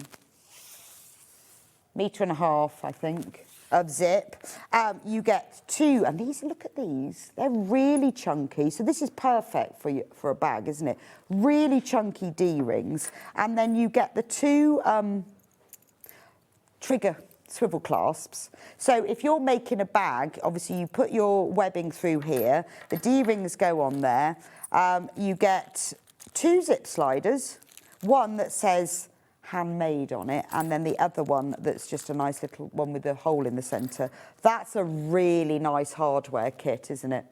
That's a lot of zip with all of the bits you need. I love those D-rings. They're really chunky. £19.99 for that. Have we got the pineapple zip left? Look at this. I love this. So again, you've got this zip that looks metal, but it's actually nylon, and it's got pineapples on it. This is perfect if you want to sew your zip to the outside of something. You know, you often see zips that are sewn to the exterior of something, so you don't have to sew them inside because you can see all the pineapple. You've then got 2 pineapple zip pulls. How cute are those? Not only that, you get pineapple vinyl. And we don't sell this on its own. Let's take a bit of money off that. What's lovely about this vinyl is that you could make, you know how these clear bags are really cool, aren't they, quite popular? You could use it for that. Or if you were doing like a little storage pouch and you wanted a clear outside for it. The vinyl is 30 by 135. I think that's lovely. What a great thing. So all the zip pulls, and the vinyl as well. It's a really good opportunity to get that. Mesh. Now mesh again is really good for bag making. So you know when you can make like little folders that can store your things, or maybe you've got an internal pocket on a bag. The mesh is brilliant. This is from By Annie's. I've used this quite a lot. For internal pockets on bags, this is ideal. You use it like a normal fabric. You can sew zips into it, but if you were putting an internal pocket into something just as simple as like a little handbag or a tote bag, then you can see what's in there. If you're making a storage folder to keep all your sewing bits and pieces in, you can see. You can put it on the outside of like storage baskets so that you can just see what's in there. It's really useful. I love the mesh. I've used it once I first discovered it. I started using it when you just want to put a pocket on something but be able to see it. So we've got it there in white. It's 18 by 54 inches. We've also got it in navy as well, at 18 by 54 inches. £7.49 for that. It's really midnight navy. We've also got some canvas bundles. Now this, lovely colour. Now this is obviously brilliant for bag making, but it's also quite good for dressmaking as well. 2.5 metres. It's 2.5 metres. It's really wide. It's 150 centimetres wide. So you can use it for bag making, but you can also use it for dressmaking as well. It makes nice lightweight jackets, quite good for things like pinafores and little skirts. £21.99 for 2.5 metres. So look, that's how wide it is, yeah, and then this is how long it is. So if you were making something, if you wanted to use like you were backing something heavy like a picnic quilt, or maybe you want some canvas for your garden cushions, or covering your you know, your deck chairs and your director's chairs, that kind of thing. Be brilliant for that. So we're going to take the price down, just as a little treat though, down to £19.99, only because we only got 10 of them left. So £19.99 for 2.5 metres of teal cotton canvas. I think that is a fabulous price. Yep, that's flying out. We've also got it in cream. Same thing, 2.5 metres, 150 centimetres wide. Really good for, I mean, again, this is quite good if you do things like make tote bags and you print them or you embroider on them. You know, you sort of get them where people put transfer prints onto them or embroidery. Quite nice that because it's got a little fleck in it like a calico, but it is canvas, so it's thicker, but it's quite a nice soft. It's got a very soft handle to it though, hasn't it? It's really nice. So which is why I think, you know, I know although this is a bag making hour, it is worth considering using it for dressmaking as well, because it has got a really nice soft feel. £19.99 for that. Absolutely flying out. It's going down. It is worth getting now at that price, just because we've taken a little bit off, but nice to get a 2.5 metre bundle of it as well. Right. Have I got time for anything else? Right, loads of you there. I can see all the numbers dropping down. There's loads of you that have got that. If you want, that's the ivory or, well, cream, or the teal, or both, even. I wanted to talk about Decaville as my final thing. So, Decaville is one of those stabilised stiffeners that people, what do we do with this? Now, there are two types of Decaville. This is Decaville Heavy. It's pre-cut, so 0.5 centimetre, it's 9 centimetres wide. It's fusible on one side. It has the feel of like a suede leather. It's quite thick. It's really good for obviously for bag making. I've used it and made a basket bag. So you know you get those bags that are in the shape of a basket, just little handles, drawstring top, very structured. This is brilliant for it. You can sew through it. I tend to take it out of the seam allowance and trim it. You can if you sew slowly, but say you wanted to add handles, you can sew through it. But it will give your bag making that extra structured look. So if you bought a basket bag and it's quite solid and structured, that's what this will give you. Also, it's very good for bag bases. So if you want the base of your bag, maybe you've got an oval base or a rectangular base and you want it to be nice and solid, the Decaville Heavy is the best thing. I do keep a bit of it to use for different things, and you know, when you're using something that you want structure, you don't want it to be squishy and fold down. I would just suggest taking it out of the seam allowance, only because you don't want to be sewing lots of layers it together. But if you are sewing something onto it, like a strap, you can certainly sew through it, just try and reduce the bulk. But £8.99 for 0.5 metre, if you're making something, or maybe you're making storage baskets where you really want that cubey structure, you don't want it to be, sometimes with a storage basket, you want it to be soft and squidgy. If you want structure, this is the thing that you want. £8.99 for 0.5 metre. Right, there are some other things that I haven't had time to go through, but they are all on the website. Remember, when I say website, if you want to see what we're actually sewing today, you need to go on to watch live. Carol says, is this similar to Bosal in our form? Well, no, it's not really, Carol. So Bosal in our form is fusible, but it's soft. It has structure, but it's softer. So whereas it's got more of a soft and squidgy structure. It will stand up, but it's more collapsible. This is stiff. Can you see? It's stiff. It's thinner. It's going to give you more structure, much more structure. It's a bit like thick card, but it's a textile. It's a textile. Whereas the Bosal is like a foam, so it will give you the structure, but this will give you the structure without the bulk. So both are good on their own, but I would say, particularly if you love bag making or basket making or structure, get yourself 0.5 metre of this. It's worth trying out what you think, because they do different things. So I hope that helps.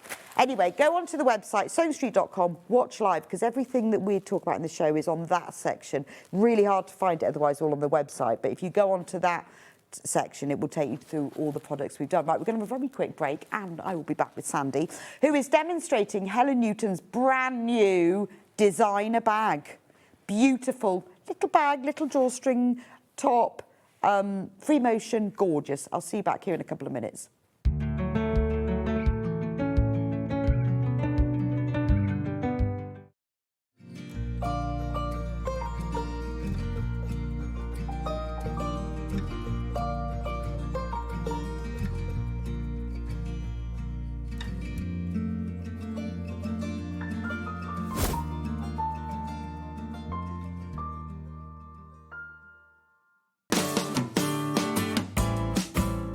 Now we're ready to sew a seam. It's really important when you sew a seam on a garment that you backstitch at both the beginning and the end. In that way, your seam will stay strong and you don't have to spend time tying fiddly knots or stitching ends in. This is how you do it. Line up on your seam allowance. We're going to go forwards and then we're going to reverse a little. Carry on to the end of your seam. Don't forget to reverse at the end as well. There's your first seam sewn.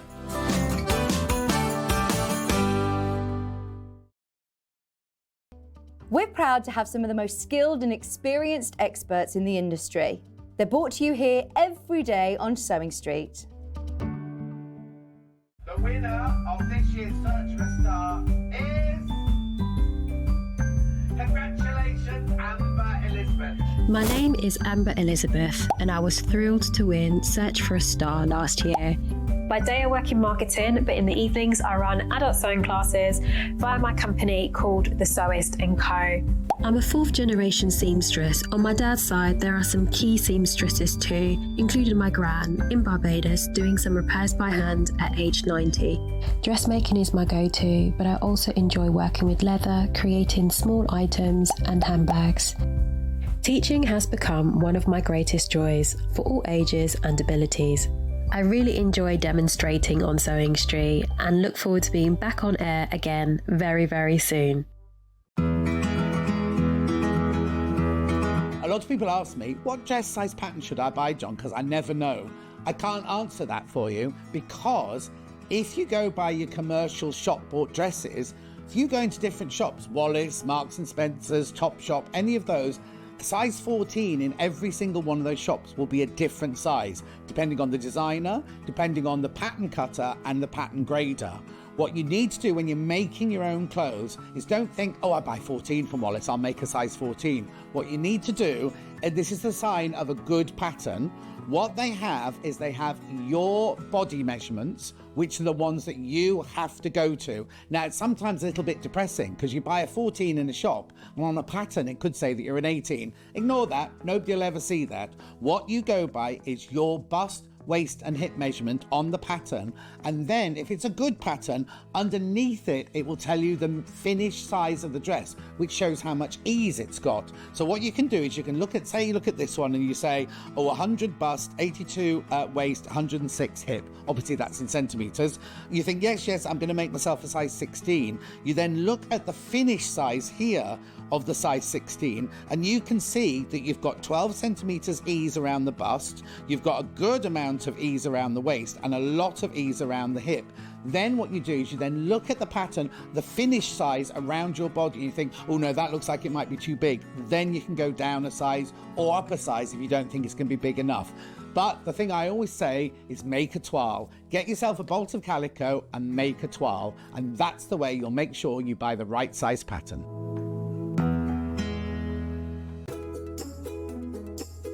When you hear the term half square triangle, or HST, it refers to a simple way to create two identical triangle shapes from a fabric square.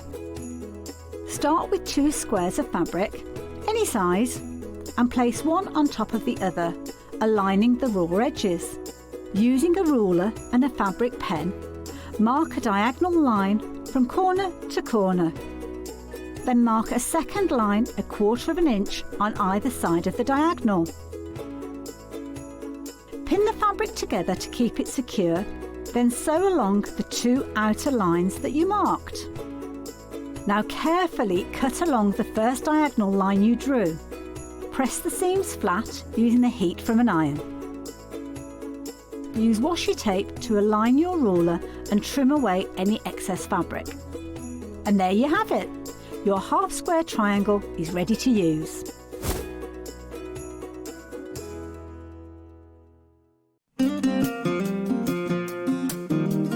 A little tip for when you're measuring yourself, either for making a pattern or for buying shop-bought clothes.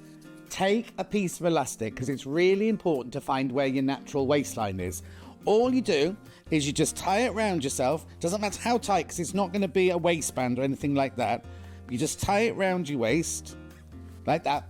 and then leave it for a little while and move around, do a bit of exercise, do a bit of housework, do a bit of tidying up. And when you come back, right, this will be in your natural waistline. So if you're drawing a pattern, every single line emanates from your waistline. And if you're buying clothes, you will get your natural waist size. For example, this is my natural waist and I measure 41 here, but I buy 36 jeans. So which one's right? Not the 36. My natural waist is a 41.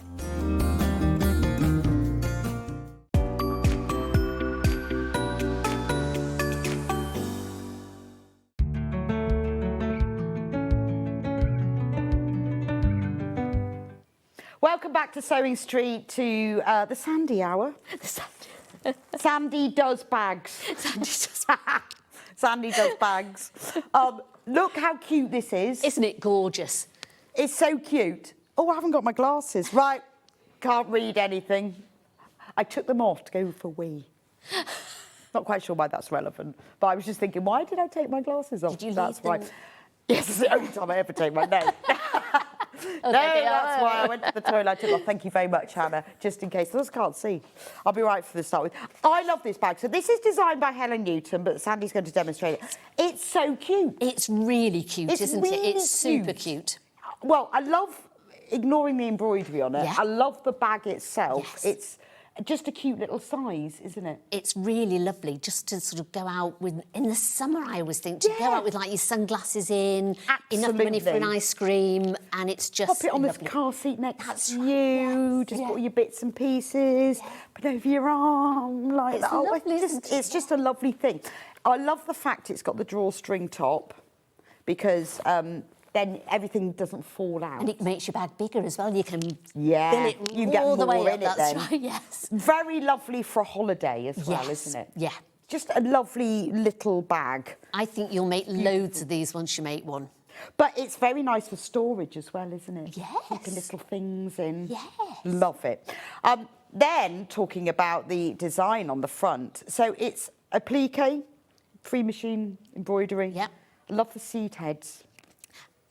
Very popular at the moment, aren't they? Yes. Leaves, flowers. Yes. Gorgeous. So this lovely. is Helen's original one. Now, we've got instructions for it. We've also got kits, but our kits have got different fabric, obviously. But we've gone for that sort of tweed look. Now, this is one that Sandi has made for us. Look at that. So you see how it looks different depending on the fabric you use and where you obviously place everything and you put your leaves, because you make it your own. So this bundle, let me show you. And I think that's really nice, is that depending on where you place everything. Yes, you can do it to exactly how you want it. You could do it on both sides if you wanted. Oh, I think I would. You could put just hand embroidery on it. You could put That's little true. sequins on it. You could put beads on it. I think you could do lots and lots of things with it. It's really clever though, isn't it? Yeah. Because it's just a beautiful thing. So let me show you this kit, $39.99. Now what you get in it is you get this lovely pink tweedy fabric. Nice and And again, thick. you get quite a lot of it as well. You do, and actually it's this fabric that gives it this structure, isn't it? Yeah. That's because it is... It's got a real sort of almost a weight to it, but it's not heavy. No, but it gives it the structure. Yes, yeah. It's a cotton poly mix in a pink tweed, 150 wide, so you've got way more than you need.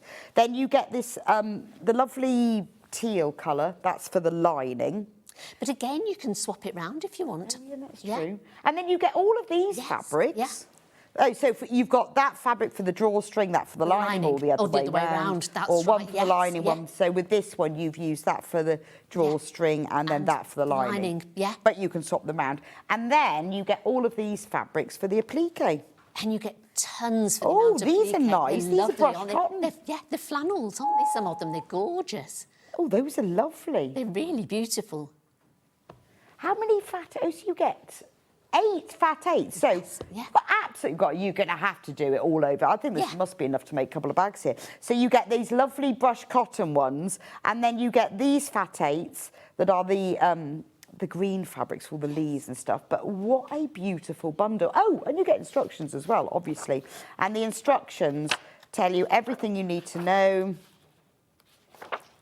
You've got all of the applique pieces, all the construction of the bag itself, how to make it. I mean, it is gorgeous. I think you've got so much fabric there when you think that that's the applique. Yeah.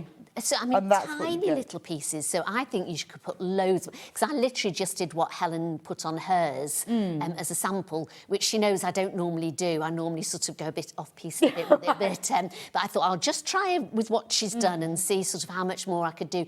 And you could do so much more. You could put so many more flowers on it. You could do it on, but I'd do it on, I'd be really tempted to do that on both sides. Oh, yeah, I would definitely. Because if you pick it up, you don't, you know, why not have it on both sides? I would definitely do it on both really sides. Lovely. And also, once you've got the kit and you've got the pattern, it's the sort of thing that you're going to make over and over. And it's a lovely make to do. I did it one Sunday, sort of late afternoon I started it, and I didn't stop till I'd finished it, and it was so relaxing to do. It was lovely to do, really And obviously nice. doesn't take too long. No, it didn't.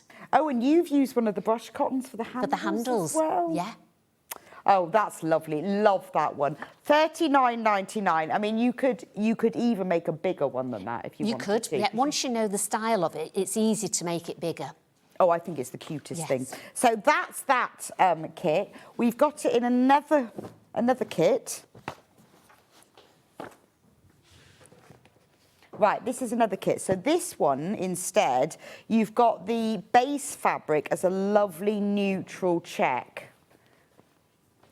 Oh, that is a lovely It's gorgeous, check. Yeah, that's isn't it? really nice. And again, you get so much, because that's doubled over, so you get so much. And I like the fact with the check, so once you put sort of on straight lines, you put flowing, curvy flowers. Yes. The two together work really well, don't they?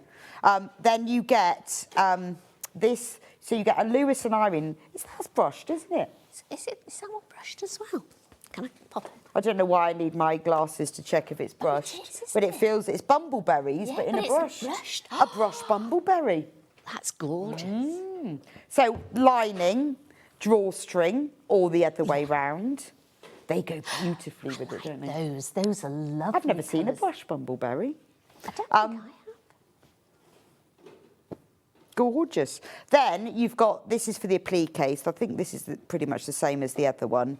So you've got the 4 flannels for the applique, and obviously you can use one for the handle, and then you've got the 4 cotton fabrics that are used for the applique. That's a lovely bundle, and clearly full instructions too. So this is what your main bag is going to look like. Your applique will all be in that. Elizabeth says, hi Rebecca and Sandy, I love the bags. Can you tell me what size they are? Elizabeth in rainy Kent. From rainy Redditch, Elizabeth. Although I presume it's still raining. It is still, well, I think it was when I was outside, yeah. So the outside of the bag before you sew it all up is about inches or centimetres? Yeah, so what's the height of the bag? It's, I think it's 11 by 13 inches before you sew it all up. Right. With 1/4 inch seams. Yeah, she hasn't put the actual measurements. It's on the, no, not only on the... On the finished measurement. Yes, so about 11 by 13 is the finished size. I hope it stops raining, Elizabeth. Oh, so do I. I really like that one because I like the idea of all of these flowers just flowing around the check. I like that as well. So actually you're demonstrating with the check. Yes. Different colour. Different colour. But a check. Yeah. We have... We have another bundle, just moving my bundles, which is this one. So with this one, what we've put it... Oh, I've not seen that one before. That's lovely, isn't it? Beautiful. So this is a cotton fabric, so it's not as structured as the woolly one. So I would put a bit of a H640 in that. I used the flannel one, though, for the outer. Oh, did you? There you go. Oh, that's a good idea. So, because you get the green with the, check. with the sheep. So I did that one. Oh, that's nice. Yeah, so you could use the flannel for the outer. Yeah. Or you or the green. Yeah. So you've got the spotty flannel. You've got that. I love that colour. It's lovely, but I thought that would make a lovely. The drawstring cover, yes, wouldn't it? Yeah. And then you've got the ivory, so you can mix. You can choose how you do yours, whether you, because that is lovely for a drawstring top. It is, isn't it? Yeah. And then the applique fabrics are the same as the other ones. So you've got your 4 brush cottons. They're all fat 8s. I like that Colour of that gingham. It's lovely, isn't it? Gorgeous. And instructions as well. $39.99 for that. Fabulous, isn't it? Oh, that was the sheep. Sorry. Do you notice I picked it up off that? You could use a sheep. I think I used a sheep for I've got sheep patterns. I've got lots of patterns going on. So those are your 3 choices. You've got the pink tweedy one, you've got the neutral check tweedy one, and then you've got this. Somebody's asked, do you get more fabric than you need? Yes, you do. Loads more. You do get quite a lot more, yeah, and especially of the thick, so like the herringbone, the woolly one, you get a lot of that. I'm because sure that's only the size that you'd cut out for the front and the back. So if you look at those two, that's all you need for the front and the back. So if you've got that so the outer bag fabric you need is 56 by 33. Yeah. So you've got enough for both. Yeah. Because it's 1.5 meters. Yeah, so you would have enough to make 2 bags. Yep. Yep. Well, that's good, isn't it? Yeah. And you've got enough applique fabric. So with the lining and the drawstring, you might need a little bit more, but you are going to have enough of the outer fabric. Oh, definitely, yes. Fabulous, right. And the applique bits as well. Oh, you've got loads of those. Loads of that. Matching, definitely a matching purse. Yeah. Oh, pattern on its own, and then we can do some demo. So if you want the pattern on its own, it's a printed pattern. It has all of the applique templates. It talks all about the cutting out, the bag construction, how to do the applique, how to do the embroidery as well. Tracy says, my 8-year-old granddaughter, poorly off school, informs me the drawstring bag is her Chrissy Prezi make this year. So the kit is purchased to start us off. Tracy. Brilliant. Oh, wow. Lovely. Do you know what? You've got ages as well. Yes. I think it's a beautiful little bag. And, of course, an 8-year-old would love it. Do you know what? An 8-year-old would love it. I'd love it. I'd love it as well. Yeah, it's beautiful. But she could help you make it as well, because on the applique transfers, they're really thick lines on it. So if you put the Bonder web on and say, right, how many flowers would you like? You can draw around the flowers on the Bonder web. Okay. She could actually design the front of the bag for you. And then you could, and then you could sew it all up for her. So it's sort of, she can design it. That's a really good idea. Oh, I think it's lovely. I love little bags like this. I do as well. I like little things. Little thing. Right, that's the instructions on its own. So if you've got your own fabric and you just want to make it use the instructions, that's the printed ones. If you want the PDF digital download, which is quite useful because you'll obviously print it off at home, you don't need to print it all off. You can just print off those. Remember when you print it off with these that you've got to have your printer set to 100%. Quite often they seem to default to like 97. I think some of these printers have minds of their own. Oh, I hate my printer. And just make sure it says 100%. But the good thing is that you will need these, but the rest of it you can just read off your tablet or your laptop or your phone or whatever you download it to. But that is the digital download for them. Right, Sandy, now how do we make it? I would say, before you start, read your pattern. Yeah, always good, yes. Because because you didn't. 2 of the parts that you have to do it on the fold, and that was for the 2 pieces of the drawstring. So I made a lovely sample up and showed Helen, and I said, I don't think my drawstring looks like your drawstring. She said, did you do it on the fold? I went, no. She said, did you read the pattern? I went, sort of. No, I'm like that. So I'm very sorry, Helen, but I went back and I managed to do it really easily and mend it and sort of sort it all out. We're all the same, aren't we? A little bit of a rush. But I thought if I did it, then I can tell people to look out for that and not to do it. Well, I admire your honesty. Well, I had to, really, yeah. So you cut all your pieces out, and they're just all rectangles, basically, that you cut out. And so she gives you the instructions and the sizes to cut them all out. And then I've put sort of like a Bonder web or fusible fleece on the back of them. And then we're going to decorate them, just to keep them sturdy, and also for when you're doing your free motion on it as well. Okay. Okay. So you've got those 2 pieces. I'm just going to put. So then to do your applique bits, you want to take your template sheet, which again, it's a great idea to just print it out, and then you've got it. Keep it in your booklet. You want to take your Bonder web. Now there's 2 sides to Bonder web, so you've got your smooth side and you've got your rough glue side. So you want to put it rough glue side down. Don't use a heat erasable pen, whatever you do.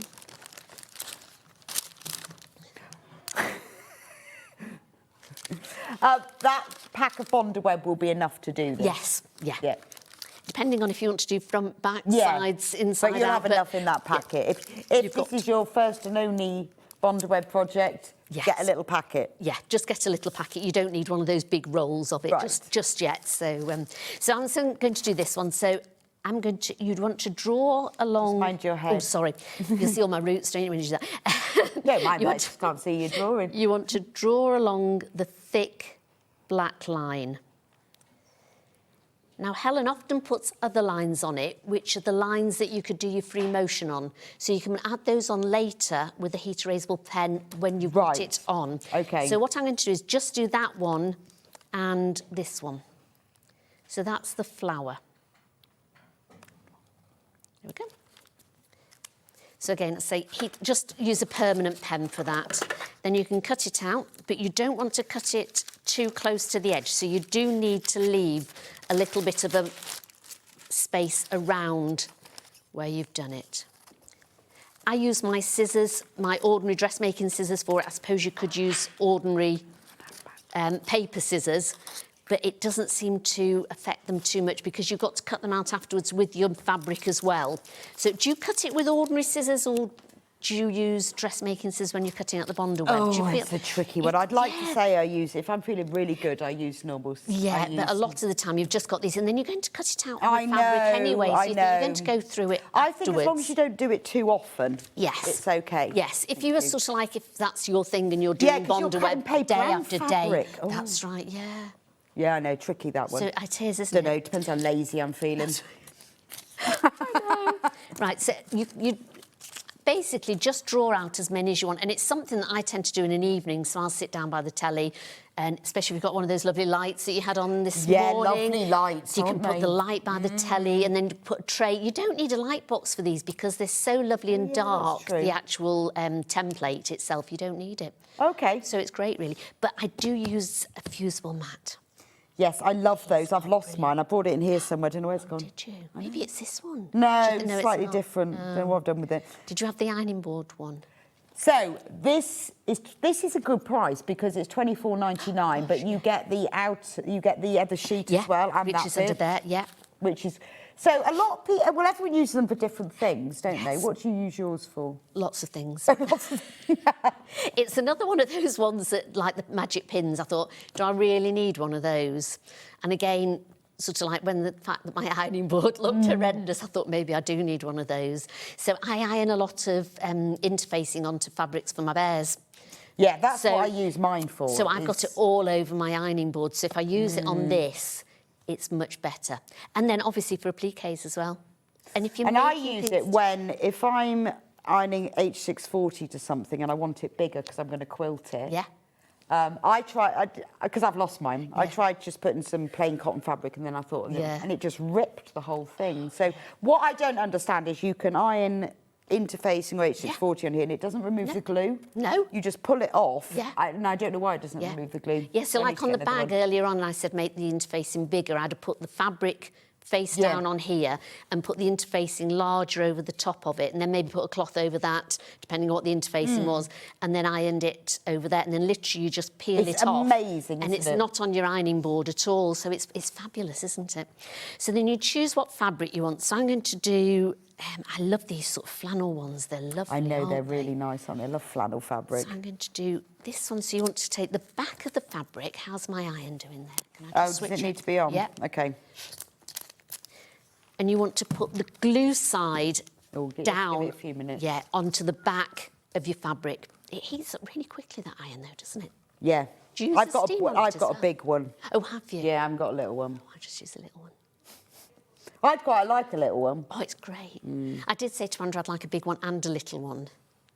What I'd like is a little one with feet. Yes. When are they going to make when one are they of those? going to do that? Thank you. You do have the little I've got the yellow one, which I think is the original. Oh, yes. See, this is... There was Tula, then Cafe. Yeah. And I've got the one before that. Yes, I remember that one when it first came out here. So this is the iron that Sandi's using, $89.99. It's the Eliso iron. It's gorgeous. It really is. It's lovely. Again, it's one of those ones, do I need that? You but do. You do. You don't need it until you've got it, and then you Yes. do. Once we've sold these, that's it. That's the end of the stock, because they're special editions and they come in the tin and everything. That's it. They are just They're lovely, extremely efficient, and they have a light on them, which is genius, isn't it? Because again, when I do my bears and stuff, they're quite small, and so when you're trying to open seams or iron things on them, and you've got your big iron, it gets everywhere. And then sometimes I'd got an iron where the water in the front and that tipped out everywhere. And I said, I really do need a smaller iron. Then I buy like just the little travel irons, and I must have broken 3, I think, at least. And so I thought, right, and when that's got a lovely weight to it as well. Well, I mean, the travel irons are brilliant, but the problem with them is because they always have very long cords, and they have the plugs. It's too weighted. It knocks the iron over, which is fine if and it's then just you break for travel. it, But it does. But working every day with it, they're no good. Yeah, no, they're fine for little bits and pieces. Yeah. But this, and the LED light, I think it's great. That's a game changer, isn't it? Because I often do it when it's getting really dark, I know. and I put my light on. I go, this is great. I can see what's It's lovely that you can have an iron that's been invented, been designed for sewers. So, like, it's easy to fill the water tank. Really easy, and the fact that you've got LED light. and that you can got steam on such a small iron, and it's a really good steam as well. Yes, it is. It's brilliant. Right. So I've ironed the glue side onto the fabric, and now when you cut them out, you can cut them out directly round here. Okay. There we go. So I've done some more. So you want to do as many or as little as you want. I did do some here, so here's ones that I've done earlier. So how do you decide where it's all going to go? Does she tell you? I just looked at the front picture and thought, right, okay, I can do that. But then you can then go completely off picture and do it however you want to do it. So it goes round into the base? Yes. So do you have to think about that? If you want, because your base will come here, so it depends how high up you want. Oh, okay. So you can leave it here if you don't want them going down into your base. Or you can put them here, because if you look on Helen's as well, it goes into the base. Yeah, so I think I'd have them going into the base. I think it looks quite nice. But I guess you've just got to think about that as to where... Yeah. So if you know you want... So you're going to be cutting... Yeah, so they go, Yeah, so you're going to be cutting the corners off to make it a boxed corner as well. So it's going to go round the corner slightly as well, which is quite nice. No, that's why, so I think so I you would can do it all the way wherever you round. want. Yeah. So it'd be nice to sort of have those leaves all the way around the bag. Well, and I think I'd have them so they came out into the seams. Yes. So they were sort of so like... you could take it to this... yeah. have I got another... I don't think I've got a leaf anywhere. Have I got a spare leaf? Yeah, so they were sort of flowing out of the edges. But I guess you can work all of that out when you're absolutely, designing yeah. it. And again, some of these I've cut out and then just sort of made them a little bit thinner. So you can cut them whatever size you want, really. So I've just sort of done my leaves a little bit thinner on some of them and a bit longer. So you don't have to follow Helen's exactly, and you can sort of make them a bit curved. Because you've got 3 here. So if you want to sort of alter... So I just sort of alter it to the size that I want. So I'm going to just iron this one on here. Thank you. I like my assistant today. Pressing assistant. So yeah, if we did this and... I'll put that there.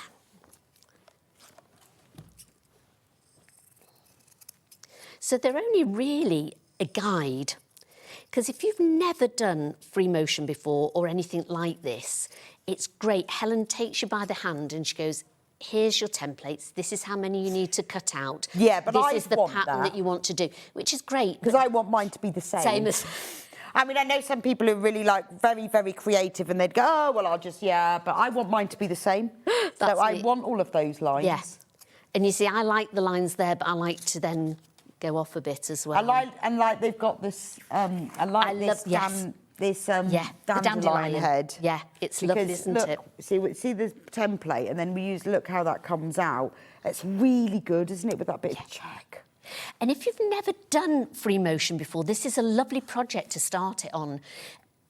4 or 5 years ago, I'd never done free motion, and it used to terrify me. And I thought, can't do that. It's like I can't draw So, because I think you can't either, can you? Could you say I don't draw? No, at all. Don't draw. So, like, and people go, it's just like drawing with your sewing machine. And I'm going, but I don't draw. So it used to really scare me. And then I started doing some of Helen's patterns. I think, right, I've got to conquer this. And I was sort of like practiced. And now I love doing Helen's patterns because I sat there, as I say, last Sunday, and I must have spent 2 or 3 hours just playing around on the free motion. I was thinking, this is lovely. I'd never have done this before. So I think her patterns are so lovely to have a go at because you can do as much or as little on these as you want. You know, like this one, it's just straight lines. So if you don't want to do it or you're thinking, oh, I'm a bit nervous, you could just sew a line on your sewing machine. Straight stitch. I tend to, because I'm still not brilliant at drawing. I tend to draw with a friction pen, the lines first, on, and then. And I know a lot of free motion people say, "Oh no, you shouldn't do that. You should just." But I need a guide. Yeah, I do as well. I draw them on as well, but then you don't have to follow that line. No, because you know roughly where it's going, don't you? Me, I do as well. Because I love it when I see people that just like go like this, and that's not me Delphine either. does that, and it looks amazing. It does. But I love free motion, and it's a really relaxing thing to do. So if you can get into it, and with Helen's patterns, they're just made to be so simple and do it, really. There's nothing that you and they're gorgeous. I really like that. This is another bag where people will go, where'd you get that from? Yeah. So like this one, if you could put it sideways like that, just coming in. Yeah, because you know that the seam's going to go down there. And you've just got this coming in or a little bit lower. And you've got it coming in and then a few little leaves. So how you get them on, you then take the backing off. I tend to just score it with a pin and lift it. Don't take them off till you're ready to use. And if you cut a load out and you iron them on, they'll start to curl in. You know, like the Chinese fish that you put on your hand. And they tell your fortune. That's right, yes. So these will tell your fortune. And I've done it before. I've sort of done all of them ready for coming on onto the show. And you come in the morning and they're all sort of like bent up and shriveled. You're thinking, no. So if you do, I tend to now either put them between 2 pieces of paper and put them back in the Bonder Web packet so they're flat, or put them between a couple of books or something. Oh, okay. So it just sort of keeps them flat, and they're fine then, they're absolutely fine. But if you do tend to just leave them, they will be lovely and curled up. So Jill says, good morning. Morning, Jill. Good morning, Is Bonder Web Jill. just a glue, or does it stiffen the fabric? It's slightly... I wouldn't say it stiffens the fabric. It's a bit like when you put best press on fabric when you're ironing it. It just gives it that little tiny bit of structure. And it will wash off as well, doesn't it, when you sort of... So that's why you have to free motion it or do some sort of sewing over it, because otherwise, after a while, you'll find it starts It's to not sort of... only a glue, it is a glue and an interfacing at the same time. Yeah. It's not just glue, but it's very, very lightweight. Yeah. Probably lighter than like your super light, Oh, so gosh, very yeah. little. It'll add very little stiffness. And it also just stops any fraying as well sometimes because of that glue on it. It will You'll just see sort of stop. when you take it off how it is extremely thin. Because if you don't press the Bonder Web on for long enough, when you pull the paper off, it comes off, and then you will see it's gossamer, isn't it? Yeah. So it'll add a little bit of stiffness. Yeah. But see if you can... you can tell. You can tell it adds something. You can, yeah. Because that one's... You can see it's quite crinkly because it's got the paper on the back. So then once you take the paper off, it literally just puts like a fine, fine coating on the back there. And you can see that's just a little bit stiffer than so a couple of people have said material, really. But what? It's... Oh, yeah. You can see it's just, that's a bit more bendy. A little bit, yeah. Just very, very slightly, though. You wouldn't call it an interfacing or anything, no, would you, it's really? Just a tiny bit. So we've had a question, what colourway is this? Well, it's the check colourway, only Sandi's got a green check and ours is a neutral check. When they sent me, I think they wanted to do the green, but they didn't have enough, I think. I'll just show you, I'll just come over here and show you ours, just so you know. Sandi's using a green, which we don't have. So this is the one that we've got. It's this colour. And then these are the, you get then a brush cotton and a tan that is used for the lining and the drawstring. And then these are all the appliques. But it's very similar to this. It's just Sandi's is green. It's called tan. Tan. Yeah, it's exactly the same, only it's just... and so with the flowers, I'm just going to put one here. We do have the instructions on their own as well, if you want to use your own fabric. And then put the other one over the top. I love these brushed ones. I just think they're gorgeous. It just adds a bit of texture to the bag as well, doesn't it? Because this tweedy does as well. It's lovely. And then you've got the flannels on the top, which really give another dimension to it. I like this using of different sorts of fabrics. I was saying in the last hour where I had all these lovely bag fabrics and these gorgeous PUs in like coppery tones. It's quite nice to use these, and things like the coppery PUs and stuff would be nice on here if you've got bits. Yes, I was going to say this is ideal if you want to raid your scrap bag, isn't it? Because they're not very big. All the little pieces are really quite tiny, and but using sort of flannels and wools and things. Yeah, so you want your scrap bag with all your different little bits of materials that you've got in, haven't you? Which I think is lovely. So if I put that one over here, so then this is the flower here, and if you get a heat erasable pen now. So a friction pen? Is it a friction pen? No, it is a heat erasable. It is a heat erasable. It's like Hoover and vacuum cleaner. It is, isn't it? A friction pen. So I put that over, and then you can see she's just sort of gone up. Oh, yes, and look, I'll just show you, if you look at this, see, this is me, this is what I need, and I'd be right, exactly where was that? Yep. But whereas a lot of people who are drawers, artists, drawers, whatever, illustrators would just do that with their machine. Right, yes. But I would want those lines. I'd want to draw the lines as well. So I tend to put all the little lines on like she's done there.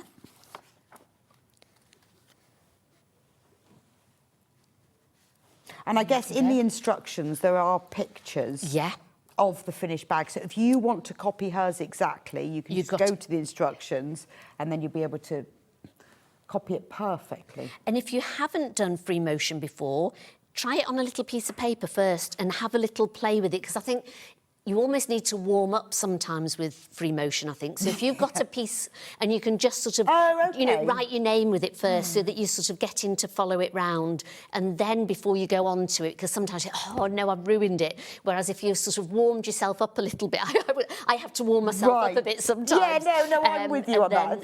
You've got to get into it. Now, I've got the foot on with this, but I don't know how you lower the feed dogs on this machine. The feed dogs? Well, normally there's a... There's normally a little... there we go. I think that's it at the back there. Let's try that one. Yes, that did drop them. That did drop There's normally a lever, isn't there? Yes. Right. So, again, I've not warmed myself up yet, so I'll give it... I'll give it a little go. So put your open toe foot machine embroidered. All machines are different with what the foot is called, and nearly every machine you can lower the feed dogs. Even if you've got I only know this because I went on a machine embroidery course. Even if you've got a really old Singer machine, you can actually buy plates to cover the feed dogs. Yes. So when people say, "Well, I don't know if I can," you can. On this course I went, you can. Everyone, because I think it was always a thing to lower the feed dogs. Even right from the beginning with sewing machines. Some people even put sort of like a plasticky piece over the machine as well, don't they?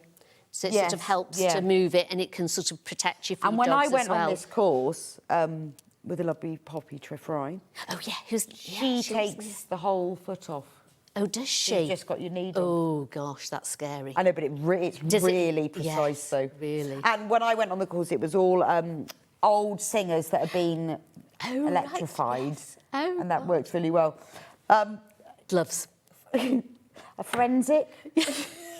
DNA. They've got my little knobbly bits on the end of it. Right, we do have these gloves, but we've got white. Ours are white. Yes, mine are grey. I'll just get them to show you. Because they're old. Because they're a really interesting product. So this is the same thing. You've just got old grey ones, and these are white ones. I've just got old grey ones. So what are these for? These are to help you with your free motion. So if you've just got your hands and you're holding it, you can see how it can slip a bit, and you really need to hold it quite firm. You can do it, but if you've got the gloves on, you can really... Right. Do you use them for normal quilting? I do sometimes, actually, yeah. If I've got quite a big... quilt that I'm trying to get through the sewing machine, and it's sort of like slipping a bit, I will put the quilt on, I'll put my gloves on and use those. So it's probably better for your hands, isn't it? Yeah, and it gives you just because... I think both of them are left and right, aren't they? Because there's no... You could put them on that way as well, because you've got little knobbly bits on both sides. So you can... Oh, yeah. So there's not a left and a right. Okay, yeah, I see what you mean. Yeah. And I think one size fits all as well, or medium to large, those ones, aren't they? Yeah. Yeah. Well, I expect they do. Yes, and I mean, they're medium not. to How large. much are they here? $3.99. I mean, they're nothing really. Again, this was another thing that I thought, do I need these? Do I? Well, I know. Do I need these? Do I need these? Do I There's really only one way need to these? find out. And try them, and I did, and I thought, yes, I do. I definitely It did do help need me. It did. Now then, I've not warmed up either yet, so we'll see how we go here. Right, I'm going to do a little bit, and then I'm just going to cut those ends off. And then I'm just going to follow those lines, very wobbly to first. And you can go round twice. If you're not that confident, you could use a contrasting thread so that, or a matching thread rather than a contrasting thread. And again, you don't need to go directly on the lines. And then round those little ones and back down again. Oops. See, I'm not quite getting the lines anyway, but you've got an idea of where you're going with them. Round and then back down. So the faster you go, the longer the stitches. Yes, smaller, yeah. Yeah. I never go too fast because I like to know where I'm going. But there's that one machine that we've got, I can't remember which one it is, that regulates. I've got one on mine. Have you? And does it work? Yeah. So there's one machine, I can't remember which one of the Elners, and so with any other machine, when you go fast, the stitches get longer, and when you go slow, the stitches get shorter. Yeah. But the Elner 8 something. Yeah. Has a special stitch regulator, and so whatever speed you go, they're the same size. Yeah. Which is amazing. It's isn't great, it? yeah. So you want to try and stick to the same size. There we go. And just keep going. It is drawing, isn't it? It is. Yes, it is. And very relaxing as well. You can go over once or twice. If you want the instructions on their own, on the screen at the moment, the physical, they're the printed version. They'll be sent to you in an envelope. That's got all of the templates, the patterns, the instructions, everything. If you want to make this at home, using your own fabric, I mean, really, you know, you're using like 1/2 metre for the outer and scraps. Yeah. This is brilliant. Got to get the gloves though. Yes. Just because you look see cool. how, yeah. It just looks cool, doesn't it? It does. I'm a professional, I have gloves. There you go. So I won't do any more. Oops. There we go. But you've made that look really easy, because I think it's a scary thing. It is a scary thing. I was scared of it for years. Don't take me in. That's why I went on a whole weekend course. I was so scared. absolutely scared of it for years and years and thought, no, I can't draw, I'm not going to do that. Then you can either just take those through. And then if you just iron over the top of that, so you've just take off all those little bits. There you go. Oh, okay. And actually, using this woolly fabric is quite nice because it sort of disappears. It does, yeah. Into it. Yeah. And then you could have had that on the top. I mean, I'm doing it all very quickly for you. I just spent a whole afternoon just playing, which was lovely. But you can add that on the top and then just go round that bit and try all separately. these different fabrics. Yeah. Put the leaves on first. Try the little different flowers and everything. Oh, Leslie says, what a beautiful soul Sandi is. She is. She's a beautiful soul. I could watch you two all day. Oh, so many useful tips. Oh, thank you very much, Leslie. It's lovely being back. I know. I think they split us up. I did because we laughed. We laughed too much. We talked about gussets. And things. Know. So they'll say that's it. They've done one show. They're not doing another one. Yeah, they've split us up for a year. I know. So that's part fabulous, of it. So, isn't it? So do you always do yours in like a dark thread? Because I notice she always does it. She always does it in like, I know. In like a charcoal or something. I don't, no. So sometimes if I don't want it to look like that, I'll use a green on it. Oh, okay. And then sometimes I'll even just use my sewing machine, not a free motion. Oh, when you're feeling scared. When I'm feeling scared, or I'm thinking, no, I'm not in the mood for it today, I won't do it. Or you can again use fancy stitching. So you could do it as like a kind of applique with like a little blanket stitch. Like this lovely blanket.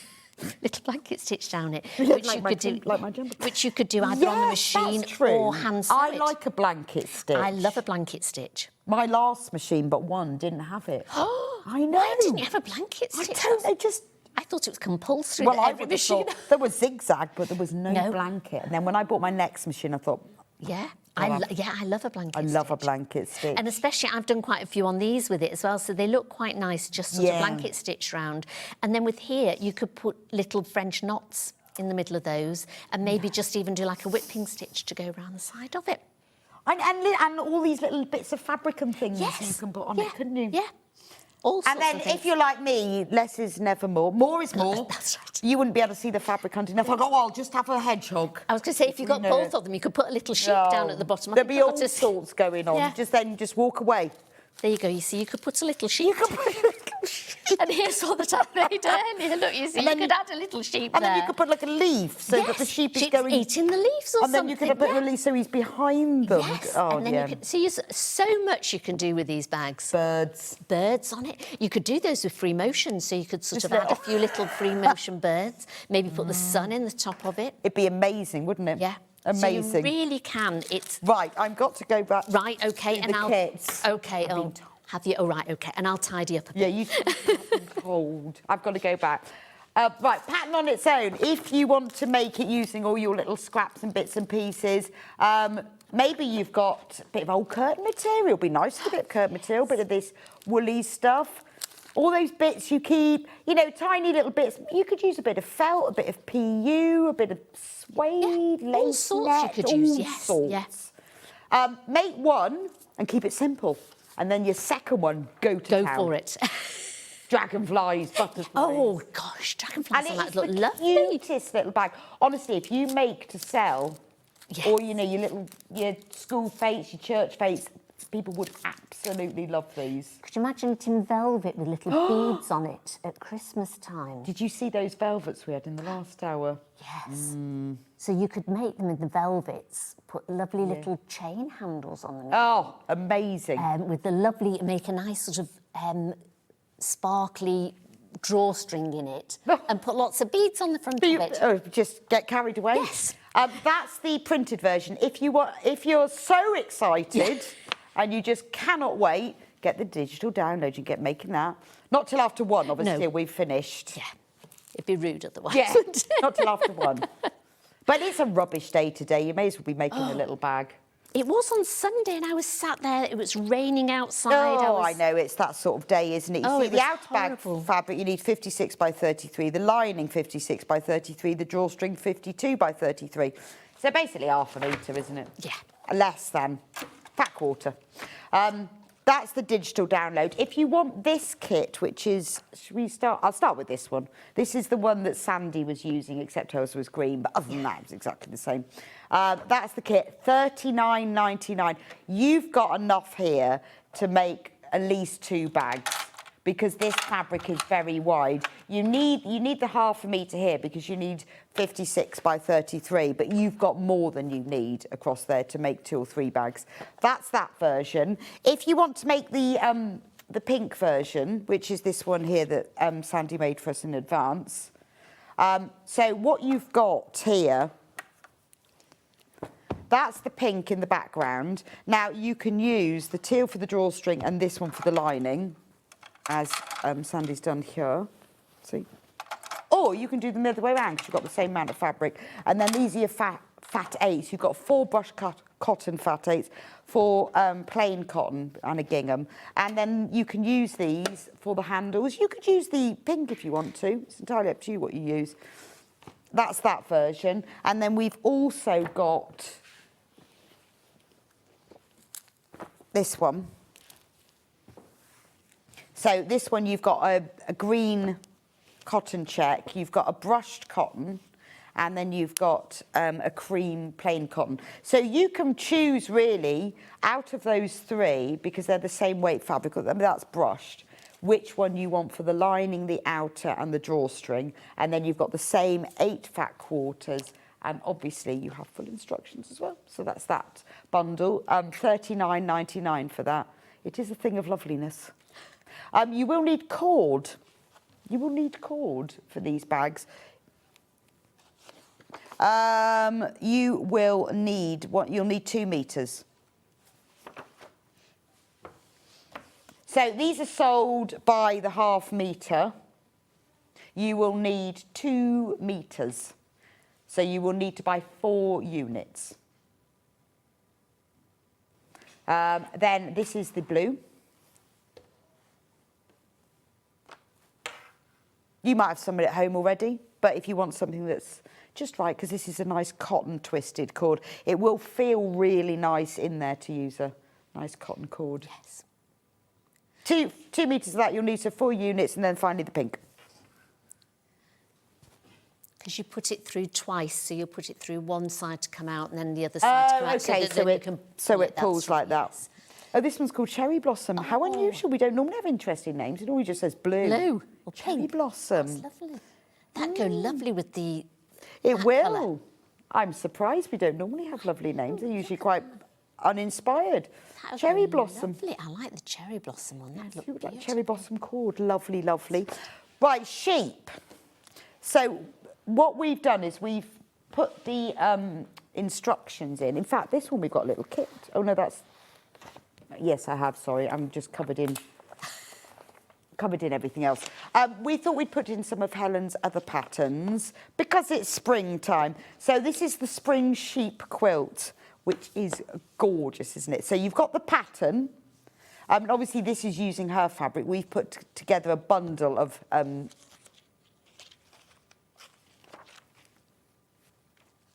Oh, there we go. Look.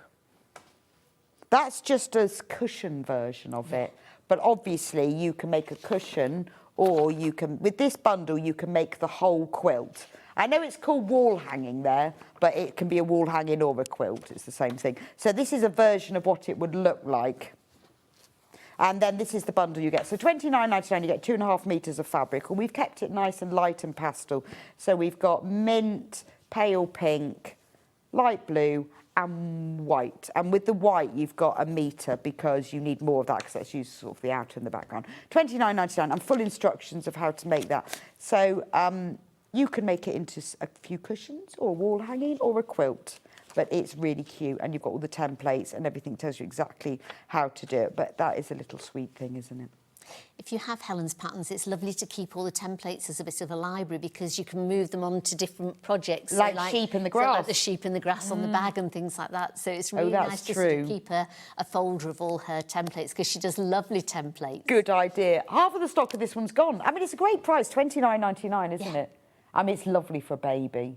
For a spring baby, that would be just lovely, those colours, wouldn't it? Oh, it's so pretty. So that's what it will look like. Obviously, we've got different colours here and different prints, but you could use your own fabrics. You could put, if you've got a little bit of a print, you could pop that in as well, or you could put a bit of gingham in, or just use the plain fabrics. But this is a good starting point. But I would add in a few others. So that's the kit on its own. We have also got just the instructions. So if you want to use your own fabric, you can. $9.99 for the instructions. And that's physical printed ones. And everything you need to know is in there, but that is really sweet. Also, you see, you could make it bigger and bigger and bigger, couldn't you? Yeah, you could just keep adding on to it. You could do it for someone who loves knitting. Yeah. And do the sheep in sort of woolly fabrics. Or if you did a cot one as the child grew, you could sort of add it bits onto it. Add sheep. Yes. You could use like little bits of fleece for the sheep, couldn't you? Or from their baby clothes. So it becomes like a little memory sheep. Right, we've only got 9 of those left.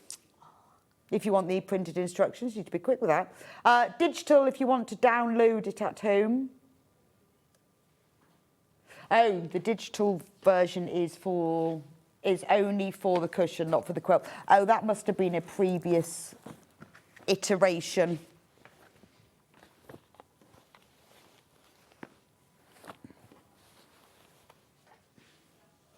Right, so for the cushion, we've only got a digital download, confused. but no quilt. And then obviously this is what the cushion would look like. So the cushion goes really well with the quilt, obviously, but this is the cushion. That's what it looks like. And we only have a digital download of that. Don't know why. Don't know why. There we go. And we have the little bag. This is really cute, isn't it? It's really cute. So it's like the other bag. Yeah. It's just the same, really, but she's just done it with more of a cotton rather than a heavier material. And yeah, so and I guess and it works. Yes, it works just as well. Yeah. Now we've got a little bundle here. It's not the same as this one. I think it's actually nicer. Controversial, I know, but I like this. So what you get is full instructions. So it's the little drawstring bag, $29.99. Now only because I think these fabrics are delicious. Those are lovely. Look at that. Gorgeous. Lovely. Isn't that lovely? That is really nice. I'm just checking it's selvage to see. Yeah. Oh, it's a Liberty Eiley Garden. So you've got a Liberty, so you could use that. Well, I think it's nicer. And you've got the pink check, and you've got the pale pink. So I'd have that for the outside, that for the drawstring, and that for the lining. That's exactly what I would do as well, yes. And that's why I think it's nicer than that one. Then, this is for your sheep. Yes. Oh, gosh, look at those. Look at the sheep. Oh, I mean, that's gorgeous, isn't it? So you've got a Liberty bag. You've got a gingham drawstring. You've got a lovely pale pink lining. And then you've got these beautiful prints to use for your sheep. And you've got enough there, you can have sheep on both sides. Sorry, I was supposed to say I'd put sheep on the drawstring because I'd have sheep everywhere. Because that Liberty is so nice. Sheep everywhere. Sheep everywhere. And you could use the dark fabric for the legs and the head, or if you've got a bit of... I use black felt. Oh, yeah, even better. Yeah. Oh, I think that's really nice. And then you obviously full instructions as well. I think it's even nicer because that's Helen's version. That's a nice kit. That's lovely. We like that. Liberty bag. Now, we've got the instructions on their own. $9.99 for those. Physical. And we also have digital. We actually do with this one. It was just the cushion. Yeah. This one, physical and digital. Both. I think we've managed to get through everything, actually. We've done very, really well. Because it got a little bit complicated. The lining of that or anything? Or yeah, go on then. Show us the lining. So you make the lining exactly the same way as you make the front of the bag. So you sew up the bottom, or in fact, sew up the bottom and leave a little gap so that you can turn it out. Sew up the sides, and then literally you've got a little template in there that you'd cut out a square on each side and then join together to box your corners. And that's your lining, which we would turn the wrong side out. And to make your drawstring, that's made out of 2 pieces of material that are sewn together. So you've got, there's the seams. So, yeah, so you'd leave it out and you would sort of draw a line so you don't sew up these bits here. Sew them down onto the top stitch, sew a line around it, and you've got your drawstring bit that would go down over the bag. So when you'd make your handles, then you'd put your drawstring over the bag and clip it on with your handles down. Yeah. And then you would put that inside your lining bag, then sew it all the way around. And then, as if by magic, pull it out at the bottom, and then that gives you your drawstring at the top. Fabulous. Well, thank you, Sandi. That's been amazing, amazing. I hope you're all going to make yourself a little bag now. Oh, yes. And I hope Sandi's converted you to machine embroidery. So, when are you back? Do you know when you're back? I'm on the 17th of February. Are you? Yes. I don't know whether I am. I don't know. Well, I'll have a look. Yeah. I've got all of the dates for February, March, but I can't remember. 17th of February, yes. 17th, OK. 17th. I think I'm on the 18th, but I might... I don't know. No. I'll check. We'll check. So we'll see Sandi back then. Thank you. It's been brill Thank you today. so much. It's been lovely to be with you. Do you think they'll let us come back together again? No. No more gussets. I will see you back in a couple of minutes. Now, the next hour is all about storage, which is very important, but actually, we've also got some really lovely sewing-themed fabrics, which are even nicer than the storage, actually. They're just gorgeous, some with nice rulers on. So if you want to have a look, different sorts of storage, yeah, big ones, small ones, but we've also got some really nice sewing-themed fabrics. I will see you back here in a couple of minutes' time.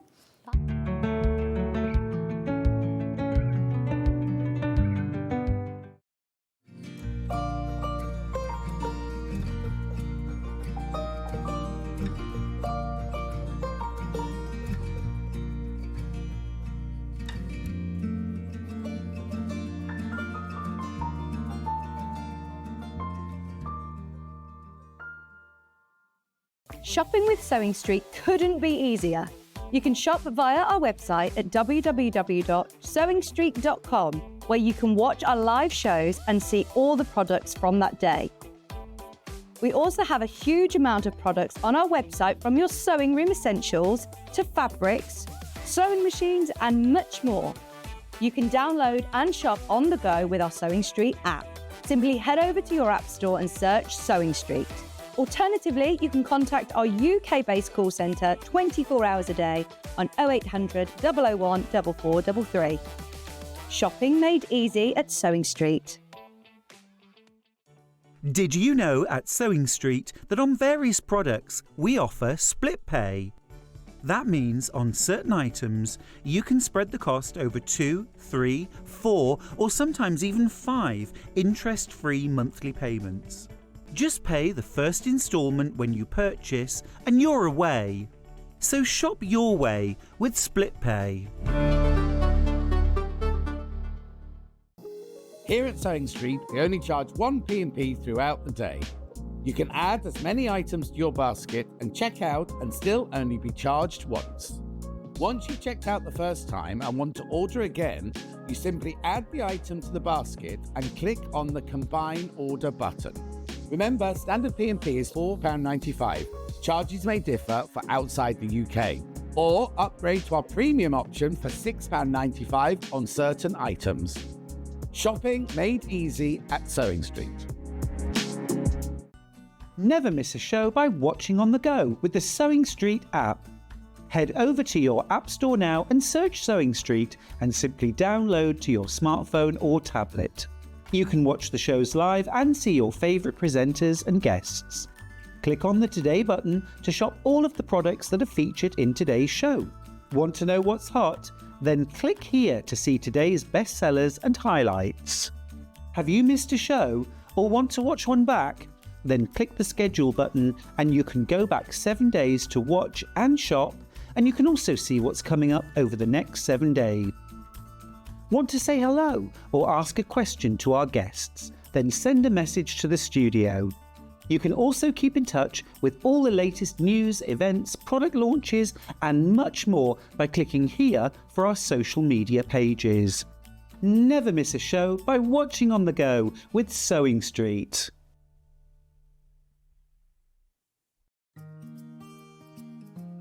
Ever heard of a design roll? It's a bundle of pre-cut fabric strips, each typically 2.5 inches wide and the full width of the fabric. Design rolls are made up of coordinating prints and colours, making them perfect for quilts, patchwork or other strip sewing projects. No cutting or matching needed, just unroll and start creating. Design roll, a simple way to bring your project to life. We're proud to have some of the most skilled and experienced experts in the industry. They're brought to you here every day on SewingStreet. Want to say hello or ask a question to our guests? Then send a message to the studio. You can also keep in touch with our social media pages. All the latest news, events, product launches and much, much more. Search SewingStreet. Not only is SewingStreet live from 8 AM till 1 PM on Sky 670, Freeview Channel 73, YouTube and the SewingStreet app, now Virgin subscribers can watch on Channel 754, which means there are more ways to watch your way with SewingStreet. Want to know what's coming up on Sewing Street? It's easy. Just visit www.sewingstreet.com and head to the TV guide section for all the latest show details. Stay ahead and never miss a stitch with Sewing Street. Missed a show on Sewing Street? Don't worry, you can catch up on all the action from the past week on our website. Just head over to SewingStreet.com and go to TV Guide and pick a day, then a show up to 7 days back from the Today tab. Looking for something older? Check out the Sewing Street YouTube page, where you'll find our full archive of shows anytime, anywhere. Stay inspired and keep sewing with Sewing Street.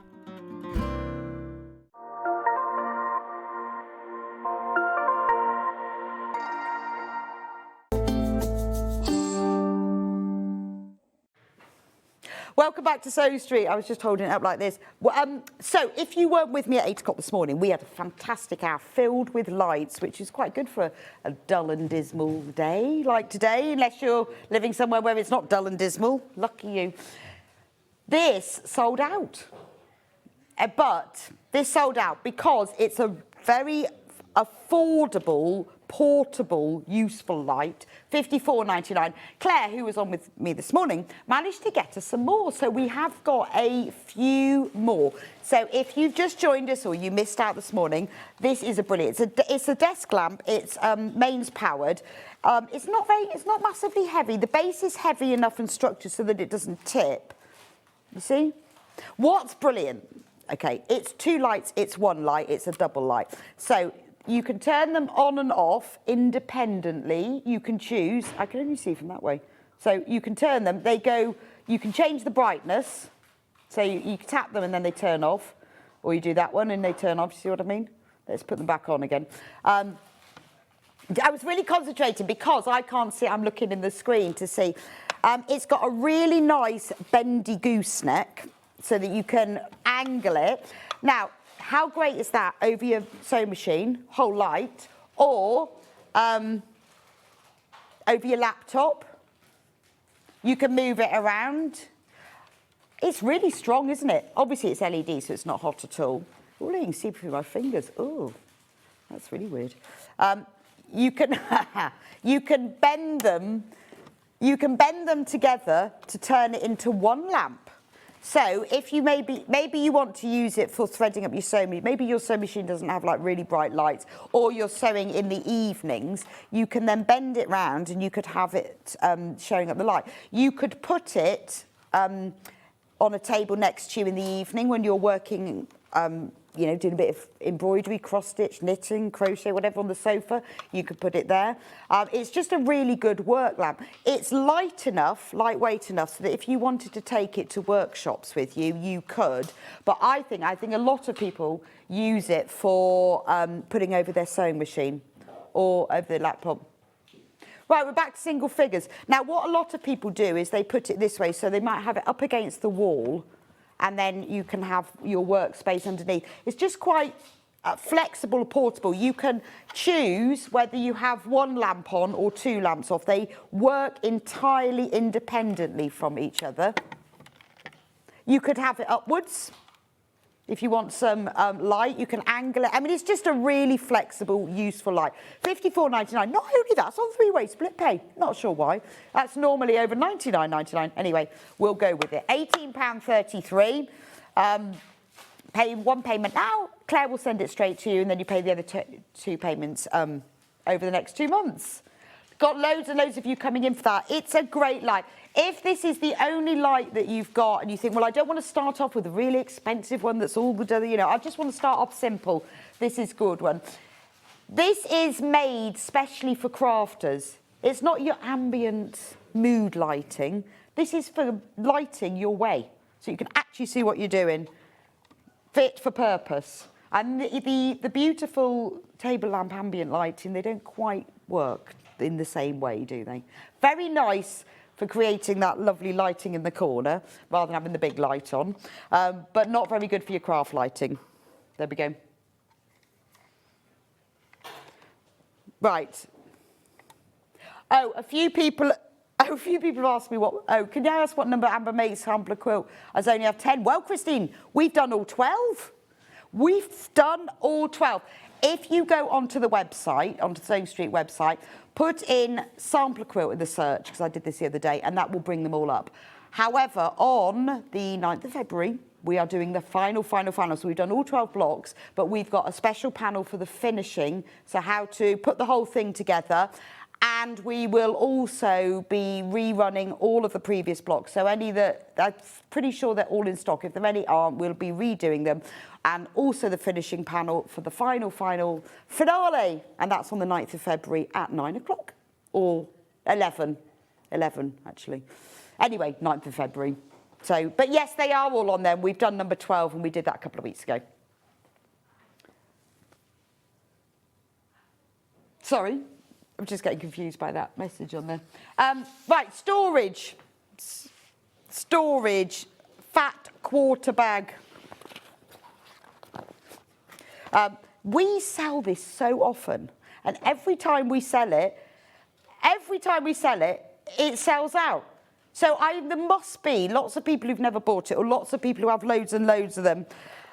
Everybody who checks out always buys, multiplies. I mean, to be fair, I can see why. It's a very good value purchase, and it's a good size. It's called a fat quarter storage bag, which, yes, of course, you can store your fat quarters in, but you don't have to. You can store whatever you like in it. So it's got a clear lid, which is quite useful because then you can actually see what's in it. So if you've got a lot of fabric or tools or pattern, could be dressmaking patterns, could be templates, and you want to store them, this is ideal. Now, the price for this is £13.99, but Hannah says we can have a special deal.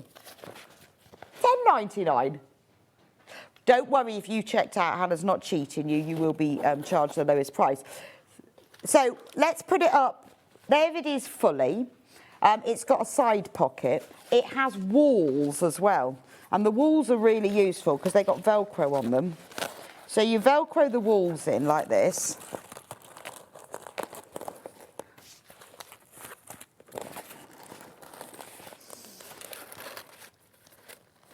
There we go.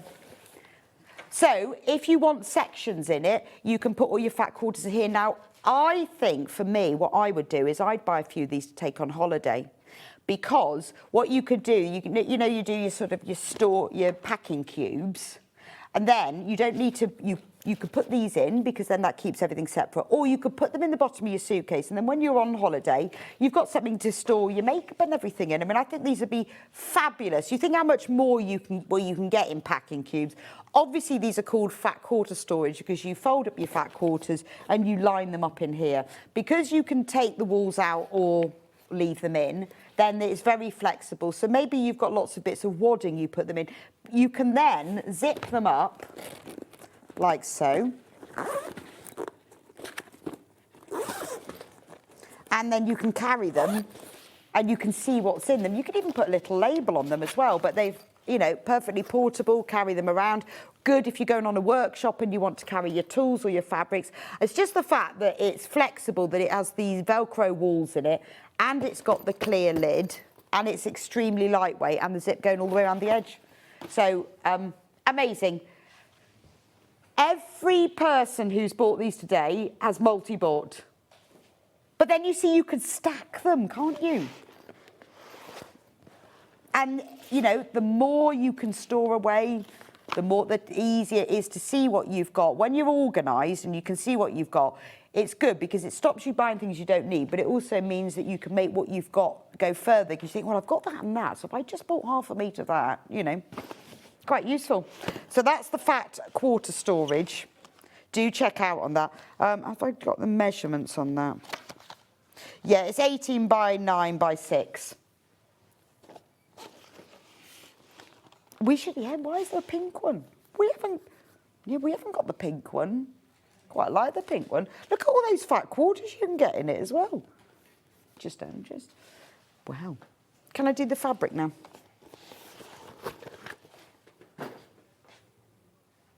I'm going to start with the lettering fabric because I love lettering fabric. So they're not part of a collection. Hannah just put it for me because she knows I love alphabets and lettering. This is just lovely. These are just lovely. Agatha Road from Fig Tree for Moda. Look at that. Isn't that gorgeous? So it's a lovely charcoal with all the alphabet across it in white.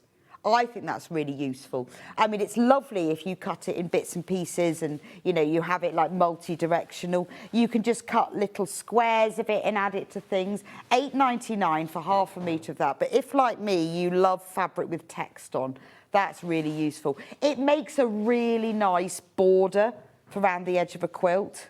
So you can cut it. I mean, you could cut it across, but I would cut it in lines, and even if they didn't match up when you joined it, that makes a lovely border around the edge. Or if you've got like little charm squares and you just want to put borders on, it's quite nice as a binding as well, a bit of more interest. So that's the Midnight, and I would have it and not necessarily know what I'm going to use it for, but then I would. Like a lining, then I would know. So if I was making like a little bag, like that, you know the drawstring bag we just had, the Helen Newton, I'd love to line it in this. And then put, yeah, all little stationery bits. We've also got it in this colourway, so I'm going to, which is hard to see, but obviously I've shown you that. It's exactly the same as that. I mean, that would be lovely with red and cream, wouldn't it? So this is ivory in the background, and then the alphabet is printed in cream. Lovely. I think that's really gorgeous. So those are my two lovely alphabet ones. Now, this collection here is all sort of sewing-themed fabrics. So shabby chic. That's really hard to say. So shabby chic. There's too many s's and sh's. It's like seashells, she sells. Can't do that. This is by Dan Morris. Now we've got two panels. This is panel number 1. It's the same but different colours. Look. Isn't that gorgeous? So these are all vintage sewing machines, but not just your old Singer vintage. We've got some electric ones, but really old ones. Look how cool that one is. This, do you know what? This has only been on once before, and that was on Christmas Day. Oh, look at these. Does this remind you of any of your old machines? I mean, this one must predate your Singers. Look how old that one is. I've never seen one of those, but I love that as an electric machine. So you could use the panel as a whole. It would make a really nice wall hanging for your sewing room. You could cut out the squares, and we've got some matching fabrics, and make them into cushions, put borders around them in. They'd be lovely for a sewing machine cover or sewing storage. You could use each square and sew them together in storage cubes. They'd be lovely, put a bit of bosal in them. So you've got 1, 2, 3, 4, 16 of these squares in total. I like that one. Look at it looks like it's got a clock on it, like a kitchen maid. No, a tea's maid. Why has it got, maybe it's just its dial. It looks like a clock. But do you remember having some of these? I mean, these is great, aren't they? Love those. So that panel, that one's got green.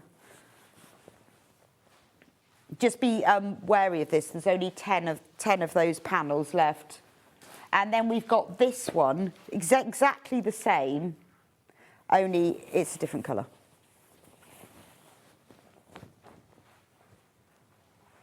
Yeah, so instead of the green, it's got a cream on it. The sewing machines are the same. So if you wanted to have more sewing machines, you see this is the difference is that one has got cream, and this has just got this is the same, but these have got green lines. So if you wanted it same but different, get that one as well. I think that's lovely. If you had to make a blind for your sewing room, this is it, isn't it? But remember, it's really useful because you can cut out all the squares. You don't have to keep it like that. Or if you want to make a little quilt for somebody who loves sewing, that would be perfect. Right, now the rest of these fabrics are from the same fabric range. So if you buy the panel and you're thinking, well, actually, I'd like to buy that and I want to make it in something else, but I need some fabrics that match, these all go with it. And they were only ever on once on Christmas Day. We've waited some time, haven't we? Right. I'm going to show you these in the order that I like them. Not the order I like them, but I love this one. But this, my favourites are going on first. I love that. Look at it, it's all red. It's tape measures, but all in red. It looks like books, doesn't it? I think this would be really nice if you wanted to cover a book that kept all your sewing notes in it, or you wanted to make a little bag that you just keep, or a little storage basket for your sewing things.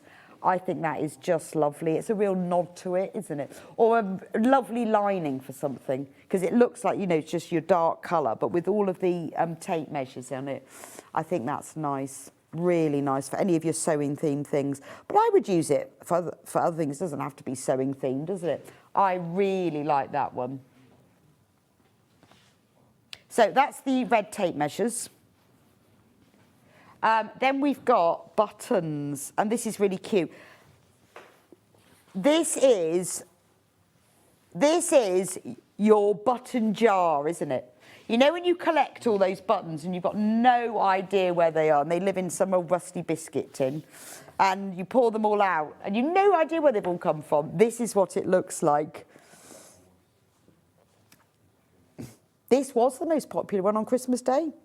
But it's lovely, isn't it? You see, my button tin looks like this. I've got a lot of shirt buttons because I always cut the buttons off shirts before anyone's allowed to throw anything away. I cut all of the buttons off. Not if I'm giving them to a charity shop, actually, because that would be a shame.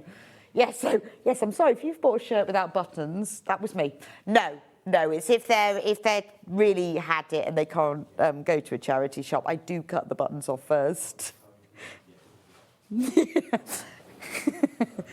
But I've got some really unusual buttons. I think that's lovely. Again, so many things you can use it for in your sewing room. Remember, also, it's available by the half metre. So if you want more than a half metre, if you want to make yourself a little button blouse, if you multi-buy, it will be sent to you as a whole unit. That is very unusual, isn't it? A little blouse, and that would be gorgeous. Or a little girl's dress. Very, very cute, that one. Let's go bobbins next, in green. Little bobbins, it reminds me of Peter Rabbit. Which one is it that's sitting on a spool of thread? One of them, is it Mrs. Tiggywinkle? One of them, or is it a mouse? The Tailor Mouse. The Tale of Gloucester. Tale of Gloucester. Yes, is sitting on... I'll get there eventually. I know, I'm sure all of you are watching going, it's the tale of... Yes, the Tale of Gloucester. It's a tailor of... Yes. Anyway, and it's sitting on the front cover of the Beatrix Potter book. It's sitting on a little spool with a needle and knife. It looks just like that. Really cute again, isn't it? I would wear something made in that, just because I think it's lovely. Really nice, and nice for lining for something as well. That's the spools in sage, and I've also got them in pink.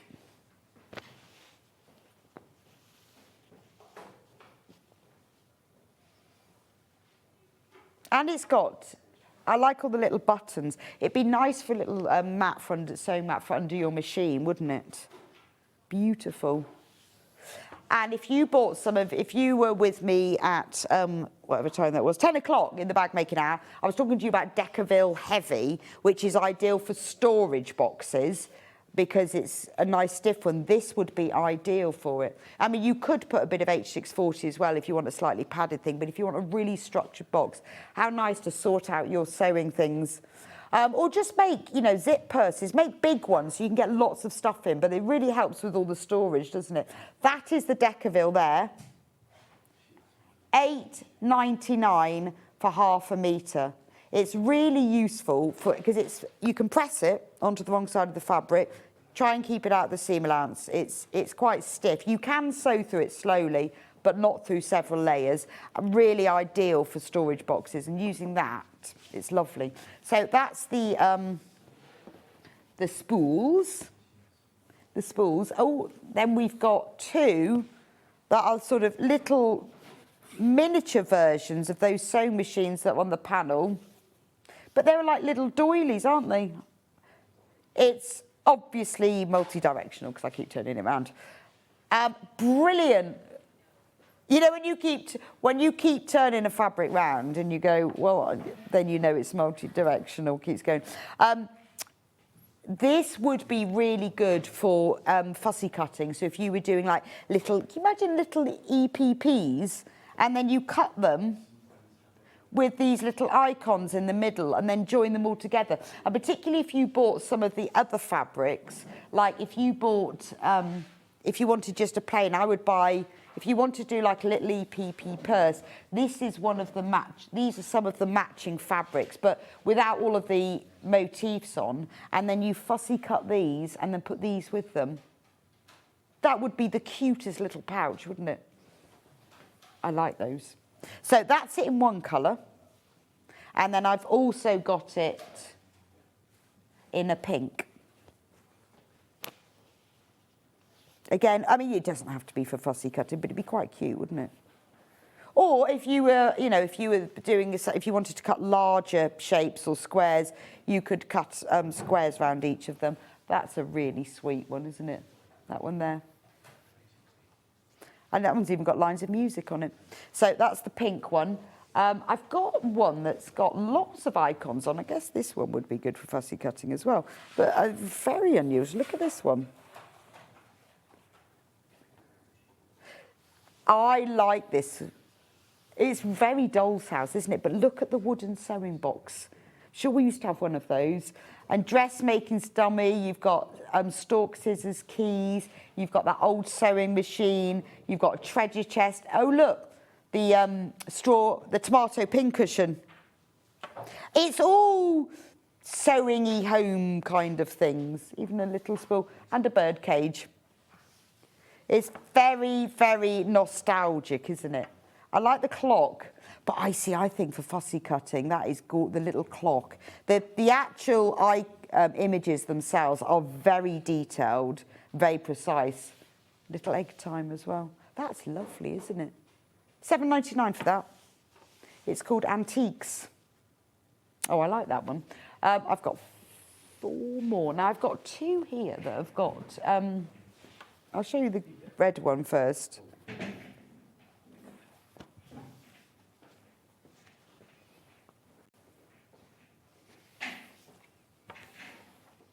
There we go. So it's like little, I was just trying to work out what it is. It's like little scraps, sort of like little postcards with all of these images on, but it really echoes the rest of the fabrics in the collection. So it's got just in a monotones of the rusty red and white. You've got, there's the tape measure material. You've got all the little sewing machines and all the icons that are in the other fabric. So it's a really nice blend of fabric that's going to go with all of the others. It's got all of the same little bits and pieces in it. So if you were making something with the others, this will be ideal to go with it. It's the same colourways and hues. And then we've also got that in a green as well.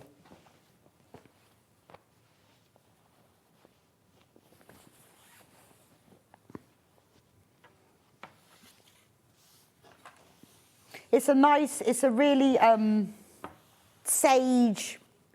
It's a really lovely sage, light green sage. It's quite nice, isn't it? Or grass, sagey grass, sage grass, fresh grass cut maybe.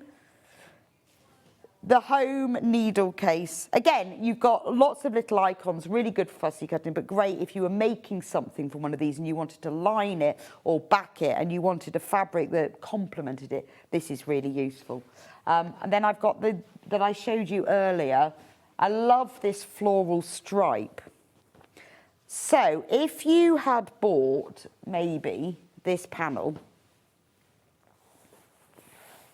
here, if you'd bought this panel and you wanted to have a fabric that went with it, that you could use to border it or bind it, this would be perfect. Wouldn't it look nice if you cut these out in squares and then you put borders round?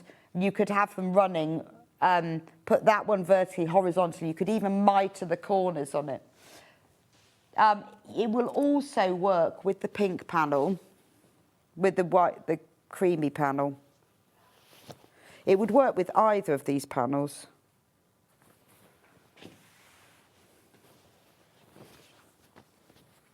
I'm just putting that one there. But I do like the stripe that goes with it.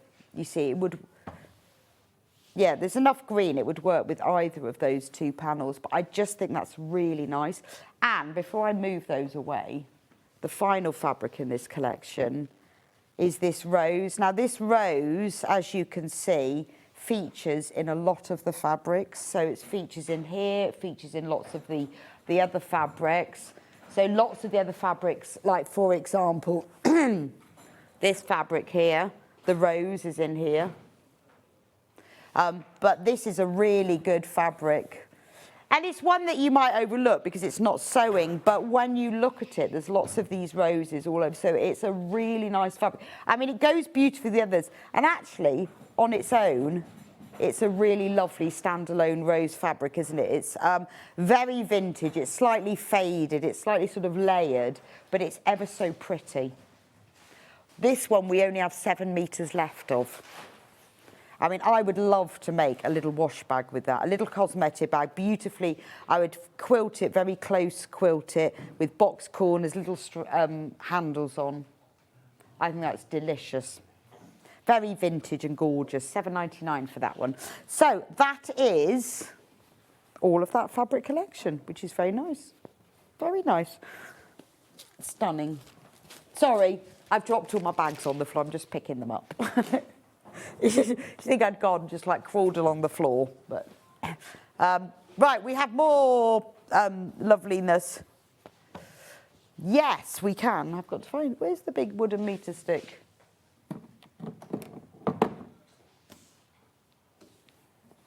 Oh, I don't know where that's gone. Oh, well. Should we do thread magic instead? We'll do thread magic. Now this, again, is a very overlooked product. It's something that we stock all the time. Yes, I'm just going to have a drink of water. Just one moment. That's better. Right. This is something that we have on the website all the time. And it gets a little bit overlooked, I think. So it's a really useful product. It's called Thread Magic. Now, in the old days, we used to use beeswax to strengthen thread. And yes, a lot of people still use that, and it's absolutely fine. But you can't really use it in your sewing machine. Not really. You can use it for your hand sewing, but you wouldn't be using it in the sewing machine. If you are hand sewing or machine sewing, if you run the... I'm going to open it up so you can see. If you need to run your thread through this, and if you run it through it, it stops it tangling. So you know if you're doing hand sewing and you get tangles and knots and you have to use a really short length of thread, otherwise that happens. It stops that happening. If you're using things like metallic thread that are a little bit jumpy, it stops that happening. So if you take the lid off, it's synthetic and hypoallergenic as well. So a lot of people say it's better than beeswax. I mean, I guess it's better in that the beeswax will gum up your machine. So can you see it's got the grooves? You see the grooves in the sides? So what you do is and then this is the wax with the Thread Magic. It's not gooey. It's not gooey. So you just run your thread through that. It also, which I've never tried, it says it's really good for bobbin. So when you wind your bobbin up, you put your thread on one end in your machine, look, you can see the picture, and you put your bobbin on the other and you wind your thread through it. So if you've got a jumpy thread or something that you just need to smooth through, so things like when you're working embroidery, a lot of time if you do using stranded cotton, it can get knotted, it can get lumpy. I mean, it is just really, really useful. It does help with, even with things like threading the machine, it makes it a lot easier because the ends are tighter. You're not going to get the knots and the wrinkles and the shredding. So with some threads, like particularly metallic threads, they shred. So it's just a really, really useful product. It's the sort of thing that they would have used beeswax for in the past, which is fine. It does strengthen the thread. If you're sewing on buttons, it's great for that. But it's because it's a synthetic, it means that it isn't going to gum up anything. And it gives you 400 less thread drag. So a lot of people will use it to run through their machines. And if you can see how to do it on here, you just, as you're winding your bobbin, the thread goes through it. It's a great product. It's £12.99. And if you have any of the things that I've said about, you know, like metallic threads, or if you're doing embroidery, particularly like gold work, then it's just the more modern version. It's a bit like using best presses, but a straight spray starch. It's a really good product. So worth getting, just for when you're doing something and you think, oh, I just keep getting knots in my thread all the time, then get your Thread Magic. Perfect. What should we do next? Loving all the fabrics, but loving your jumper more. Thank you, Trudy. Can you give us a clue where it's from? I bought it in a little shop down in Devon when I was away at New Year. It's just, well, you know, in those little shops where they have just lots of little things. And I went in and I went, oh, look at that. But look at that. I want that. But look, do you know what? It's no seam. So all you've got to do is get yourself a blue and white jumper and some red wool and just work. Look, I'll show you the inside. Look, see? You see it's there. It's just stitched. So just work a blanket stitch all the way up to the top. So it was a little shop. Can't even remember what it was called. A blue storage box. You cannot beat a storage box. I love putting my quilts that I'm on the go with, or my things I'm on the go with, in a storage box. And these are particularly good because you can push the handles up like that. White furs, all store, craft storage blue, made in Coventry, just down the road, and they're food safe. So when you're taking your sandwiches in, can you imagine? Yeah, I'm a bit hungry today. 5 baguettes. No, if you wanted to store like things in them, like muesli or cornflakes, or I tell you what it'd be good for, storing things like bags of sugar. You know, when you have your soft light dark brown, your soft light down, all the different ones, muscovado, light muscovado, all of those sugars would be brilliant for that. Obviously, mainly, and all those different flours you have, plain flour, self-raising flour, corn flour, they're really good for that. However, we obviously are selling them for sewing things, but just saying they are food safe. £7.99. And it's got little handles. Well, little closures. They stack as well. 5 litres in that, and it's got a gridded bottom, which means it's extra strong, and they will stack. But very useful. So if you're in the mood for sorting out your sewing room, and you want to put your stuff in it, fill it with zips. And the thing is, if you've already bought something today and you paid your P&P, you may as well just do it. But I would fill it with zips, or I've got baskets that have got ribbons and cords and things in, and they are also tangled up. But for things like that, and the fact that you can stack them. But, you know, stuff that you put anywhere, like things under the sink you could put in. I tell you what, I have one of these in the boot of my car. I don't keep the lid on, but I put my oil in it because I ran out of oil once. And I don't want the oil to fall over, so I have one of these that my oil sits in the back of my car and it keeps it upright. I obviously don't put the lid on with it. But well, you know, there are hundreds of different things you can do with a 5-litre storage box. £7.99 for that. Right, we have some other ones. We've got. I like this one. This is also from the same company. This is called underbed storage. It could be an under anything storage, really, couldn't it? It could be under sofa storage, flat storage. But this is really good because you can get. Obviously, you get it under bed or under areas, and you can flat, so you can see everything that's in it. So, there we go. The size of it is 55 by 36 by 9. Now, again, you've got that gridded base, which means it's which makes it reinforced. You've got lid, and then the handles clip on, so it's all nice and safe, and they are also stackable. So maybe you've got things like blocks made for a quilt, pattern pieces cut out. Things like, you know, like fat quarter bundles that you've opened, just things that you need to keep nice and flat. Because I try and have sort of shelves in my sewing room where, I've cut those bits out, but for things like this, that's why I keep my quilts that I'm currently making, and will finish one day, in boxes. But things like yeah, I've got loads of those.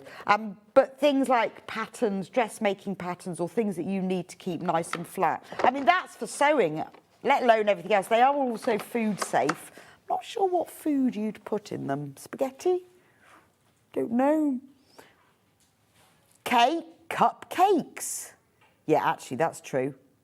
Yeah, because you know, normally when you take your cupcakes, do you remember like when you had kids at school and they'd come home on a Monday night and they go, it's cake sale tomorrow, Mum. Can you make cakes for you? And it's like 7 o'clock on a Monday night. Anyway, oh dear, I'm so glad I don't have to do that anymore.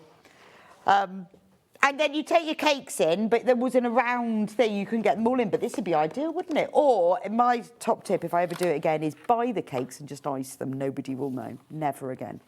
But it would be really, not if ever I did, which I shan't, but if I was to rewind, the advice I would give is don't go to all the clubs and buy cakes and put them in here with some of your own icing on. Never again. So very, very useful. $14.99 is quite a good price for that, isn't it? But really good. To be fair, I think you'd get 2 of those under the bed. Well, depends what your underbed space is, but normally I would say that a couple. But it does mean that if you've got stuff that you want to store, that maybe you've bought fabric, you know, like your 10-inch layer cakes, and you're not going to use them just yet, but you need to know what you've got. Or you could put them on shelves, couldn't you? Maybe you do something like change your cushion covers seasonally. You could put them in there. Be quite good for your posh baubles, wouldn't it? Christmas decorations. Or, you know, you get those lovely china Christmas decorations. You know, you get those nice ones that you put candles in, or, you know, you have those lovely ones. Or your Christmas china. You could put them in there. Anyway, all sorts. What can't you do with these? But those are your kind of underbed ones. Right. I have 2 with handles. These feel like toolboxes. I'm going to start with this one. Comes with a handle. This is a toolbox, isn't it? But this could be your sewing tools. Now we're going to take the price down on this one to $6.99. Right, the handle colour may change, but the box will be the same. It will be aqua. So on the top you've got your section. So this could be this could be your work box, couldn't it? So you could have your scissors in here, your bobbins, you could put your sewing machine feet in it, and then underneath you've got the storage. So it would be really good to keep all your sewing machine things in. It'd be great for keeping threads in. It could be the toolbox that you take when you go on workshops, or maybe you're a tutor and you need to put everything in it. Obviously, it could be used for all sorts of things around the house, couldn't it? It could, that bit sits, it sits above that. It obviously could be just used for normal tools, couldn't it? Hammers and nails and things. But actually, $6.99 is not bad for that. The size of that, 36 by 15 by 14 centimetres. It's quite lightweight. I mean, it's strong. It's got little clips on that side. It's strong, but it's lightweight if you want to put lots of different things in it. You want to stir things. You know, when you've got loads of little bits for your sewing machine, or maybe things like, you know, with your green machine, if you've got lots of little dies and things. You know, when you've got cam snaps and dies and you've got snaps, or maybe with, like, I've got lots of bag hardware, D-rings, sliders, the swivel hooks, lobster clasp, all of that stuff, you could keep them all in there. So it's quite useful for that. $6.99, and that is the aqua version. We've also got it in clear. Same price. Don't charge you any more for the colour. $6.99 for this one.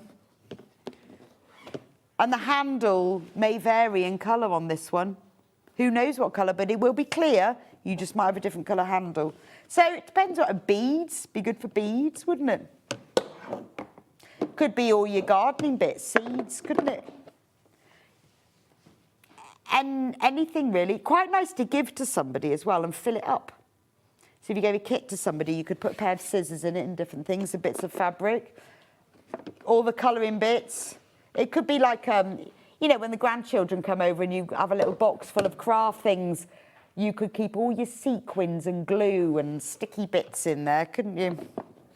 Very useful. And it's only £6.99 as well. So if you bought both of them, they do go together. Same size, same colour, same size, different colour. Right, that's those two. Right, how about thread storage? These are quite good. The 40 spool thread stand comes in a box as well, like that. This is just really useful. That's what it will look like.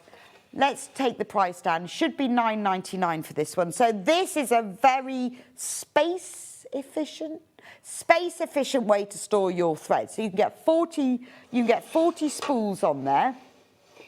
It has little holes in the back, so you could hang them on the wall. So if you just put like little nails in the wall or screws, whatever, then you can hang them on there, and you can get 40 spools on there. Loads of them, and then you can keep them next to each other. So if you think on a shelf, how many you'd get. Also, I mean, I've got one of these, a wooden one, but then I've got two fabric storage baskets with the rest of my thread. I don't know why, because it's constantly tangled. I mean, it's nice to have it in a storage bag. I can just tip it out. But because as soon as thread becomes a friend with another thread and they touch each other, they start tangling. But if you've got them on these, it's better. I mean, and they're £5.99. It means that if you've got 40 here. If you get a couple, that's 80 spools of thread. What you can do as well is put your spool of thread, if you've got enough space, and put its bobbin next to it, and then the next spool, the next bobbin, and then you've got all of them wound up. But I quite like the idea, if you've got maybe in your sewing room, your sewing area, you've got a narrow wall, because sometimes we have little walls go in and out, you could put these spool things top to bottom, couldn't you? Or they're narrow enough as well to fit on a shelf. So they are depth 15 centimetres, which is 5 7/8 inch. So this bit here, so as long as your shelf isn't wider, if your shelf isn't wider than 6 inches, 15 centimetres, then you'll be able to fit it onto a shelf as well. Perfect. So that's the spool thread stand. The thread cutter.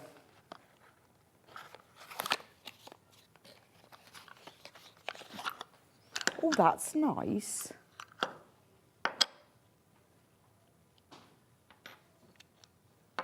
Oh, okay. I thought there was going to be a blade inside. That really confused me. Okay. So there is inside, can you see, like a rotary cutter blade. Can you see? Yeah. It's a regular 45mm, so it comes with an Allen key, so that if it does get blunt, you can change it. And then what you do... Oh, you turn around. It's a magnetic, look. And then you pop that in there, like that. Your flower will fit if you get it round the right way. You pop it in there. I think I've got mine round the wrong way. There we go. Needs to match up. Right, and then you just cut your thread through it. That's brilliant, isn't it? And I think this is, so it says, and I get the point of this now, perfect for cutting threads between fabric sections when chain piecing. And that is true, because when I chain piece, I can sometimes be chain piecing like 40 bits together. And I lay them out on my iron board, and I get my scissors and I cut between each one. But can you see how the tiny bit of the blade comes out there? So you get your piece sections all the way along. That is absolutely brilliant. It also works with all 45mm rotary blades.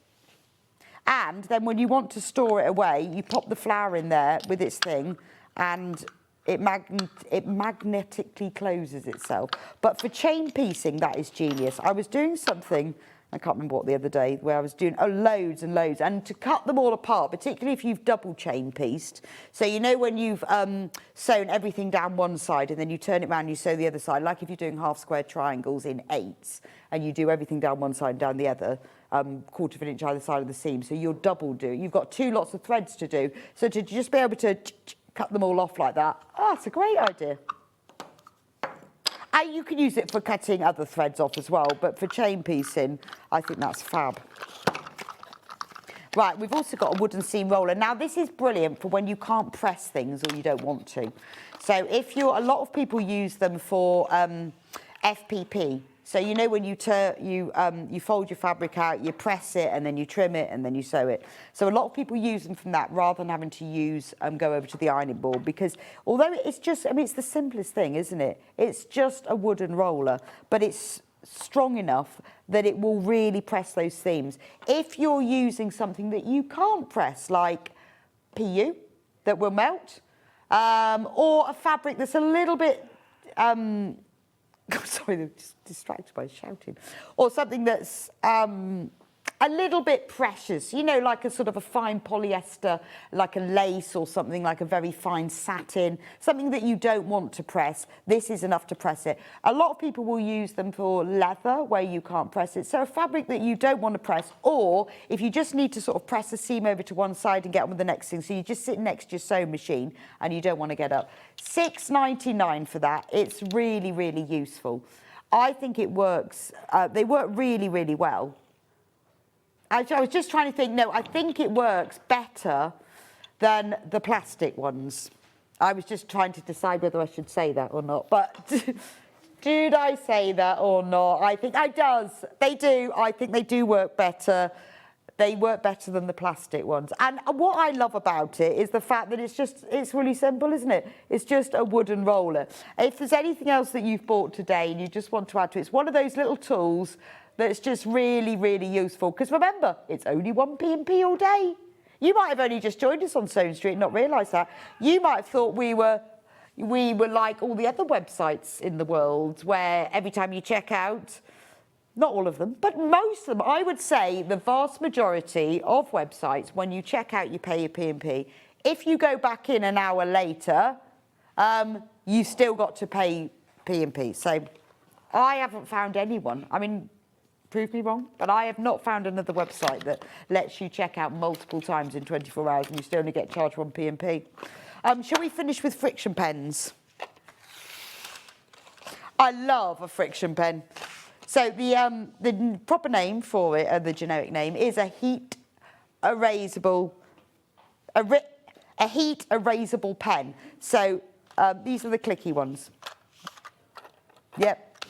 So it means you draw on your fabric in any of those colours, you iron it, it disappears. Obviously, you do need to check it first. They are brilliant to use for embroidery designs, applique, drawing lines on before you do your machine embroidery, marking hems, marking seams, anything where you need to mark a fabric temporarily and erase it afterwards. This is the clicker pack, which means you don't have to take the lid off, you just press the top and the bottom.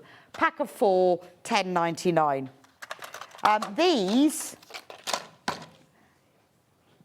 These, the bright colours, these are really a great price. £11.99 for these, and you get, what I like about these is you get 6 of them, and they're in nice, they're in lighter, brighter colours, so they'll show up on your darker fabrics. And then the final ones are the fine liners, £6.99, bargain. Finer line, probably better for doing fine embroidery. So that's all the friction pens. All right, tomorrow on SewingStreet will be the wonderful John Scott, taking you through the hour. At 8 o'clock, it's the Poppy Cotton Fabric Hour. At 9 o'clock, Adam Brooks is back after his star performance on Sunday. Sussex Seamstress Fanfield Dress. 10 o'clock, it's all about dressmaking patterns and fabrics. Adam will be back at 11 with his Octavia top. And they will be finishing off the day with overlockers and mannequins. And there are going to be some treats tomorrow. Watch out. I'll see you back here week after next. Have a lovely afternoon. Stay out of the rain and happy sewing.